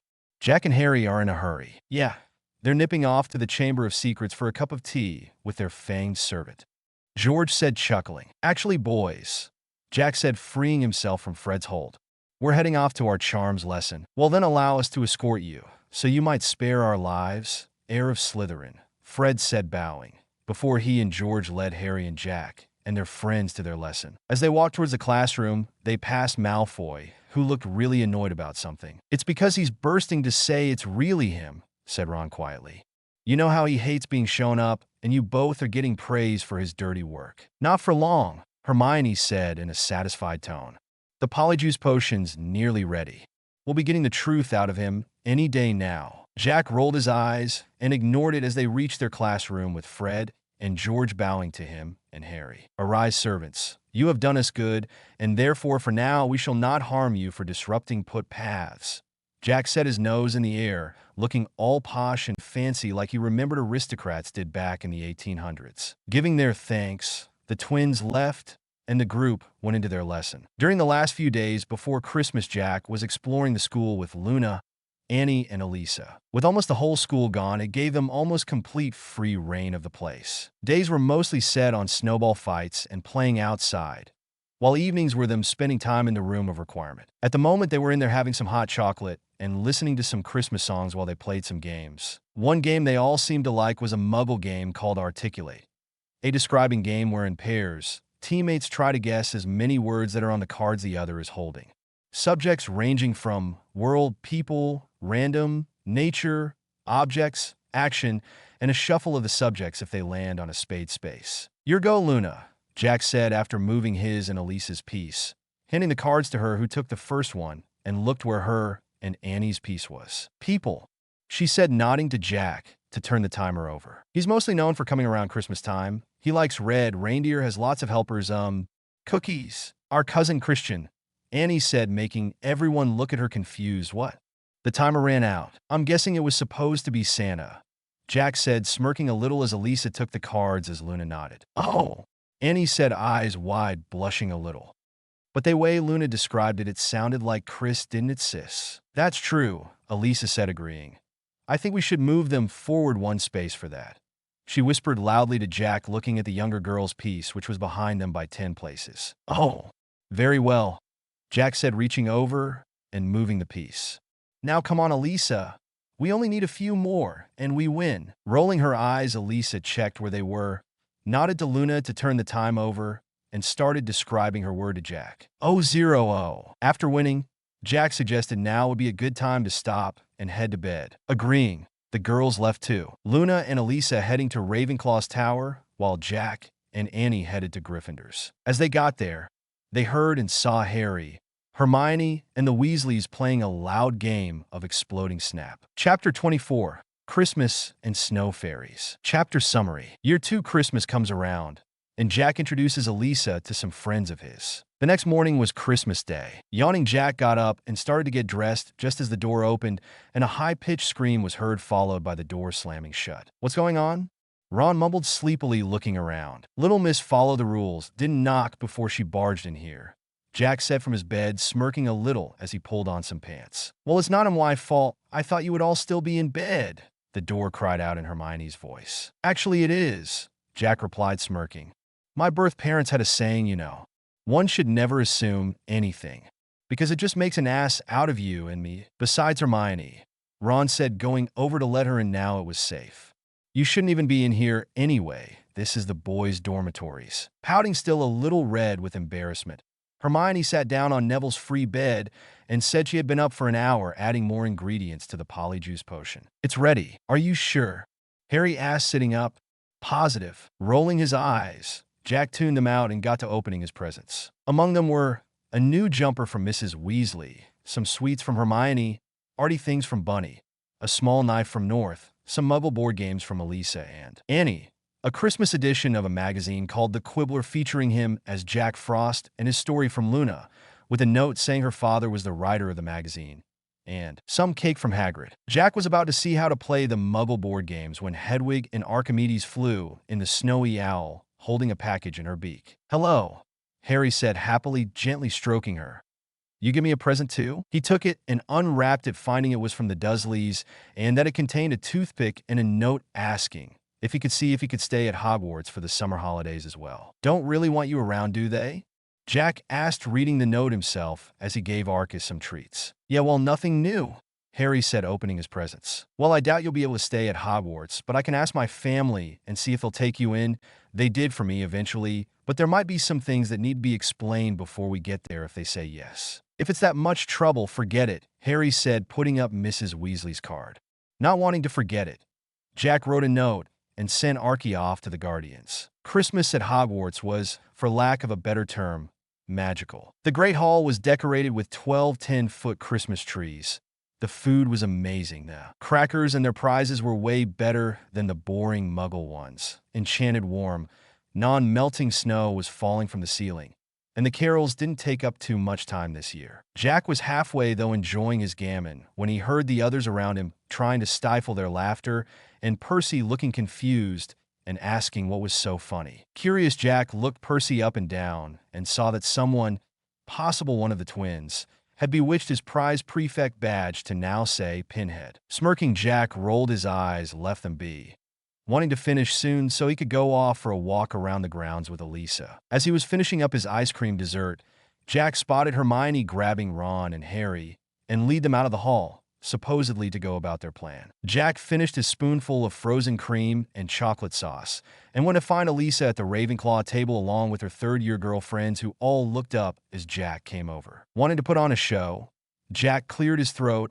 and bowed, holding out his hand. My lady, Elisa Dale, may I just say you are looking extremely beautiful today.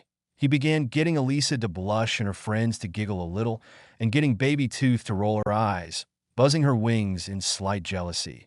And may I have the honor of taking you for a walk around the school grounds on this wonderful day? That is, if your friends allow me to, of course. Elisa looked at her friends, remembering that day in the library. Ignore my friends, Sir Jack. They have no say on what I do with my life, she said, getting up and smoothing out her fancy Christmas outfit a little. I would be pleased to join you, but I would need to get my scarf and coat first.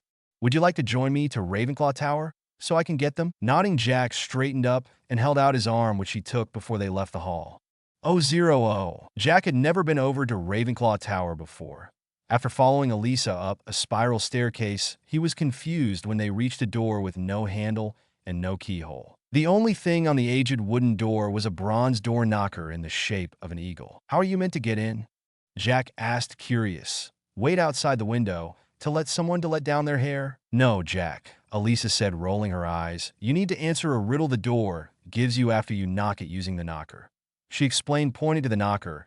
It's different every day, and you only get one try at it. Nodding, Jack took a step back to let Elisa concentrate as she knocked on the door. The perfect gift is more precious than gold, but it cannot be sold. When it breaks, it's not ended, for quickly it's mended. It can never be bought, yet is easily sought. What is the perfect gift? Elisa thought about it, said it a few times to herself, trying to ignore Jack, who was saying he knew as it was. Fine, Jack, what? What is it? She asked, turning to him. It's friendship, he said, beaming happily, smirking at her as the door opened. Thanks, she said. Now you wait out here. Other houses aren't meant to be inside other houses' common rooms. But I want to see it, Jack said, speaking like a child. Just give me a minute. No, give me 5 minutes, she said, and entered, the door closing behind her. Sighing, Jack took a seat on the top step and started counting. 1, 2, 3, 4. 0, 0, 0. As Jack was coming to the last few numbers of his 5 minutes, the door opened again, and Elisa came out in her winter gear, which included midnight blue snow boots, a snow leopard printed scarf, black gloves, and her winter school cloak, which she seemed to have decorated with embroidered snowflakes around the cuffs. Jack got up quickly and smiled. "So, Jack, where will we go first?" she asked as they started heading down the stairs again. "I was thinking a walk around the lake and then possibly to see Hagrid if he's back in his hut, and finish up with a walk around the edge of the forest." Jack listed. "Any chance of a snowball fight?" Elisa asked. "I would really like to see if I'm still Snow Queen, you know. If anyone else is out there and would like to join in too, then we can do that." Jack agreed, smiling. 0, 0, 0. They were almost out the front door when a girl with long, curly blonde hair came up from the dungeons wearing Ravenclaw colors, muttering about a couple of stupid second-year Slytherins. "Penelope?" Elisa asked, recognizing her. "What are you doing down there?" Just meeting with someone," she said, blushing a little. "And where do you think you're going?" "Well, we think we're going to go on a not-date outside for the rest of the afternoon," Jack said, putting his arm around Elisa. "You're welcome to join us if you like." "Maybe. I think I'll spend some time doing homework first. See you later," Penelope said, about to turn and head up the stairs when Elisa grabbed her. "But it's Christmas," she said, widening her eyes. "Please. No, please, not the baby doll eyes," Penelope said, covering her face so she couldn't see, but then peeked to check if Elisa stopped. She hadn't, and now Jack and Baby Tooth were doing it too. "Feeny," she said, sighing, saying she would just go and get her outdoor things. "We'll meet outside then," Elisa said, waving her off. "I didn't know you could do that, Snowflake," Jack said, pleased. "How did you think Annie and I always got Daddy to give us an extra cookie before bedtime?" she asked, smirking. Again, they were about to leave when this time Percy Weasley came out from the entrance to the dungeons. "What were you doing down there?" Jack called out, suspicious. "That is none of your business, Frost," he said, standing tall before heading upstairs. 5 sickles that the two of them were seeing each other, Jack said as for the third time. He and Elisa turned to the doors, and this time managed to step outside. "You're on," Elisa said, smiling. 0, 0, 0. The not-date was very nice, to be honest. They circled around the lake where Luna Lovegood had been making snow angels and playing with some snow fairies who were surprised to see Jack with brown hair and brown eyes. "Hello, fairies," he said, smiling, holding out his hands for them to land on so they could rest their wings. They squeaked to him in their own language, asking those questions. "Me looky, not me to take care, Lightning Head. I look like this so I can look after Harry Potter," Jack told them in whispers. Wondering why Jack was being so secretive, the fairies looked around and spotted Elisa. "Femi Bighead, Jackie's Boggyboo? Is she Master Jack's girlfriend?" One of them asked, making Jack blush and look anywhere but at Elisa or the fairies. Taking that as a yes, the fairies flew over to Elisa and started circling her and squeaked a few comments. "What?" she asked, unable to understand fairy. "They're saying you're beautiful," Jack said, coming around enough to introduce them. "This is Periwinkle, Sugar, and Kelly. Nice to meet you, and, thanks," Elisa said, smiling, wondering what they asked to make Jack go as red as a tomato. After a few more minutes, Jack and Elisa said they needed to leave to carry on with their walk around the grounds. "So?" Elisa asked once they were a little bit away from Luna and the fairies. "So?" Jack asked, not sure he wanted to know. "What did they say to make you go all red like that?" "They asked a question," Jack said, keeping it as that. "What question was that?" Elisa asked, rolling her eyes and snuggling into his arm a little as a cold breeze went by. "They asked if you were the girl who bested me last year," Jack said, sighing dramatically, but Elisa could tell he was lying. She said, letting go of him and walking away a little. "What?" "It's true. They asked that," Jack said, reaching out to place a hand on her shoulder. "I don't like liars, Jack Frost," she said, crouching down to pick up some snow. "But I'm not lying," Jack said, trying to sound calm. "They actually asked me that. Was that now? Or at some other point in time?" Elisa asked, standing up again and taking 10 paces away from him. "It was just now," Jack said, nodding to confirm it. "So, if I went up to a snow fairy and tell it, 'I'm your Boggyboo,' what will it do?" she asked, packing the snow she had into a ball. "It will probably cheer and accept you as its new queen," Jack said, shrugging and pausing in surprise as a snowball hit him. "Oh, no, you didn't," he said, slowly and quietly looking at her. "Oh, yes, I did," Elisa said, smirking, and started to make another snowball. They had just built their forts and were ready to start their snowball fight when Peeves interrupted them, telling Jack that Potty, Weasel, and Brownie Locks had had a few drinks and now Brownie was in the hospital wing. What's the damage then? Jack asked, smirking a little. All I heard from Myrtle is that she's not feline all that good, Peeves said, laughing and zooming off. Rolling his eyes, Jack said he had to go see his friends. Should I come too, or will Hermione prefer less people around her? Elisa asked as they headed back to the castle. Probably best if you didn't come, but I'll explain everything when I come out again, Jack said, promising. Then, being a gentleman his parents raised him to be, bowed and kissed her right hand. Blushing a little, Elisa nodded, and then went to go find Annie to spend some time with her before the day is over. Chapter 25. The Diary. Chapter Summary. After going to see what has upset Myrtle, the boys come across a little black book. Jack Frost headed to the hospital wing, a Cheshire Cat-worthy grin appearing on his face as he entered, and saw Hermione was now half cat herself. Made a mistake then, did you? He asked, coming over. I told you not to use it. But would you listen? Tears welled up in Hermione's eyes as she grabbed her pillow and covered her fur-covered face. Jack, no offense, but I don't think you're helping, Harry said as Madame Pomfrey came over to see what was wrong. What? It's her fault for not checking the hair she used was actually from the student she thought she pulled it from. Jack began in a whisper as the nurse was still there, and I'm sure the book would have said how to define if it was safe to have by the color and the smell it took when it was added. This is why I suggested asking Peeves to help us instead. It was less dangerous. He finished nodding to himself. And he got the answer 2 weeks ago. Feeling it was the boys that was upsetting her patient, Madame Pomfrey sent them away. They did, and as they were heading towards Gryffindor Tower, Jack asked how much of the potion did Hermione drink? About half a beaker full, Ron said. We all did, but Harry and I changed back when the hour was over. That's because you added and changed into humans, Jack said, thinking.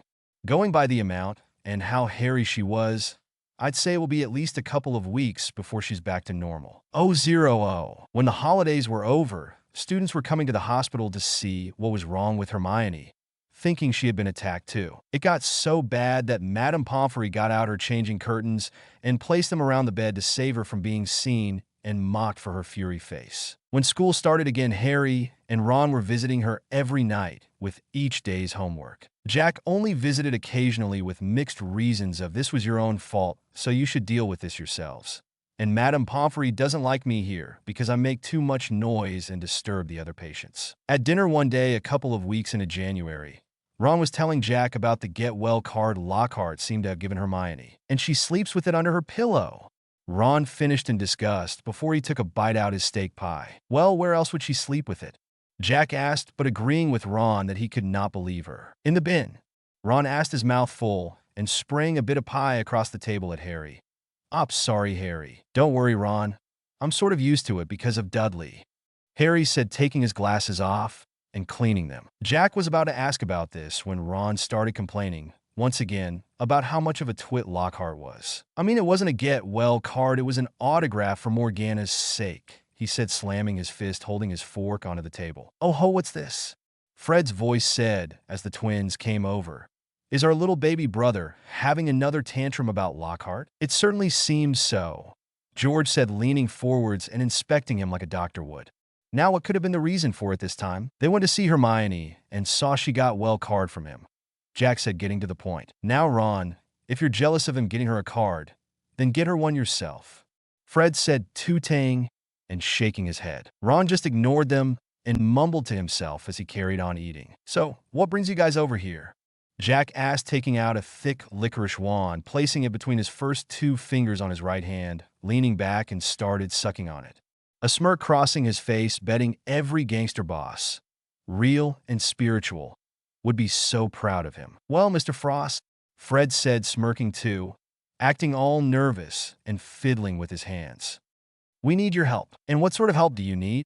Jack asked, not caring that everyone around them was starting to stare. We believe a certain someone, George said, looking to Ron, then the top table to where Lockhart was sitting, has plans to ruin one of your friend's birthdays next month. Everyone was confused about this, but Jack seemed to understand as a look of shock seemed to cross his face before he got his poker face back. I see.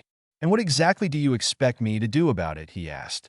Expect him to do about it? Something to make it not be ruined, the twins said together before coughing and adding, Mr. Frost. I'll see what I can do, Jack said, waving his hand to signal that they could go now. Nodding, the twins went off to join Lee Jordan and everyone else was broken from the spell seeming placed upon them. What the bloody hell was that all about? Ron asked, confused, as Jack finished the wand and got back to his dinner. Nothing for you to be worried about yet, Ron, Jack said, imaging the look on Cupid's face and the words he would say when he tells him this. Nothing to be worried about yet. Oh. After dinner, Harry, Ron, and Jack were heading up the stairs together to go to bed when they heard Filch complaining about something. Even more work for me. Mopping all night. Like I haven't got enough to do. No, this is the last straw. I'm going to Dumbledore. What are the chances he's just practicing some poetry? Jack asked, too tired to get to do any poking around tonight. Not that high. Harry said, come on. The three of them rounded the corner and saw a large puddle of water coming out from Moaning Myrtle's bathroom, and could hear crying from inside it. Oh, now what's wrong with her? Ron asked, getting a big hard punch and a dark look from Jack. Ow! What was that for? He asked, rubbing his arm. She is crying, Ronald, he said. A girl who was still a student here when she died and became a ghost, is crying? You don't ask that sort of question about someone like that. She's still an infant in ghost years. She's probably crying because something went through her and she wasn't expecting it. Well, there's only one way to find out, Harry said, breaking up the fight before Jack could hurt Ron anymore. They went inside and saw all the candles were out and the walls were wet. They went over to the cubicle. Myrtle was in the first time they saw her and knocked gently before open it. Who's that? She asked, sniffing. Come to throw something else at me? Why would we throw something at you? Harry asked while Jack was giving Ron a glare. Don't ask me, she said, coming closer. Here I am, minding my own business, and someone thinks it's funny to throw a book at me. But it can't hurt you if someone throws something at you, right? Ron asked. I mean, it will go right through you, wouldn't it? Before Myrtle could start crying / screaming some more, Jack had grabbed Ron and pinned him to the ground. Oh, sure, what a fun game for ghosts and spirits, Ronald, he said, teeth grinding. Let's see as you like it, huh? 10 points to me if my fist goes through your stomach, he said, punching Ron in the stomach very hard, knocking the wind out of him. 50 points to me if I can get my fist through your head, he said, this time aiming for Ron's face, but missing because Ron quickly rolled away, meaning Jack hit the floor instead. Before he could do anything else, Harry pulled him off Ron and helped the idiot up. Who threw it at you, Myrtle? Harry asked, trying to change the subject. I don't know, she said, liking Jack a little more now he stuck up for her like that. I didn't see them. I was just sitting in the U-bin thinking about death, and it fell to the top of my head. It's over there. It got washed out. She pointed over to the sinks. Still mad at Ron, Jack went over to look at it. It seemed to be a rather old-looking book, possibly a diary, by the plain cover. Harry was about to pick it up for a better check when Ron grabbed his arm and stopped him. Are you mad? It could be dangerous, he said in a whisper. Dangerous? Harry asked, a hint of a laugh in his voice. Come on. How can it be dangerous? You'd be surprised, Ron said, staring at the book. There are some books the ministry confiscated. Dad told me. There was one that burnt your eyes out. And everyone who read sonnets of a sorcerer spoke in limericks for the rest of their lives. Yeah, and I heard there are some that people just cannot stop reading. Jack said, getting out his wand and pointing it at the diary to do a hover charm on it. Everyone just had to do everything one-handed and never get any sleep. Ron nodded to say that this was true. All right, I get the point, Harry said, pulling his hand back. Nodding, Jack said, Wingardium Leviosa, and floated the book over to them, opening it magically and turning it over to see the back. The faded year told them it was 50 years old, and the name on the first page said Tim Riddle. That name's familiar, Jack said, thinking. I think I saw it on one of the special services to the school plates in the trophy room when I did that detention with Filch. Going through the pages one at a time, they saw it was blank. He never wrote in it, Harry said, a bit disappointed. I wonder why someone wanted to flush it away, said Ron, curious. Jack turned it so the back was facing them again. There was a printed name of a newsagent's in Vauxhall Road, London. He must have been Muggle-born, Harry said, to get a diary from Vauxhall Road. Or he was just raised by Muggle like someone else we know, Jack said, looking at Harry with an I can't believe you look. Well, it's not much use to us, Ron said, about to say something else, but stopped himself as he saw the glare Jack was giving him. Pulling out a plastic sandwich bag from his pocket, Jack placed the diary inside it, feeling that there was indeed something wrong with this book. I think we should tell the teachers about this, he said as they left, saying goodbye to Myrtle, and not touch it with our bare hands or write in it until we know what's going on. A little disappointed with those rules, Harry and Ron nodded. Seeing how late it is, I think we should see the teachers tomorrow, Jack continued when they got to the common room. For Noah can stay in my trunk. That night while everyone else was asleep, Jack wrote a letter to Cupid asking him to meet with him within the next few days, and sent it off with Archimedes. Chapter 26. Cupid's Reply. Chapter Summary. While the trio look into Riddle and his diary, Jack and the twins set out to save the upcoming holiday from an idiot and his ideas. As Jack had predicted, it took up till the beginning of February before Hermione was back to normal. On her first night back, Harry and Ron showed her T.M. Riddle's diary after Jack made them wear gloves just in case it was dangerous. "Oh, it might have hidden powers," she said, excited as she took it and flicked through the pages, but frowned when she saw there was nothing inside. While they were busy with that, Jack was over at the window reading the reply he had gotten from Cupid. "-0-0-0-0. Dear Jack, how are you? Thanks for the warning, and I will come to Hogwarts myself on Valentine's Day to make sure this Lockhart person doesn't ruin my holiday. If you would like to help, make him get really, really sick, meaning he can't see to his plans. Cupid. -0-0-0-0. Make him get really, really sick?" Jack asked himself. "Well, that shouldn't take too long, should it, baby?" he asked the little fairy on his shoulder. Looking around, Jack spotted the twins and went over to them to request their assistance. "On my partners in pranking crime," Jack said, grinning happily. "Would you by any chance like to join me in making sure Lockhart gets tragically ill come the 14th? "And how will we do that?" Fred asked, but already having his acceptance grin on his face. "We can do it however you like," Jack said, getting an idea and a grin that would put the Grinches to shame.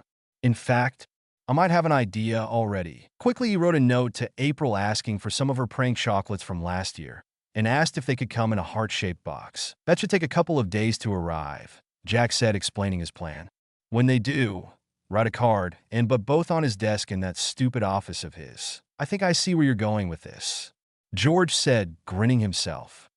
"Oh ho ho, this is going to be good." The next day, the trio and Jack went to the trophy room to look at Riddle's special award, only there wasn't that much information on it. However, they did find his name on an old medal for magical merit, and on list of old head boys. "Ugh, sounds like Percy," Ron said in disgust. "Prefect, head boy, probably top of every class." "You say that like it's a bad thing," Jack and Hermione say together, one glaring at the red head, the other looking hurt. "0-0." As the day started to get longer once again, a new line of hope fell across everyone inside the castle. There had been no attacks since the ones on Justin and nearly headless Nick, both having been asked up what attacked them when they woke up, but neither remembering all that much about it. Maybe the heir of Slytherins lost their confidence? Annie asked out loud as someone mentioned this. It must be getting riskier and riskier to keep opening it and setting the beast on the students, right? That or they're planning on a bigger attack later, Jack said, thinking to himself, still trying to work out just what this monster could be. "Oi, Jack, April's package arrive." Fred called out from the portrait hole, holding the parcel at arm's length. "And they are ripe. I hope you have something to fix that." "Oh, don't be such a baby, Freddy." George came in after him, carrying some early birthday presents from April as well. "No offense, BD," he said quickly, looking over to Baby Tooth, who was buzzing her wings in annoyance and glaring at him. "Well, get to work then, boys," Jack said, ushering them away. "We don't have that long left, do we?" "0-0." That night after, borrowing Harry's invisibility cloak, the twins and Jack set their trap, hoping Lockhart, being the fool that he was, would fall for it. "I hope he does," Fred said, looking around the room, disgusted at almost every inch of the walls was covered in portraits of the Dick himself. "Yet can you believe how he was acting today with McGonagall?" George asked, trying to make her believe it was all him that made the attack stop. "I mean, honestly, come on guys, we should get back to the tower," Jack said, looking around the room and spotting something very interesting on the desk. "On second thoughts, do either of you have itching powder on you at the moment? And I mean in the little tub it comes in, not you yourselves, you twits," he quickly said, knowing what they were going to say. "Sure we do," Fred answered, pouting a little and pulling his tub out. "Why?" Jack pointed to a bust of the man that were attacking's head, on top of which there was a toupee star. All three getting the same evil idea, they poured almost all the powder into the wig and did a charm, so every time Lockhart would scratch his head, it would turn the wig's hair a different color. "Please, they left. Asterisk, it's only there if you look. But in the movie Chamber of Secrets, as Harry and Ron are coming to tell Lockhart about the chamber, there is a bust with a wig on the desk." The next day at breakfast, they had to keep straight faces until the time was right. Lockhart came in late, looking a bit of a mess, getting stares from everyone, most of them snorting into their cereal. The man's outfit for some reason was on backwards. His hair was a mix of the brightest of bright colors, and he looked a mix of pale and green. "Oh my, Gilderoy," Professor McGonagall said, getting up from her seat and coming to meet him. "You don't look so good. Perhaps you should go back to your living quarters and spend the next few days in bed." "Nonsense, Minerva," Lockhart said, swaying a little. "I'll be fine. Just having an off day, that's all." "Oh, but I completely agree with her, Professor Lockhart," Madame Pomfrey said, coming down herself and giving the minimalist amount of effort in checking him over as the nurse of this school. "I hereby sentence you to go back to bed for at least 3 days. But then I won't be able to deal with what I had planned for my morale booster," he said, whining like the child he is, or teach the students their defense against the dark arts lessons. This making almost everybody roll their eyes due to Lockhart's order of priorities. "I am sure Professor Snape can handle the lessons, Professor Lockhart," Dumbledore said from his seat, a small smirk on his lips as he saw the man below him scratching his head and his hair now turning purple. "As for your morale booster, well, I'm sure that could wait for when you get better." "No, it can't," Lockhart said, panicked. "It needs to happen tomorrow." "I am sure, Gilderoy. It can wait for when you're better," Dumbledore said, firmly nodding to Hagrid and asking him to escort Lockhart back to his room. Once Lockhart was gone, almost the whole of the hall burst out laughing at what just happened, and everyone asking one another if they knew who could have done it. Jack, Fred, and George grinning the widest grins. "So what now?" Fred asked, finally tucking into his now cold toast. "We stay up tonight and wait for Cupid to meet us in the common room, and then we help him to get rid of whatever Lockhart had planned," Jack said. "Yeah, good plan only. Wood said he wants a Quidditch practice tonight, remember?"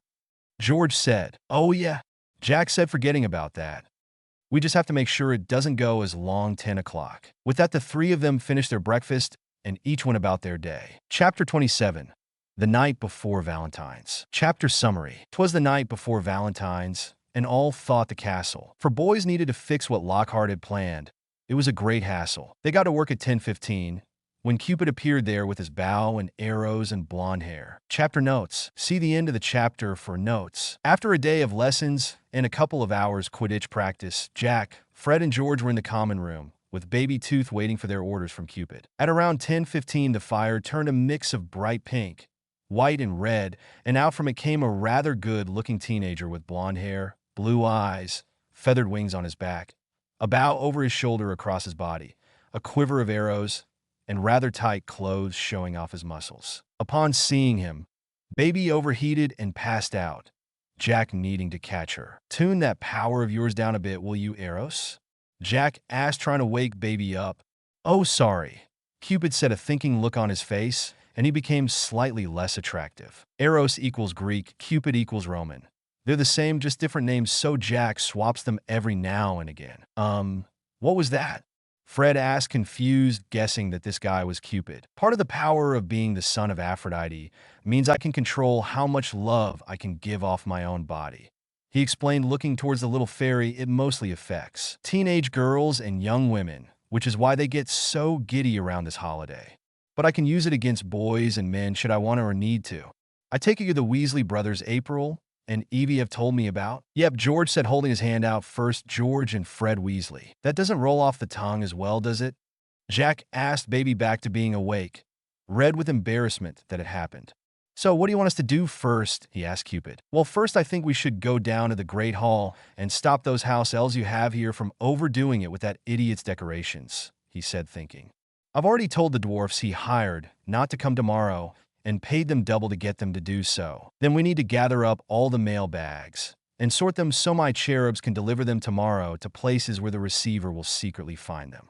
Honestly, the lead dwarf said, Lockhart said that as long as the kid got their letter, he couldn't care less how or where it was delivered. Agreeing on those ideas, the boys and Baby all went through the school, using the twins' map to make sure there was a clean route. Finally, they made it and saw about 20 house elves decorating each table in reds, pinks, and whites. Along the walls already were massive banners and bows, and in the corner was a box labeled confetti. As they stepped inside, all the elves looked up and together blinked twice, and then started bowing and curtsying. "We be welcoming you, sirs," they say together. After Cupid recovered from his shock on this place, he started to kindly order them to take almost all of it down again. "Does sir not like it?"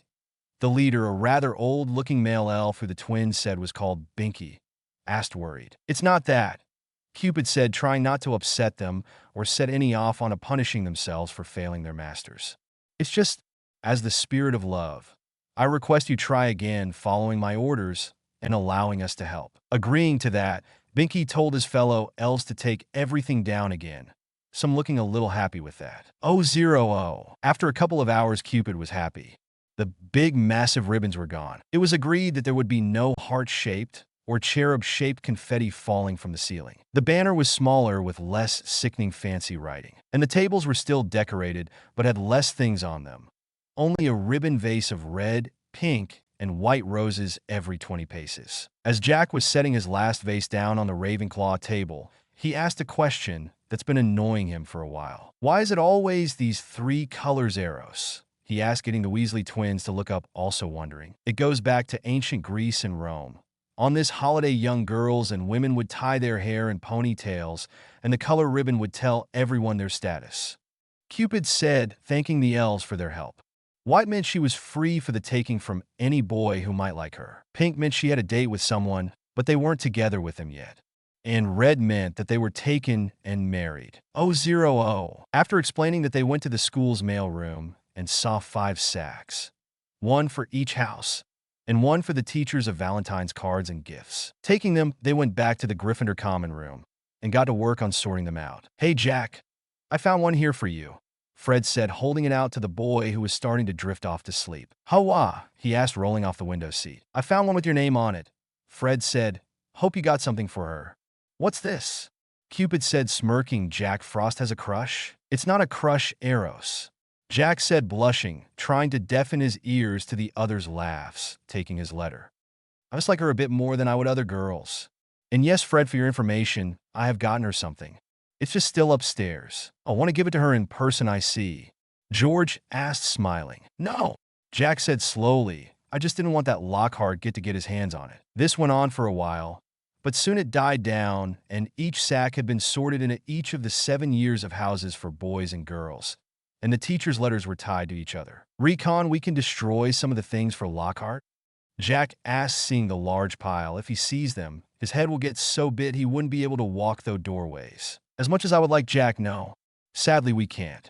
Part of the rules on being the spirit of love is that you need to make sure all love letters and gifts get though." With that, he pulled out of the pocket on his quiver a small set of panpipes and blew a tune into it. Soon 4 lines of 7 cherubs came out of nowhere and bowed before collecting their sacks. "They should have them all sent by lunch," Cupid said to the boys.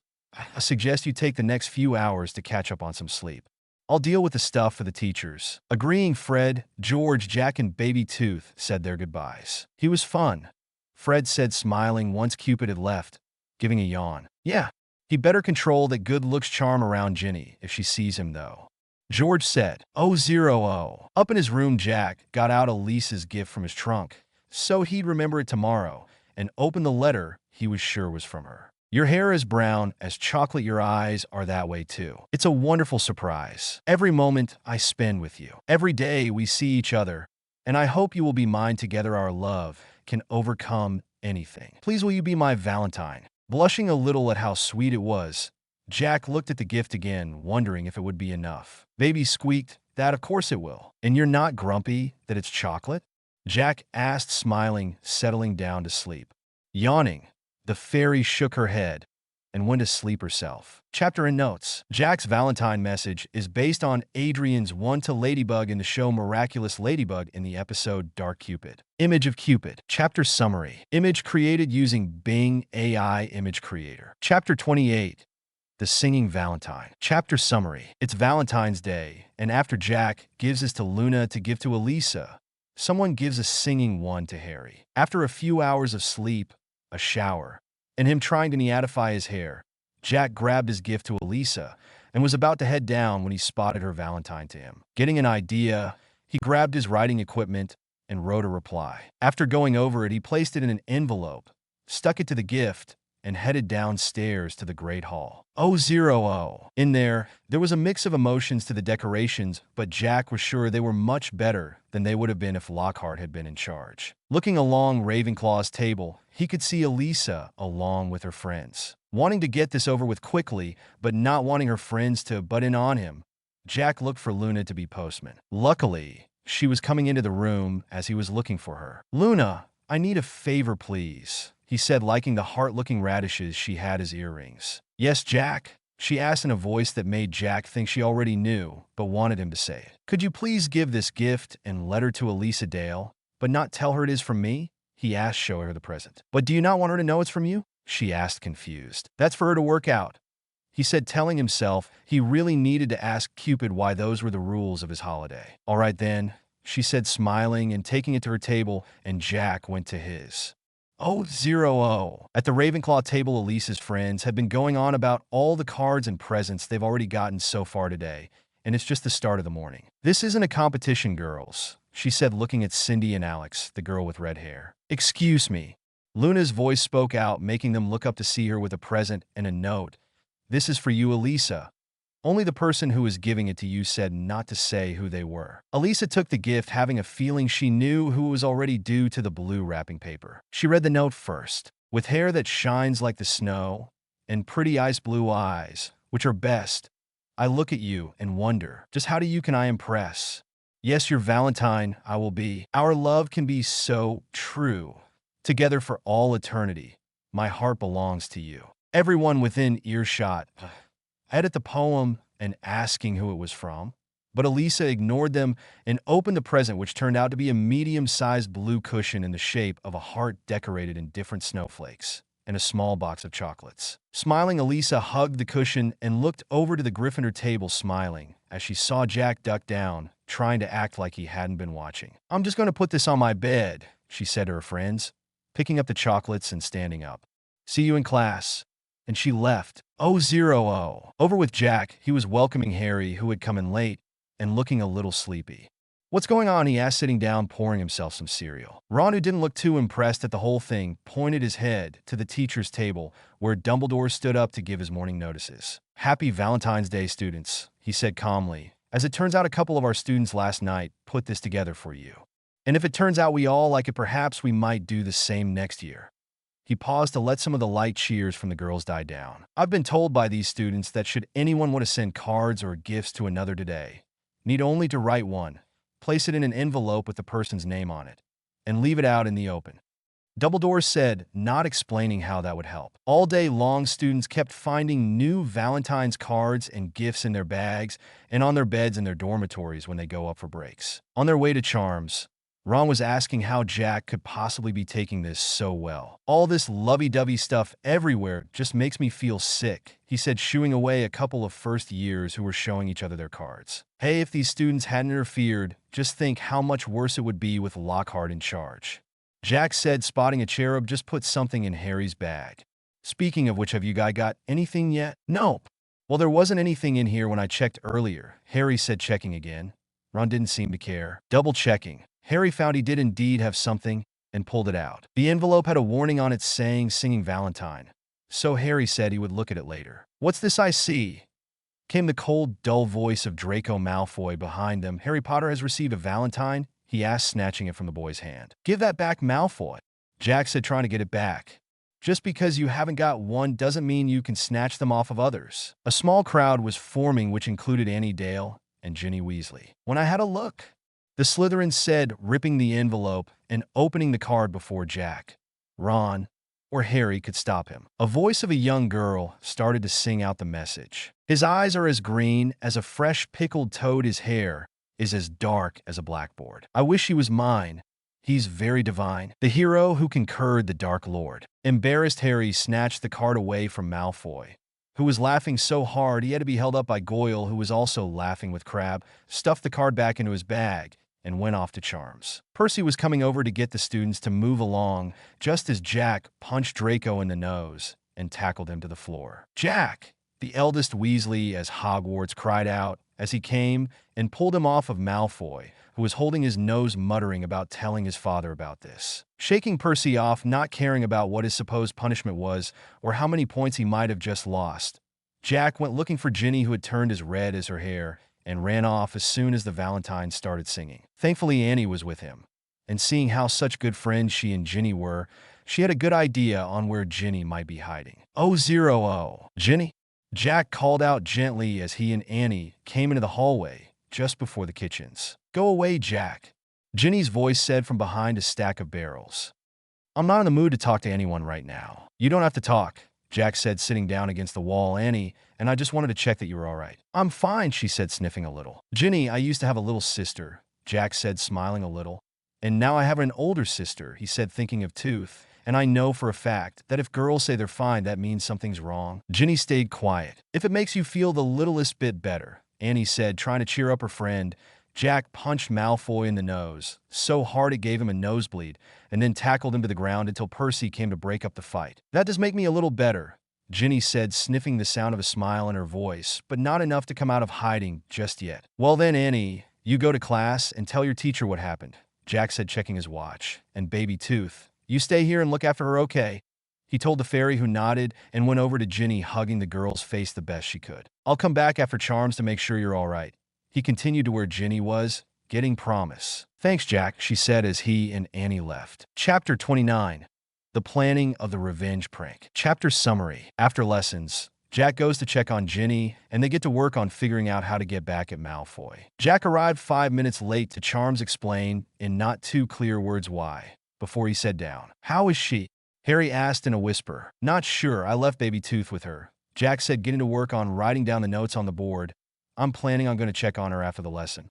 You know, like a good brother would do," he said, emphasizing good brother, and looking at Ron, who seemed to be having some trouble with his wand. "Unicorn hairs sticking out again," he said, trying to push it back and not hearing anything that was being said next to him. Rolling his eyes, Jack was about to carry on working when Harry brought up Riddle's diary. "I had it in my bag because I hadn't returned it to you yet," Harry said, quickly, knowing that would be Jack's first question. "Anyway, I got so mad after what happened on the stairs. As soon as I got to the classroom, I threw my bag onto the table, and one of my ink bottles smashed and went over almost everything. But the diary was completely ink-free." Thinking about this, Jack said they should look into it that evening, but not to write into it yet. 0-0. After Charms. As he said he would, Jack went to go check on Ginny, but couldn't find her behind the barrels. "Ginny," he called out, looking around. Hearing baby Tooth, he turned and saw her coming from behind the picture of the fruit bowl that was the secret entrance to the kitchen. Following the fairy back inside, he was soon swarmed by the house elves who worked there. "We is welcoming you, sir," one in a different colored pillowcase toga said. "How might we be's pleasing you?" "I'm looking for a first-year Gryffindor named Ginny Weasley," Jack said, accepting the biscuits some of the elves were holding out to him, before following the lead elf to the back of the kitchen, where Ginny was sitting at a table with a mug of hot chocolate and some cake. "Hey, chap, feeling better?" he asked kindly. "A little. Still embarrassed, though," she said, looking into the mug. "Well, the best way to get over that, I have found over the years, is to do some pranking on those who have embarrassed you," Jack said, pulling out a list of possible pranks they could do to Malfoy. "But won't we get into trouble?" Ginny asked, unsure, but really wanted to get back at the snob. "I'm sure Fred and George have already told you this, honey, but you will only get in trouble if you get caught," Jack said in a whisper, even though he knew that what happens in the kitchen stays in the kitchen. "So," he said, helping himself to the biscuits, "what would you like dear old Big Brother Jack to do to that dumb old dragon?" Smiling, Ginny looked up and down the list, wanting something just as embarrassing to happen to Malfoy as he made her feel, but something that wouldn't get Jack into too much trouble. After a while, she pointed to one of the listed pranks. "How soon can you get it done?"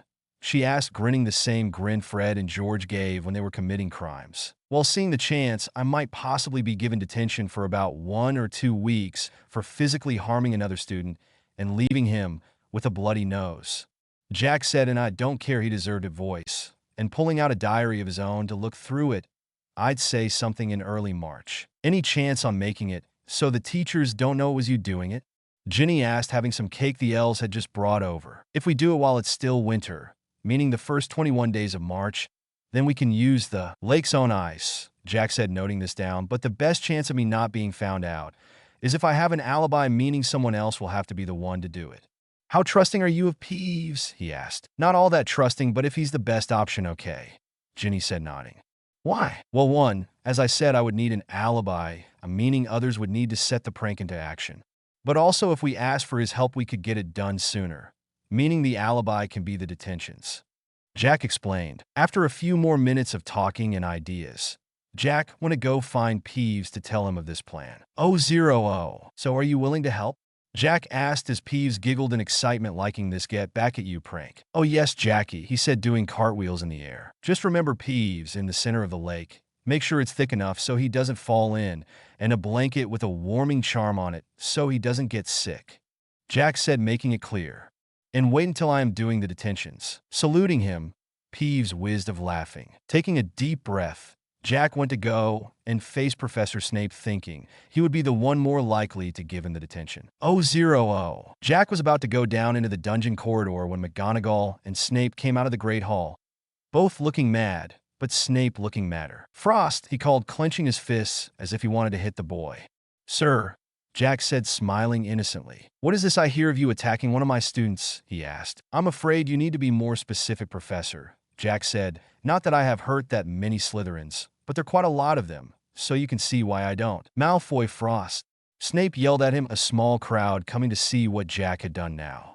Oh, Jack said in a sudden realization voice. Well, sir, you see, it all started with my friends and I got a charms and me asking if they had gotten any cards yet.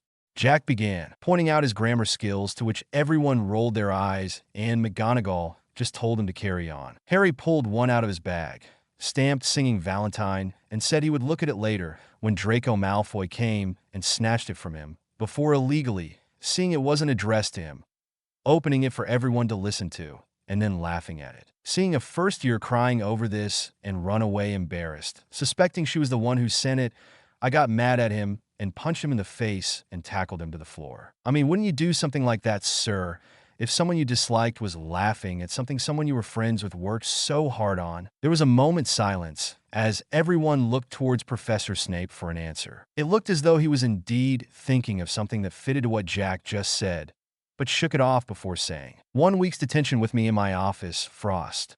Starting tonight. With that, Snape ushered everyone out of the way and went down into the dungeons. Rolling his eyes a little, Jack then turned to McGonagall to see what she had to say. Taking a deep breath, she said, I should take at least 60 points off of Gryffindor for you behavior, Frost. But seeing as you were doing it into a loyalty of a friend, and it seems you knew of the consequences seeing how openly you were with Professor Snape, I will only deduct 30 points. But if you do anything like that again to anyone, I will have no choice but to tell the headmaster and see you are expelled. Am I clear? Yes, Professor, Jack said, nodding to confirm it. With that, she went back into the Great Hall with Jack soon following, before he went to find Ginny at the table. Just got the detentions and Peeves is ready to go. He said in a whisper, sometime between tonight and next week, you will get your revenge on that dumb dragon. Thanks, Jack, she said, smiling and hugging him a little before going back to her dinner. Chapter 30. Jack's detentions with Snape. Chapter notes. This is meant to be 2 chapters, which it is on fanfiction, owing to the number of words and the slightly different happenings in them. But I thought I should put them together just so the story is dealt with sooner. P1. That night, after dinner, Jack went down to the dungeons to see Snape about these detentions. Taking a deep breath and putting on "I'm not doing anything bad" mask on his face, he knocked on the door and waited until Snape said he could enter. Ah, Frost. For your first night's detention, you will be relabeling all the potions and their ingredients in the student's store cupboard, Snape said from his desk where he was marking homework. As in sticking newer labels on them to replace the old ones, sir? Or switching the labels around? Jack asked, just wanted to make things clear, but instead got a glare from the Snape. The first one, you idiot, he said, handing Jack a box of Muggle sticky labels and a quill and a pot of ink. Taking them, Jack went to the cupboard and got to work, only he used his pen instead of the ink and quill. Jack checked his watch every 10th label, wondering when he would be allowed to go. He had a feeling that Peeves won't do the prank tonight, as it would be too soon. At 9:45, Snape came to check on his work. He said, looking at each bottle and box of ingredients. You may go, Frost, but remember to come back tomorrow. Sure, Professor, Jack said, giving him a salute before leaving. Making it into the Gryffindor common room, he saw Ron, Harry, and Hermione in their pajamas, Riddle's diary on a table in front of them. You stayed up to see me. That is so sweet, Jack said, making them jump. Not quite, Harry said, biting his lip.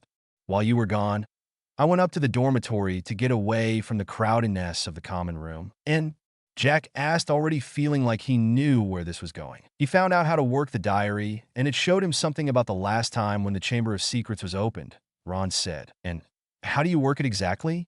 Jack asked in a disappointed older brother voice, baby tooth hovering next to him. By writing in it, Harry said, quietly waiting for the typhoon of a lecture he was expecting from Jack about not listening to him, about not writing in it. But it didn't come. Instead, Jack just asked, what did it show you? Basically, Harry said, taking a deep breath, it was Hagrid who opened the chamber 50 years ago. I don't believe that, Jack said right away. But the diary said, Hermione began, but was cut off by Jack. It said, whatever is inside it wanted Harry to see, he said, glaring at the book. Let me ask you this. Can Hagrid speak snake or dragon? Well, no, but Harry said, having known the man the longest. But nothing, Jack said, determined to get his point across, that message that's still on the wall outside Moaning Myrtle's bathroom. And the story Binns told us said only the air could open the chamber. Slytherin can speak snake, right? That's why everyone's so picky around Harry and me at the moment. Although I actually speak dragon, but still, therefore the air is most likely to be able to do that too. Meaning it couldn't have been Hagrid. You following me? But Riddle caught him trying to smuggle a SP spider out of the castle, Ron said, shivering a little. Can spiders speak snake, Ronald? Jack asked again. If this monster is anything, it has to be something in that family. That's probably how Slytherin and the heir are able to control it. There was a moment of silence. Fine. You lot believe what you want, and I'll believe what I want, Jack said, too tired to care or set a bet on this. I'm going to bed. With that, Jack and Baby Tooth went upstairs and looked out of the window into the grounds where he could just see Hagrid's hut next to the forest. The next night, again, Jack went to the dungeons for his detentions. This time he had to wash all the cauldrons from old and burn on potions. At first, Jack tried to make a game out of it, but feeling the glare coming from Snape, he soon chose not to. As he cleaned them, he got to thinking just what in fact was the so-called monster in the chamber was. For the 300 and a bit years he had been around, he couldn't think of any snake that could petrify its prey. It was always either venom or squeezed to death. But those were non-magical snakes, he thought as he finished the 10th cauldron. Being a magic school, one would think it would be a magic snake, right? Okay, so, Ashwinner, we would know if that were the snake, because if it were, it would have laid eggs already and the school would be burnt down. Jack began listing the magical snakes he knew. Alchemy? No, they live in India, unless someone brought them here. But still they can't petrify things, and they don't eat humans. Jack thought as he piled up the 30th cauldron. Rinspore? No, this snake is meant to be thousands of years old. No Rinspore could live that long.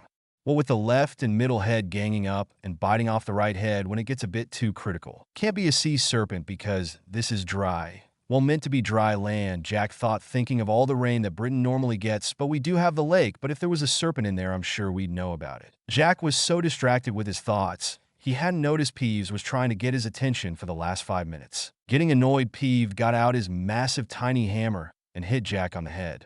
Ow! Jack yelled, rubbing it and glaring at the poltergeist. What is it, Frost? Snape said from his desk where he was going over his lessons for the next day.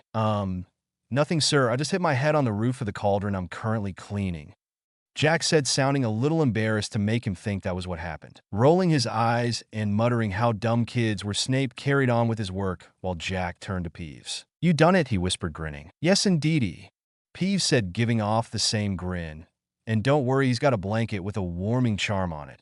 And he's in the middle of the lake, and the ice is as thick as the trunk on the Tree of Beginning. The Tree of Beginning is said to be the world's very first tree, meaning it was millions of years old. Oh, and they're a decoy dummy in his bed in case Big Nose goes to check on them.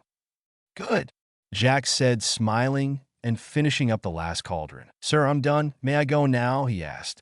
Snape came over to suspect the work. Very well, Frost, you may go, but come back tomorrow night, he said. Nodding, Jack left at a walk, trying to not to seem suspicious, but once he was out of the dungeons, he raced up to the Gryffindor common room and looked out the window where he saw a small lump on the ice in the middle of the lake. Grinning, he quietly went up the girls' stairs to get Ginny to show her. Oh, Ginny, Jack whispered, gently shaking her. Ginny. Moaning, Ginny woke up and was about to ask what he wanted when Jack put his finger to his mouth and told her to follow him. Quietly, Ginny got up and followed Jack down the stairs again and over to the window. The prank has been set, Jack said, smiling. In the morning, wake up early, and I'll take you to the room of requirement, and we can watch the outplay there. What about Fred and George? She asked, knowing they would like this. Will we show them too? Show us what? Fred's voice said behind them as they came in through the portrait hole with bags of sweets from some place called Honeydukes. With neither Jack nor Ginny really caring about this, they waved the twins over and told them the plan. Oh, well, then we must be up early for that, George said, smiling. Nodding and setting watches, everyone went up to bed. P2. Bright and early next morning, Jack, Ginny, Fred, and George woke up and headed for the room of requirement when they wished up cameras for the lake and for the Slytherin's second-year boy dormitory. Who you think will wake up first and realize what's going on? Jack asked, a box of popcorn in his hand as he looked from one screen to the other. I'd say Malfoy, Fred said, placing some sweets on a table. Well, then I say Snape and the other Slytherins, George said, putting his tribute into the betting pool. I think Hagrid will find Malfoy on the lake as he's coming to the school for breakfast, Ginny said, putting a couple of pumpkin pasties she just thought up. What about you, Jack? I think I'll go with, they will all go off at the same time, Jack said, placing actual money into the pot. Just then, an alarm clock for one of the other kids went off, and the boys started waking up. As the boys were stretching themselves out, Hagrid left his home and started to come towards the school. The twins were starting to worry. On the screen, pointing to the lake, Hagrid paused and looked at it, rubbing his head in confusion, while on the Slytherin's dormitory, Crabbe and Goyle were trying to wake up the dummy. Oh, maybe he's sick, Blaise Zabini said from his bed, drawing the curtains to get changed. But Draco never gets sick, Crabbe said, confused. Well, then go get Snape and tell him what's going on, Zabini said in a surprising I don't care voice. Nodding, Crabbe and Goyle left to get Snape. Over by the lake, Hagrid was calling out the boy who was sleeping in the middle of it. Grumpily, Malfoy woke up and started insulting Hagrid for being a loaf of a groundskeeper, when he paused and saw he was on the ice in the middle of the lake. How in Merlin did I get here? He asked, trying to get up but falling over again. Hagrid went back to his hut to go get some rope. Snape had come into the second year's dormitory and went over to Malfoy's bed, pulling back the sheets. What is this? He asked, looking round at the other boys. Where's Mr. Malfoy? In the room of requirement. Everyone was laughing as the events still play out. Well, I'd say Ginny won that betting pool, Jack said, getting up to bow to her to show he respected her. I thank you, Jack, she said, smiling as she collected everything. How long should we stay in here before we head down for breakfast? Give it a few more minutes, I say, George said, grinning. We need to get all that laughter out of our system so we don't become suspicious to everyone. Yeah, and I think we should head for the library and stay in there for a bit first, Fred added, stating they might need alibis as well. Around 10 to 15 minutes later, the screen showed that Hagrid had gotten Malfoy off of the lake and they were coming towards the castle, and that Snape was calling the Slytherin house else to start searching the castle for the boy. In the Great Hall, everyone split up and sat with their friends at the Gryffindor table for breakfast. After a moment, the doors opened, and in came Draco Malfoy, still in his pajamas and hugging the blanket around him, followed by Hagrid. Soon Snape came in as well and asked Malfoy where he was. By the way he said it and the way he was acting earlier, Jack started to think that maybe he was more than just a teacher to the boy. I found him on the ice in the middle of the lake, Professor, Hagrid explained after getting the potion master's attention. On the ice, you say? Snape asked coldly as he turned towards the Gryffindor table, burying his eyes into the back of Jack's head as he was eating some toast and marmalade. This wasn't the first time Jack had had someone try to read his mind, so he was prepared. How else was he to keep his pranking plans away from everyone?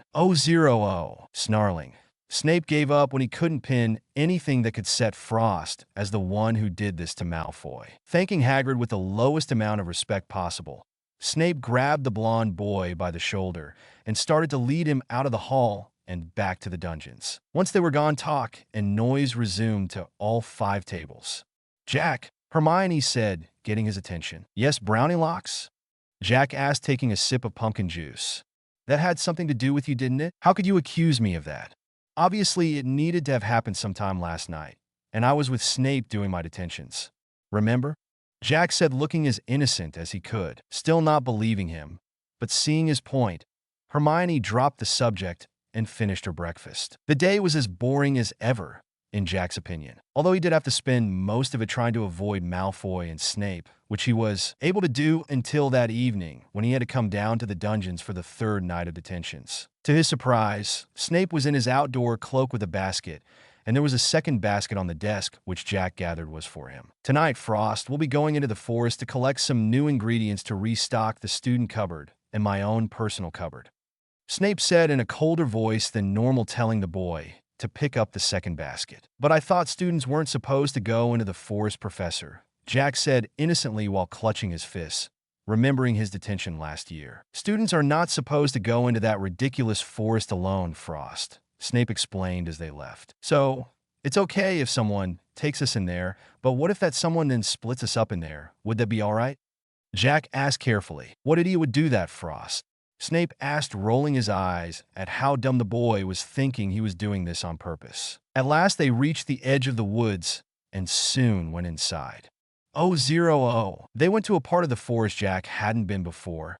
It looked more like a herb garden than it being part of the forest. You start collecting the do not forget me nots from over there, Frost, Snape said, pointing to a patch of flowers.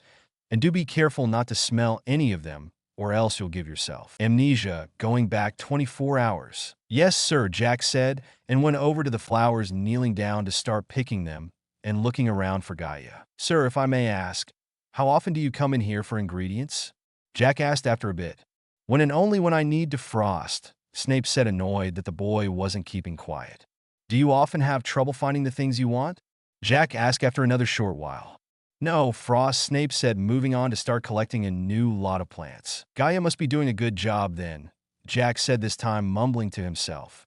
For the rest of the time they were in the forest, Jack stayed quiet. At last the teacher and the student headed back to the castle. The next few nights were just as boring and workful detentions, but during the days, Jack still tried to work out what this magic snake could be. At last the detentions were over, and seeing it was the weekend, Jack chose to stay in bed a little longer today. He was woken up by the sound of baby tooth squeaking and someone, by the sound of it, looking for something in the room. Yawning, Jack sat up and started to pull the curtains of his back.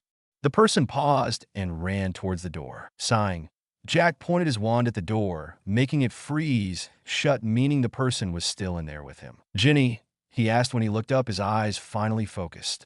What are you doing in here? And why were you going to Harry's trunk? Looking for some used tissues or something? And no, Ginny said, embarrassed, but didn't answer his other question. What's that you're holding behind your back? Jack asked, getting out of bed to come look.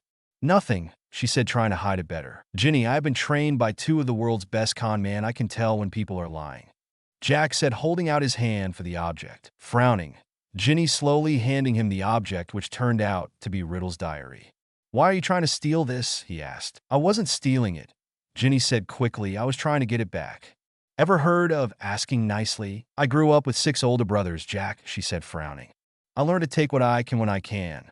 Besides, she added, like you said, you're only in trouble if you get caught. Well, I have caught you, Jack said, holding onto the book, but being the nice boy I am, I will let this go if you leave right now without this book and don't try to come for it again. Frowning, Ginny nodded and left as soon as she tidied up and Jack unfroze the door. Seeing he was up now, Jack decided to get dressed in his day wear and went downstairs to see the second years clumped together in the corner of the common room, each with a list of new subjects they could choose to have for next year. I wish we could drop potions, Harry's voice carried over as Jack came to join them. We can't, Ron said gloomily. We keep all our old subjects, or I'd have dropped defense against the dark arts. But that's really important, Hermione said, shocked that Ron could even think of such a thing. Not the way that bum-ass Kneasel in that classroom downstairs teaches it, Jack said, joining them after being handed his new class checklist by Percy. That what? They all said, confused. It's a pixie-ish word meaning the most dumbest, dummy, and useless being ever. It's meant to be a swear word because pixies are a proud race, so they don't like idiots. Jack explained, looking over the list. On the list was arithmancy, care of magical creatures, divination, Muggle studies, study of ancient runes. Not a lot of choices, is there? He asked. Well, there is no way I'm doing divination. Why not? Harry asked. That subject is a you have the skill needed to do it, or you don't subject, Jack said, leaving it at that. I think the only thing I want to do is magical creatures, he said, ticking that I know enough of ancient runes from my dragon friend. And I'm not up for arithmancy or Muggle studies. Well, you need to pick two, Percy said, coming over to help. Says who? Jack asked, holding the paper away from the oldest Weasley brother there. Because that's the rules. Percy said, I'm not sure if you know this, Percy, but I'm not really one for following rules. Jack said, leaving it at that and heading out to hand in the list to McGonagall. Chapter 31. The Attack in the Library. Chapter Summary. It's the day of the Gryffindor versus Hufflepuff match, and Jack has worked out what the creature is. Unfortunately, he's in the same place as it and gets caught. It had been a week since the Easter holidays, and the Gryffindor Quidditch team were back on the pitch practicing for their upcoming match against Hufflepuff. Oliver Wood was insisting on team practices every night after dinner, but Jack and the team beat him down to every other night instead. Still, even with that, Jack and Harry agreed there wasn't much time to do anything that wasn't Quidditch or homework. I wish Oliver would lighten up with these practices, Jack said as they went up to the dormitories to put their brooms away. I was supposed to be going on a walk about the school with Elisa tonight, but no. He wanted one more extra practice before tomorrow's match. At least they've been getting drier than they were before, Harry said, yawning a little, but paused when they opened the door to their room and saw all of both their things were all over the place. And Neville was in the middle of the room, looking frantic. Guys, I don't know who did it. I just found it like this, he said, looking at his friends. Together, Jack and Harry went about sorting their things out and checking everything was there. As they, with the help of Neville, remade their beds, Dean, Seamus, and Ron came in. Wow, what happened, you guys? No idea, Harry said, but Jack stayed silent, having a good idea what happened. He just didn't want to say it in front of everyone. Ron, meanwhile, was looking at Harry's robes and seeing all the pockets were pulled out. Whoever it was seems to have been looking for something. He said, anything missing? After a few minutes, Jack said he had everything accounted for. Harry, on the other hand, stated in a whisper, Riddle's diary is gone. What? Ron said, not believing it. Hearing this, Jack quickly ran down to the common room and looked around for anyone acting suspicious, or rather a certain someone, but he couldn't see her in here. Seeing Fred and George, on the other hand, he went to ask them some questions while Harry and Ron talked to Hermione. Hey guys, do you know where Ginny is? He asked. Nope, they said together. Why?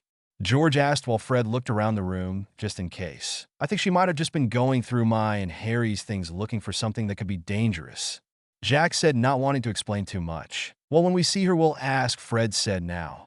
What plans do we have for our birthday this year? He asked. Rolling his eyes, Jack handed a list over. I have a few ideas, and have already asked April for the things that are needed, he said as the twins smiled as they read the list. As they were, Jack saw Harry and Ron talking to Hermione. The next day, everyone woke up to a bright sunny day and a cool breeze. Perfect Quidditch conditions, Wood said enthusiastically at the Gryffindor table at breakfast, loading his team's plates with food while forgetting to give himself anything.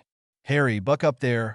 You need a decent breakfast. You need to eat something too, Oliver. Elisa, who was there with Luna, sitting with Jack to give him good luck.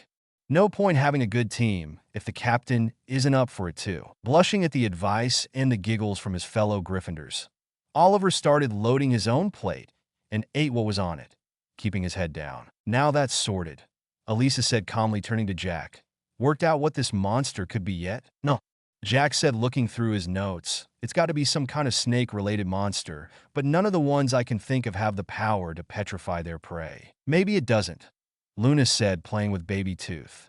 Maybe they just get like that because something else happens or something gets in the way. Considering this, Jack got up, saying he'll meet everyone on the Quidditch pitch. A few minutes after he left, Tooth, Aster, North, and Sandy came in and over to Harry and his friends, who were arguing on whether they should tell someone about the stolen diary. Hey kids, seen Jack?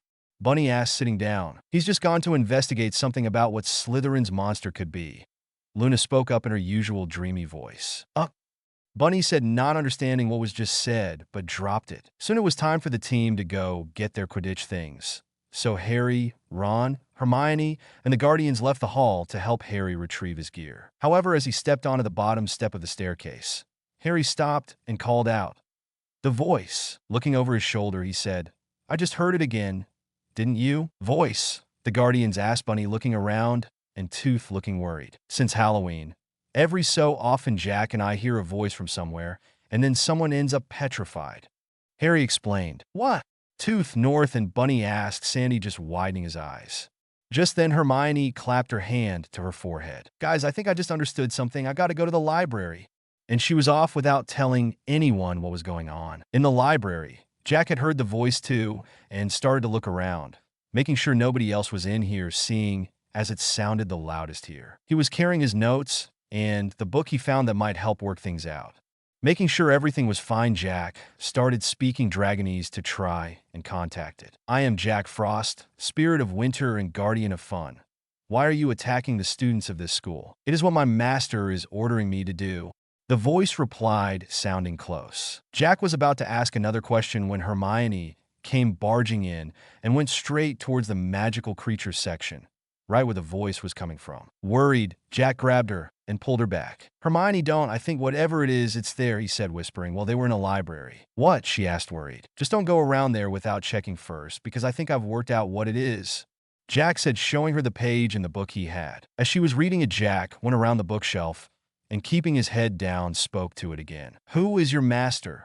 Great king of serpents?" The creature moved to cover Jack with its shadow. "My master is the descendant of my true master," the giant snake replied, not giving away any information. Jack cursed in his head, forgetting how much these giant magical creatures liked to speak in riddles. Really not wanting to play 20 questions with this thing, Jack was about to try and ask if the creature would just go back to the Chamber of Secrets when he heard two surprised gasps behind him. Quickly, he span around and saw a mirror and the bright, big yellow eyes reflected in it. Chapter 32, The New Rules. Chapter Summary. After the attack in the library, new rules are made for the safety of the students and the staff. Over at the Quidditch pitch, everyone was getting worried about the fact the game hadn't started yet. "Wonder what's taking so long?"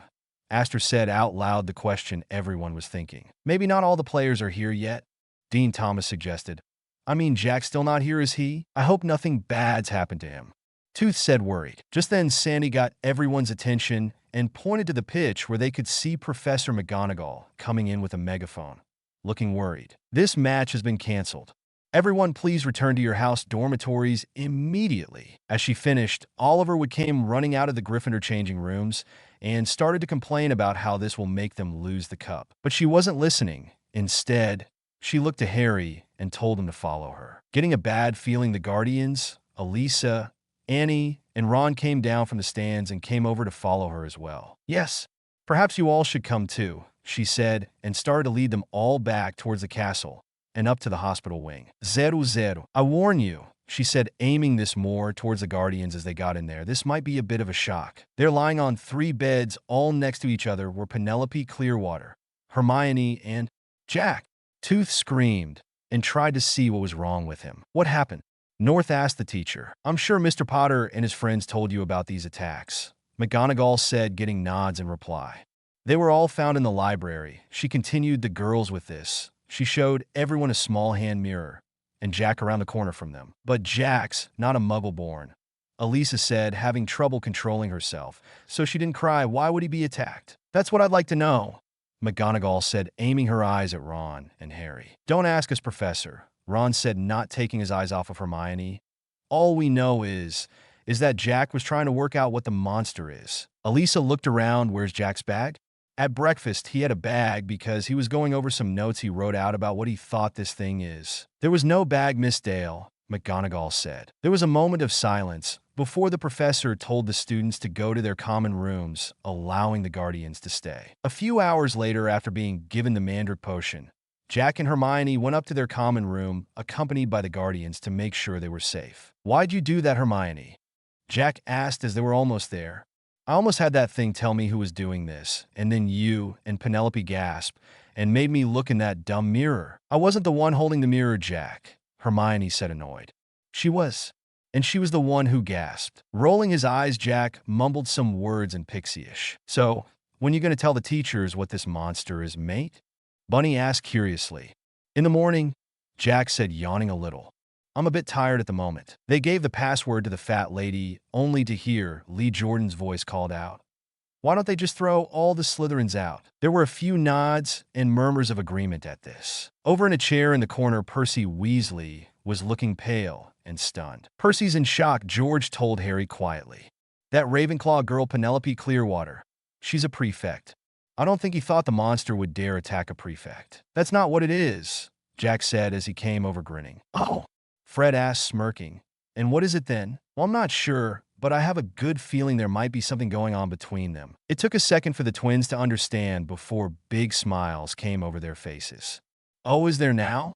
Fred asked cunningly. Jack was about to tell them not to tease their brother when Annie came running over and hugged him so hard he almost turned blue. Jack, oh, thank goodness you're all better. Elise is going to be so happy. Oh, but Jack, why do you have to go get attacked? Because of that happening, the teachers just came up with all these new rules, and they won't let us out of our common rooms after 6 o'clock or do anything on our own, or do any more evening activities, or any choking, not breathing. Jack managed to get out before she let go of him, George catching him before he hit the floor. Now, Jack said calmly once he got his breath back. Calmly, what are these new rules? Basically what she said, Harry said, sighing. No going out after 6. We need to be shepherded everywhere by a teacher now. No more Quidditch until further notice, and no more evening activities. And McGonagall said if these attacks don't stop, the school will be closed. But I had a not-date with Elisa next week. Jack said, mad. How are we meant to do that now? I think you're missing the bigger problem here, Jack. Bunny said, who was still there with North, Tooth, and Sandy. This school doesn't teach me anything I don't know already anyway. Besides, Jack said, waving it off, this is far more important. Well, what about the rest of us? Hermione said, looking annoyed at this boy. Where are we meant to go and learn magic if the school is closed? We can't go home because at least 75% of students are Muggle-borns. A sigh from Harry made Tooth look over to him. Something wrong, honey? It's just, this place seems more like home to me than the Dursleys ever did. And with it being closed, that means I'll have to go back to them permanently. Harry explained there was this kid from 50 years ago who was basically in the same place I am now, and to stop the school from closing, he turned in Hagrid. Do you think they suspect Hagrid now then? Ron asked. I don't know, but we need to go talk to him, just to be sure. Harry said in a thinking voice. I can't believe it's him this time, but if he did do it last time, he'll know how to get into the Chamber of Secrets, and that's a start. But the new rules say we're not meant to leave our dormitories except for class, Annie said, looking upset. We'll find a way to do it, Jack said, smiling, trying to make her happy again. Just don't do anything that puts you in any more danger, okay, mate?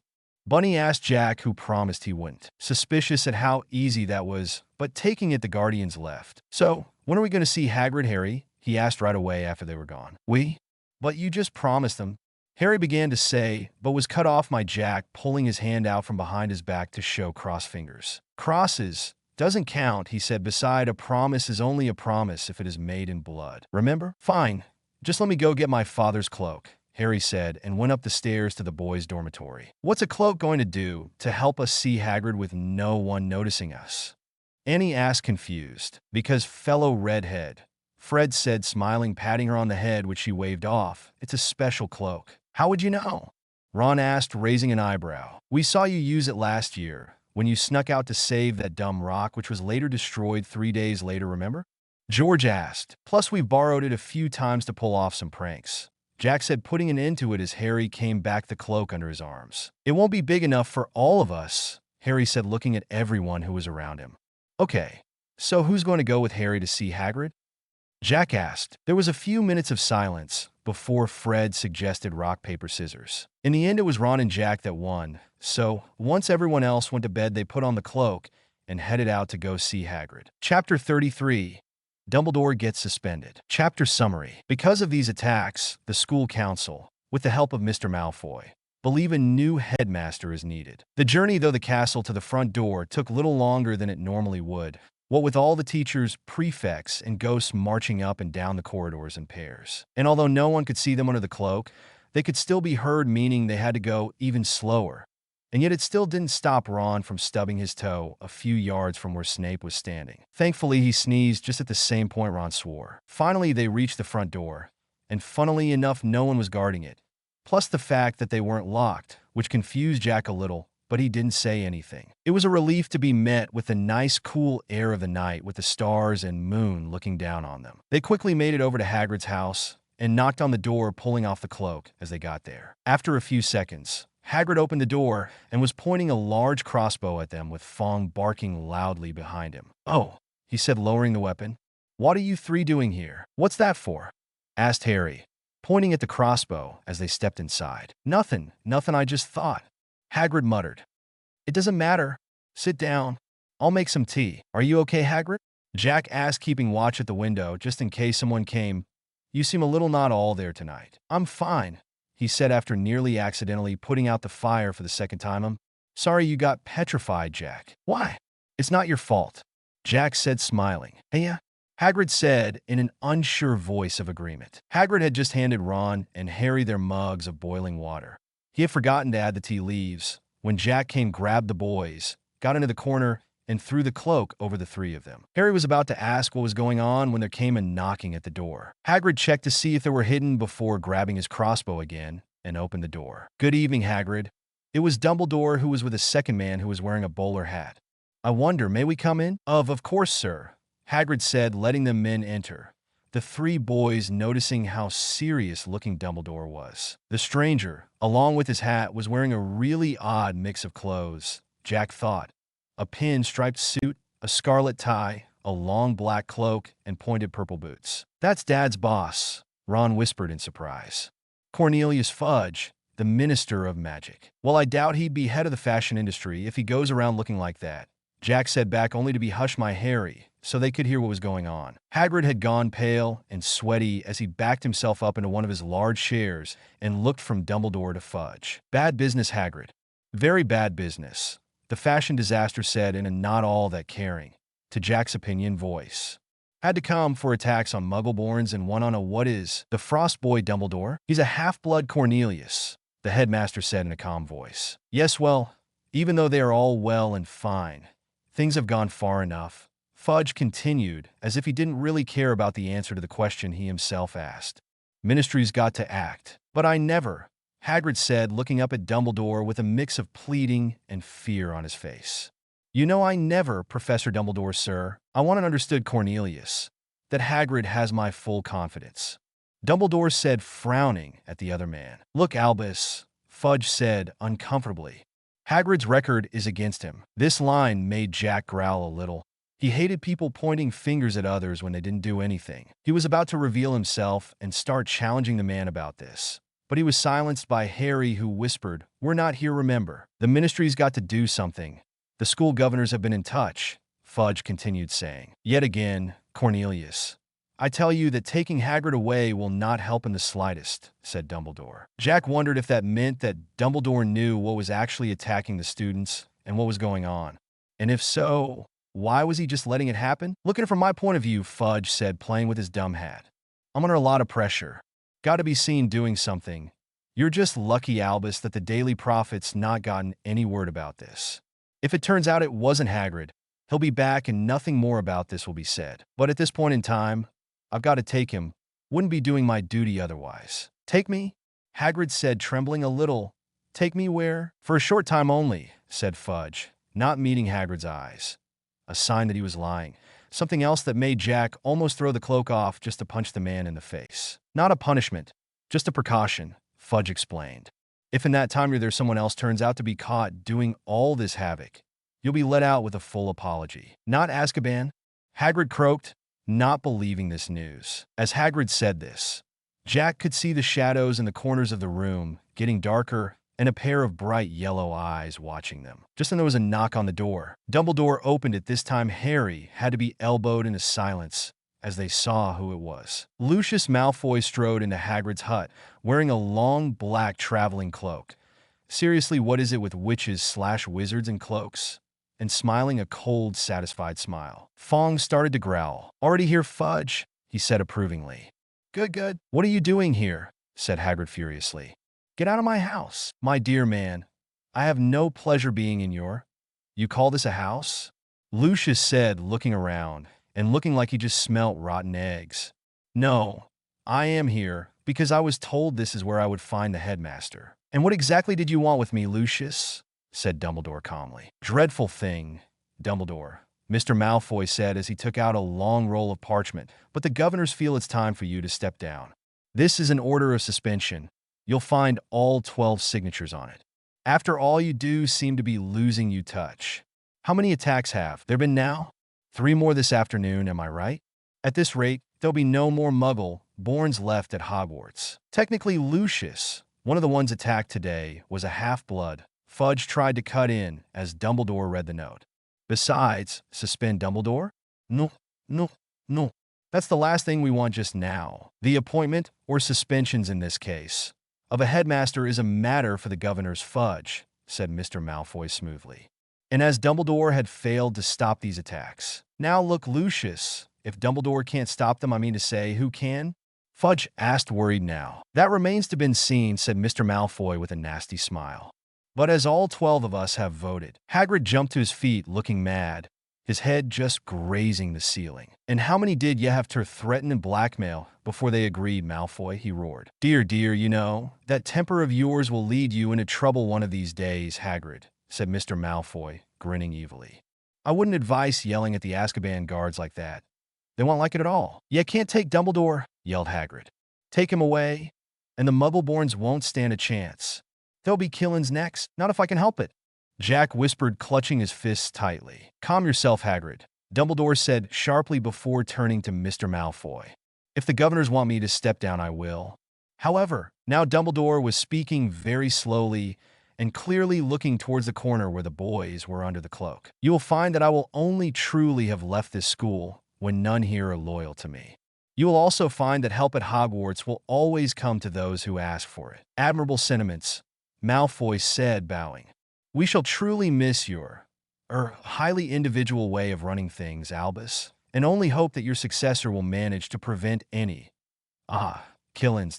He strode to the cabin door, opened it, and bowed Dumbledore out. Fudge was fiddling with his hat again, clearly waiting for Hagrid to go before him. But Hagrid stood his ground and said carefully, well, if anyone wants to find out some stuff, then all they need to do would be to follow the spiders. That'd lead them right. Fudge looked at him in confusion and looked around, not sure who Hagrid was talking to. Okay, I'm coming, Hagrid said, putting on his moleskin overcoat, and followed Fudge out when he called back. When someone will need to feed Fawn while I'm away. The door banged shut, and Ron pulled the cloak off the three of them. Hagrid's right. With Dumbledore gone, there'd be an attack a day. Ron said, they might as well close the school tonight. I doubt that, Jack said, petting Fawn to calm him down as he was scratching at the door, whining. After a few minutes to make sure the four men had gone, Jack, Harry, and Ron put the cloak back on and went back to their common room to find the others had gone to bed. You coming, Jack? Ron asked as he and Harry were going up the stairs, leaving Jack behind. No, I think I'll spend a night down here, Jack said, being welcomed back by a slightly sleepy baby tooth. Suit yourself, the redhead said, and went up. Once they were gone, Jack turned to look at the darkest corner of the room and saw Pitch come out of the shadows. You better treat Hagrid right, Jack said after a bit of silence. I have high reasons to believe he has nothing to do with this Chamber of Secrets nonsense. I'll see what I can do, Pitch said. But Dementors were among the first things I made when I became the bogeyman, so they're hard to control. Plus, he has to show some signs of being affected, or else those idiots at the Ministry will think something's wrong. Fine, Jack said, give him the least amount of pain you can give him. Nodding, Pitch left, and Jack climbed into the big armchair by the now almost completely out fire, baby curling up and falling back to sleep in his hair. Chapter 34. Just follow the spiders. Chapter summary. Another 2 chapters smushed together. P1 for the next few days after Hagrid and Dumbledore left. The hunt has been on for spiders. P2 using Dumbledore's advice on asking for help. Jack asked 4 past mischief makers how to sneak out of a high-security eyes school. Chapter notes. See the end of the chapter for notes. P1. Summer was coming to the castle grounds, clearing up the sky and making all the flowers bloom. But without Hagrid tending to them, it just didn't seem right. Although the inside of the castle wasn't much better either, with everyone either now scared or depressed. Jack tried to get everyone happy again, but none of his plans worked. First, he tried to make it snow in the Great Hall and set off a snowball fight, but the weather outside was messing with his powers, which were dimmed down already while he was disguised as a human. Also, the teachers reminded everyone they had lessons to go to. Next, he tried pranking Lockhart again, which a lot of people, mainly Gryffindors, appreciated, what with him going around all proud and being a much bigger idiot than before. Saying things like, I knew it was Hagrid all along, it was only a matter of time before he was caught. But the only thing he could think of was ripping all of the man's clothes to pieces and placing a non-reparable charm on them. and he did not want to see this idiot in nothing but his underwear. The third thing he tried was set up a prank trap down one of the main corridors. He was about to start too, but he heard a cat meowing and saw it was Mrs. Norris. Plus, he didn't really have much left in his pranking kit, seeing he and the twins used them to target everyone on April Fool's Day, like they did last year. At the moment, Jack was in the room of requirement looking for his notes on what he thinks Slytherin's monster might be. So far, he found an old wardrobe, a bunch of out-of-date broomsticks, some dueling dummies, and a load of old-timey books. He was just passing a fake head with a fancy-looking tiara on it when he heard hissing. Confused, he looked around and saw it, thinking it looked familiar. Slowly, Jack moved closer and reached out for it. He was about to pick it up when Baby Tooth called out to him, saying she thinks she found the bag. Oh, good for you, baby, Jack said, putting a large box face down over the tiara, not liking the power it was giving off, and went over to the mini fairy. Oh. Okay, let's see, Jack said as the two of them left the room and looked at his notes. All the old theories are still here. But where's the one I had the other day? Something wrong, Jackie, old boy? Peeve's voice asked from over his shoulder. I'm missing my notes on basilisks, Jack said, not at all shaken by the mini poltergeist popping up out of nowhere and landing on his shoulder. I think that's what's been going round, attacking everyone. Well, I may know a little bit about what happened to them, Peeve said, grinning. Oh yeah, Jack said, raising an eyebrow. Yeah, I saw a little red-haired girl with your stuff going in there, Peeve said, pointing to the wall that was the doorway to the room of requirement. And then come back out with it. A little red-haired girl? Jack asked, thinking, what house was she in? No idea. Well, there can't be that many little red-haired girls in this school, can there? Jack asked, his mind already picking out two, but he really hopped it was wrong. By the way, Jackie, ain't you supposed to be a sheep right now and stick with your class? Peeves asked. I'm supposed to, but you know how I am with rules, Jack said, grinning. Besides, it's history of magic at the moment.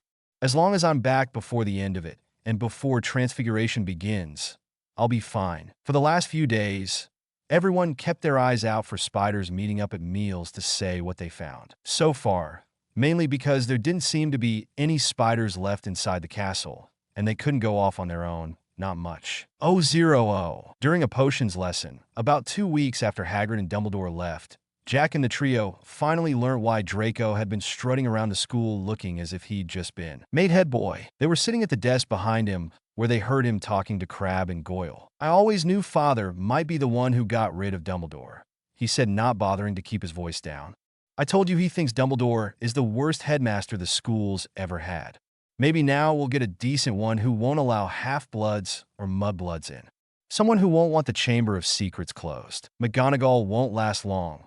She's only filling in. Jack was glaring at the back of the blonde boy's head, wishing he could set all that greasy hair on fire. At that point, Snape came by, not bothering to tell Draco off for his disrespectful words.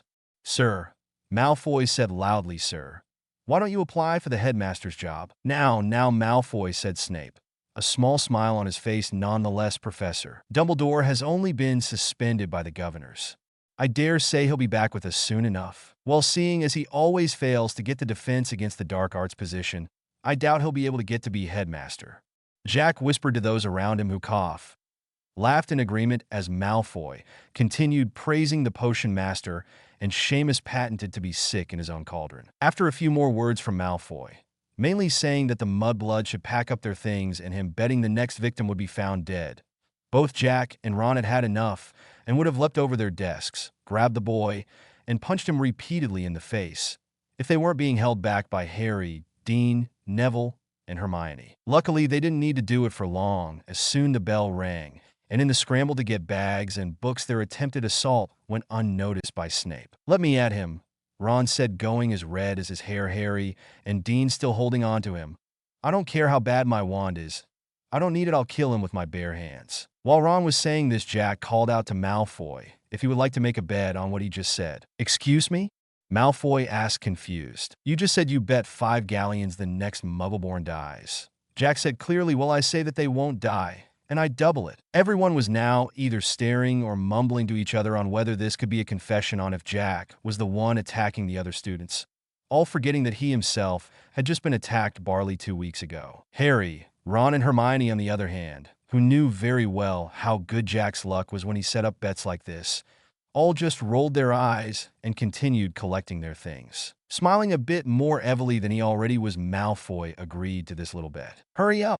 Snape called over the heads of the students, either not caring or not having heard what was just said across the room, glaring mainly at the Gryffindors as he said the next part. I have to take you all to herbology. And with that, they all went in a 2-by-2 line through the castle and out into the grounds. Once they were out of the castle, Snape left them to continue the rest of the journey themselves. As they did, Harry, Ron, and Hermione were all giving looks to Jack about what he just did. What? He asked. He set it up, and besides, wouldn't it be great and shut him up for a bit when I win? Wait, when you win? Ron said, confused. Don't you mean if? Nope. When, because I know what the monster is and I know how it kills/petrifies its victims, so all I need to do is tell everyone else how to avoid it and there wouldn't be any more deaths. Plus, hopefully there won't be any more attacks anyway. And seeing as that part wasn't mentioned, if by the end of the year no one else is attacked, I win by the fact that everyone has stayed alive. Win-win. At last they reached the greenhouses. Professor Sprout was having them prune the Abyssinian shrivel figs today. Jack and Harry were taking their clippings over to the compost heap when they met Ernie Macmillan. Ernie took a deep breath and said, I just want to say, I'm sorry for ever suspecting you, Harry. I know you would never harm Hermione Granger or Jack Frost, and I apologize for everything I said, but I realize now that you would have never starting attacking people in the first place. Took you long enough. Jack said in a that was obvious from the start voice as he dumped his clipping onto the pile and headed back to where he was working, not even waiting for Harry. After a few minutes, Harry, Ernie, and Hannah came back to all work on the same shrivel fig as Ron and Hermione. Jack was with Neville, Dean, and Seamus a few pots down, but you could still hear them talking, mostly Ernie, trying to get them to maybe think Draco Malfoy was the heir instead. Rolling his eyes, Jack carried on with his work, only looking up when he heard Ron cry out, Ouch! Harry was pointing this head over to the window, where Ron was now looking too. About a dozen large spiders were all scurrying across the earth. Keeping his eyes on them as Harry, Ron, and Hermione started talking in whispers, Jack saw they seemed to be heading off towards the Forbidden Forest. That's not good, Jack said, finally turning back to his plant when Neville asked what was wrong. I think sooner or later the Golden Trio are going to go on an expedition, alone, into the forest. And they might meet a horde of 8-legged freaks in there. Hearing the name of the old horror movie, Seamus looked out the window where the spiders were going. Well, then you need to stop them, don't you, Jack, he said. Jack stared at Seamus, blinking in surprise. Have you met them, Seamus? He asked, gesturing to them with his hand. There is no way they're going to not go in there, except if they're tied down to their beds and or are in the hospital wing, all having broken legs. Those around him who could hear snorted and snickered at this, agreeing with him. Besides, Jack continued, lowering his voice a little, if we want to get Hagrid back, then apparently we need to go to meet them. Well, what good would that do? Dean asked, confused. No idea, but Hagrid left a hint to follow them to get information about this chamber of secret stuff? Jack said, sighing as he tried to think of a nice way to not get the trio to go in there. But wouldn't Gaia be in there too? Neville asked in a whisper, remembering her from last year. Couldn't she help protect them? She only protects the forest. Jack said she can control it to possibly try and keep them away from the spiders, but I don't think that would help. The only one all spiders talk to is Black Widow, and she's not really a come to ask for help at the last second person. And seeing how determined they look, here he looked to the others, I say they're going to go in there either tonight or tomorrow. 0-0. At the end of the lesson, Professor Sprout escorted the class to their defense against the dark arts lesson. Harry, Ron, Hermione, and Jack at the back staying close but out of earshot as Harry told Jack about the spiders. We'll have to use the invisibility cloak again, Harry said. We can take Fong, he's used to going in a forest with Hagrid. Fong's a wimp, remember, Jack said in a slightly uncaring way. Isn't there supposed to be werewolves in the forest? Ron asked, worried. Werewolves only come out on the full moon, Ronald? Jack said, rolling his eyes as they took their usual seats at the back of Lockhart's classroom. Besides, there are good things in there, too, Harry said, the centaurs and the unicorns. Like we'll be seeing any of them where those spiders are heading. Jack said, getting out some earplugs, paper, and his pencil to start doodling like he normally does. He was about to put the earplugs in when Lockhart came in looking more of a prideful, idiotic git than he normally was. Thinking the reason for this should heard, Jack turned his attention to him. Come now, Lockhart cried, seeing all the frowns he was having. Why all these long faces? Oh, I don't know, Jack said, standing up so he was seen. Maybe because our good friend Hagrid was wrongly imprisoned and taken to Azkaban. But Mr. Frost, Lockhart said, speaking slowly as though speaking to a 5-year-old. Don't you realize? The danger has passed. Says who? Jack and Dean say together, Jack gripping his wand a bit tighter. My dear young man, I highly doubt the Minister of Magic wouldn't have taken Hagrid unless he was 100% sure that he was guilty. Oh yes, he would, Jack said, getting mad now. He hated it when people were punished for doing nothing wrong, because that fudge is as bright as an oil lamp from the 1700s. The whole room was silent, blinking in surprise at what Jack just said. I flatter myself in that I know a touch more about Hagrid's arrest than you do, Mr. Frost, Lockhart said, smiling that dumb smile of his. Ron and Jack were both about to confront him on this, when Harry elbowed Jack and kicked Ron, hissing, We weren't there, remember? After a few more, I always knew it was Hagrid hints, and blowing his head up more than it already was. Jack rolled his eyes and plugged his ears, really wishing he had his full powers, so he could freeze this idiot where he stands with forever ice.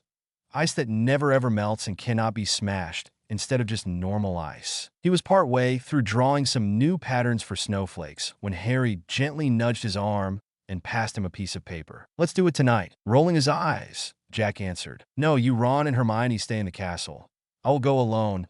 I believe I will have a better chance surviving whatever might be in the forest. I promise I will tell you everything when I come out. It was only by the fact that Ron didn't really want to go in there in the first place, and Harry, knowing how good Jack was at getting out of tricky situations, that the boys, after some silent debating, nodded, agreeing to this. With this, Jack started to plan how he might get out of this one. Well, first he thought, I will possibly need a way to escape.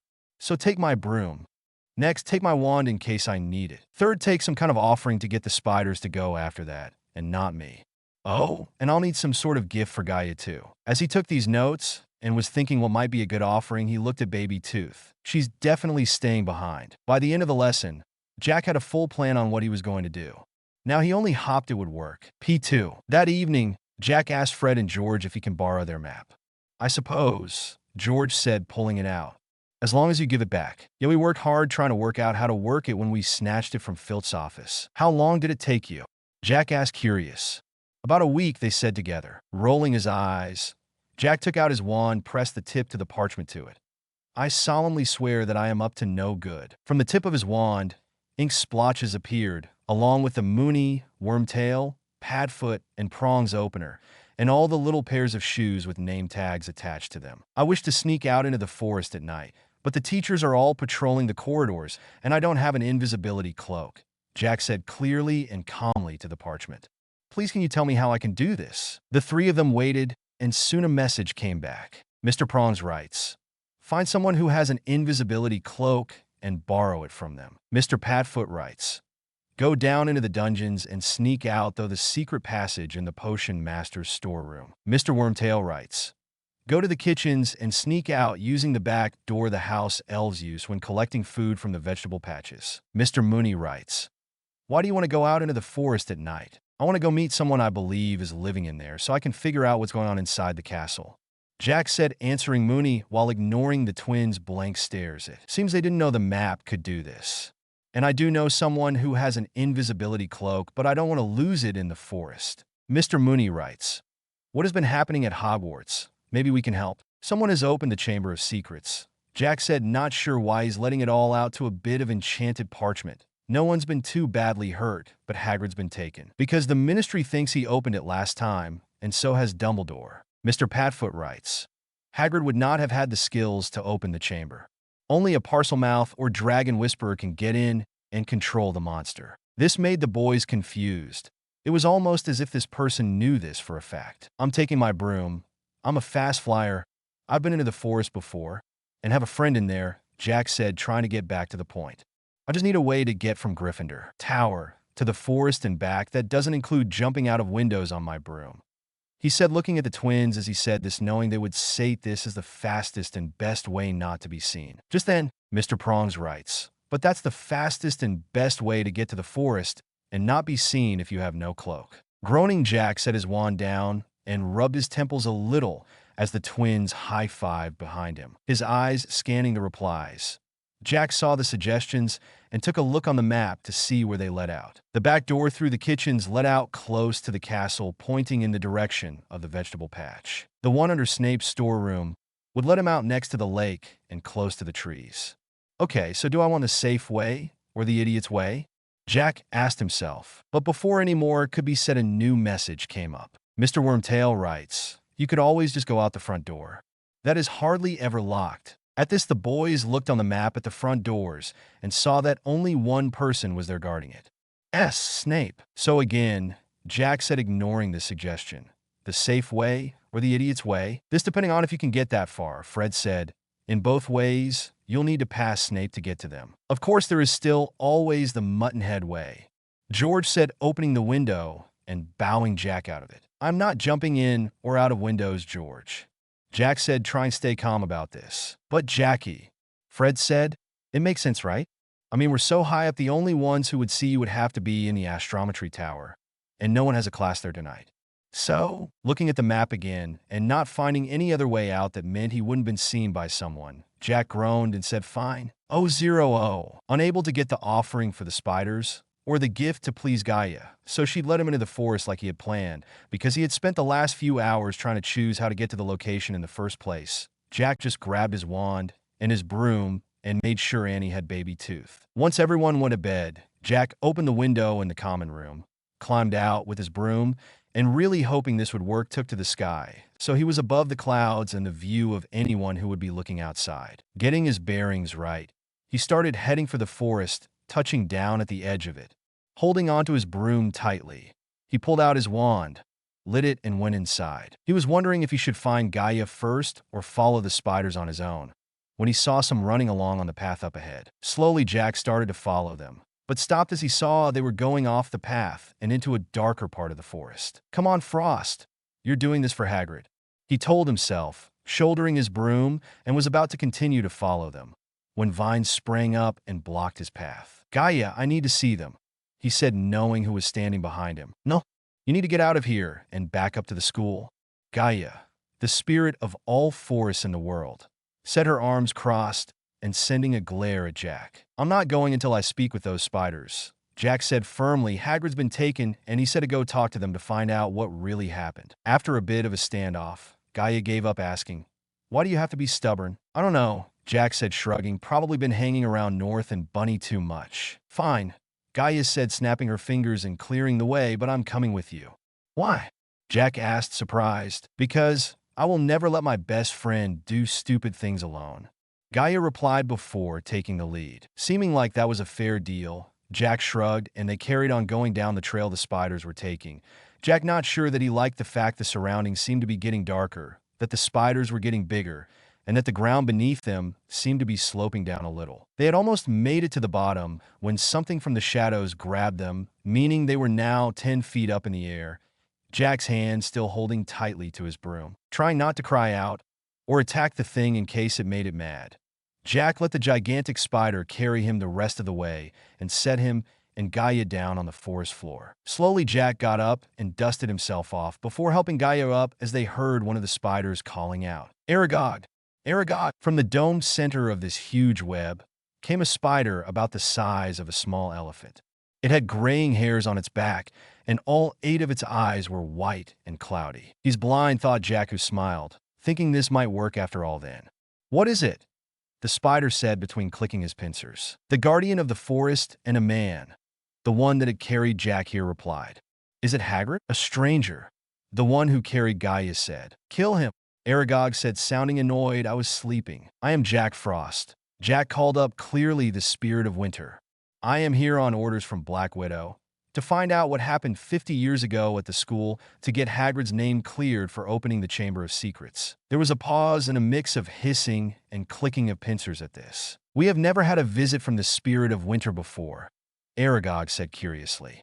Why has Black Widow sent you and not come to find the information out herself? She was busy trying to catch a black cat and ladybird in her web asterisk, Jack said, trying not to sound as if he was making fun of their goddess as he answered. All I will say, spirit of winter, is that the monster is a creature we spiders fear above all others.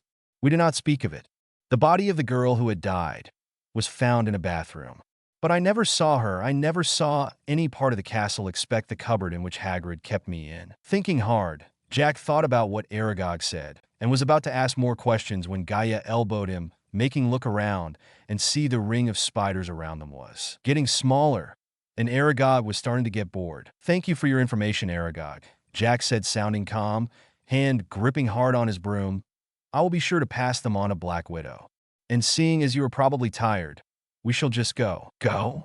I think not, Spirit of Winter," Aragog said. "It only takes one person to deliver a message, and while my sons and daughters do not harm Hagrid on my account, I surely cannot deny them fresh meat when it wanders so willingly into our midst." The spiders were ganging up on Jack, ignoring Gaia, since she was the guardian of the forest in which they had made their home. "Goodbye, Spirit of Winter." Spinning around, Jack looked at all the giant spiders.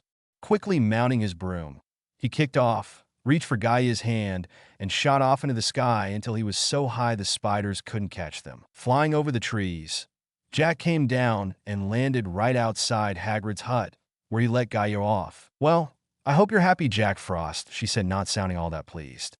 "I hope you almost dying by a horde of acromantulas was worth it." "It was as a matter of fact," Jack said in a slow, "I'm thinking about something" voice. He said the girl from before was found in a bathroom. "There's only one girl ghost here that could fit that description, but I need to be sure." "Just don't get yourself killed, you idiot," Gaia said, and went back into the forest. Rolling his eyes, Jack headed back to Gryffindor Tower, returning through the window. 000. In the common room, he was surprised to see Fred, George, Ron, Harry, Hermione, Baby Tooth, and even Annie were still up waiting for him.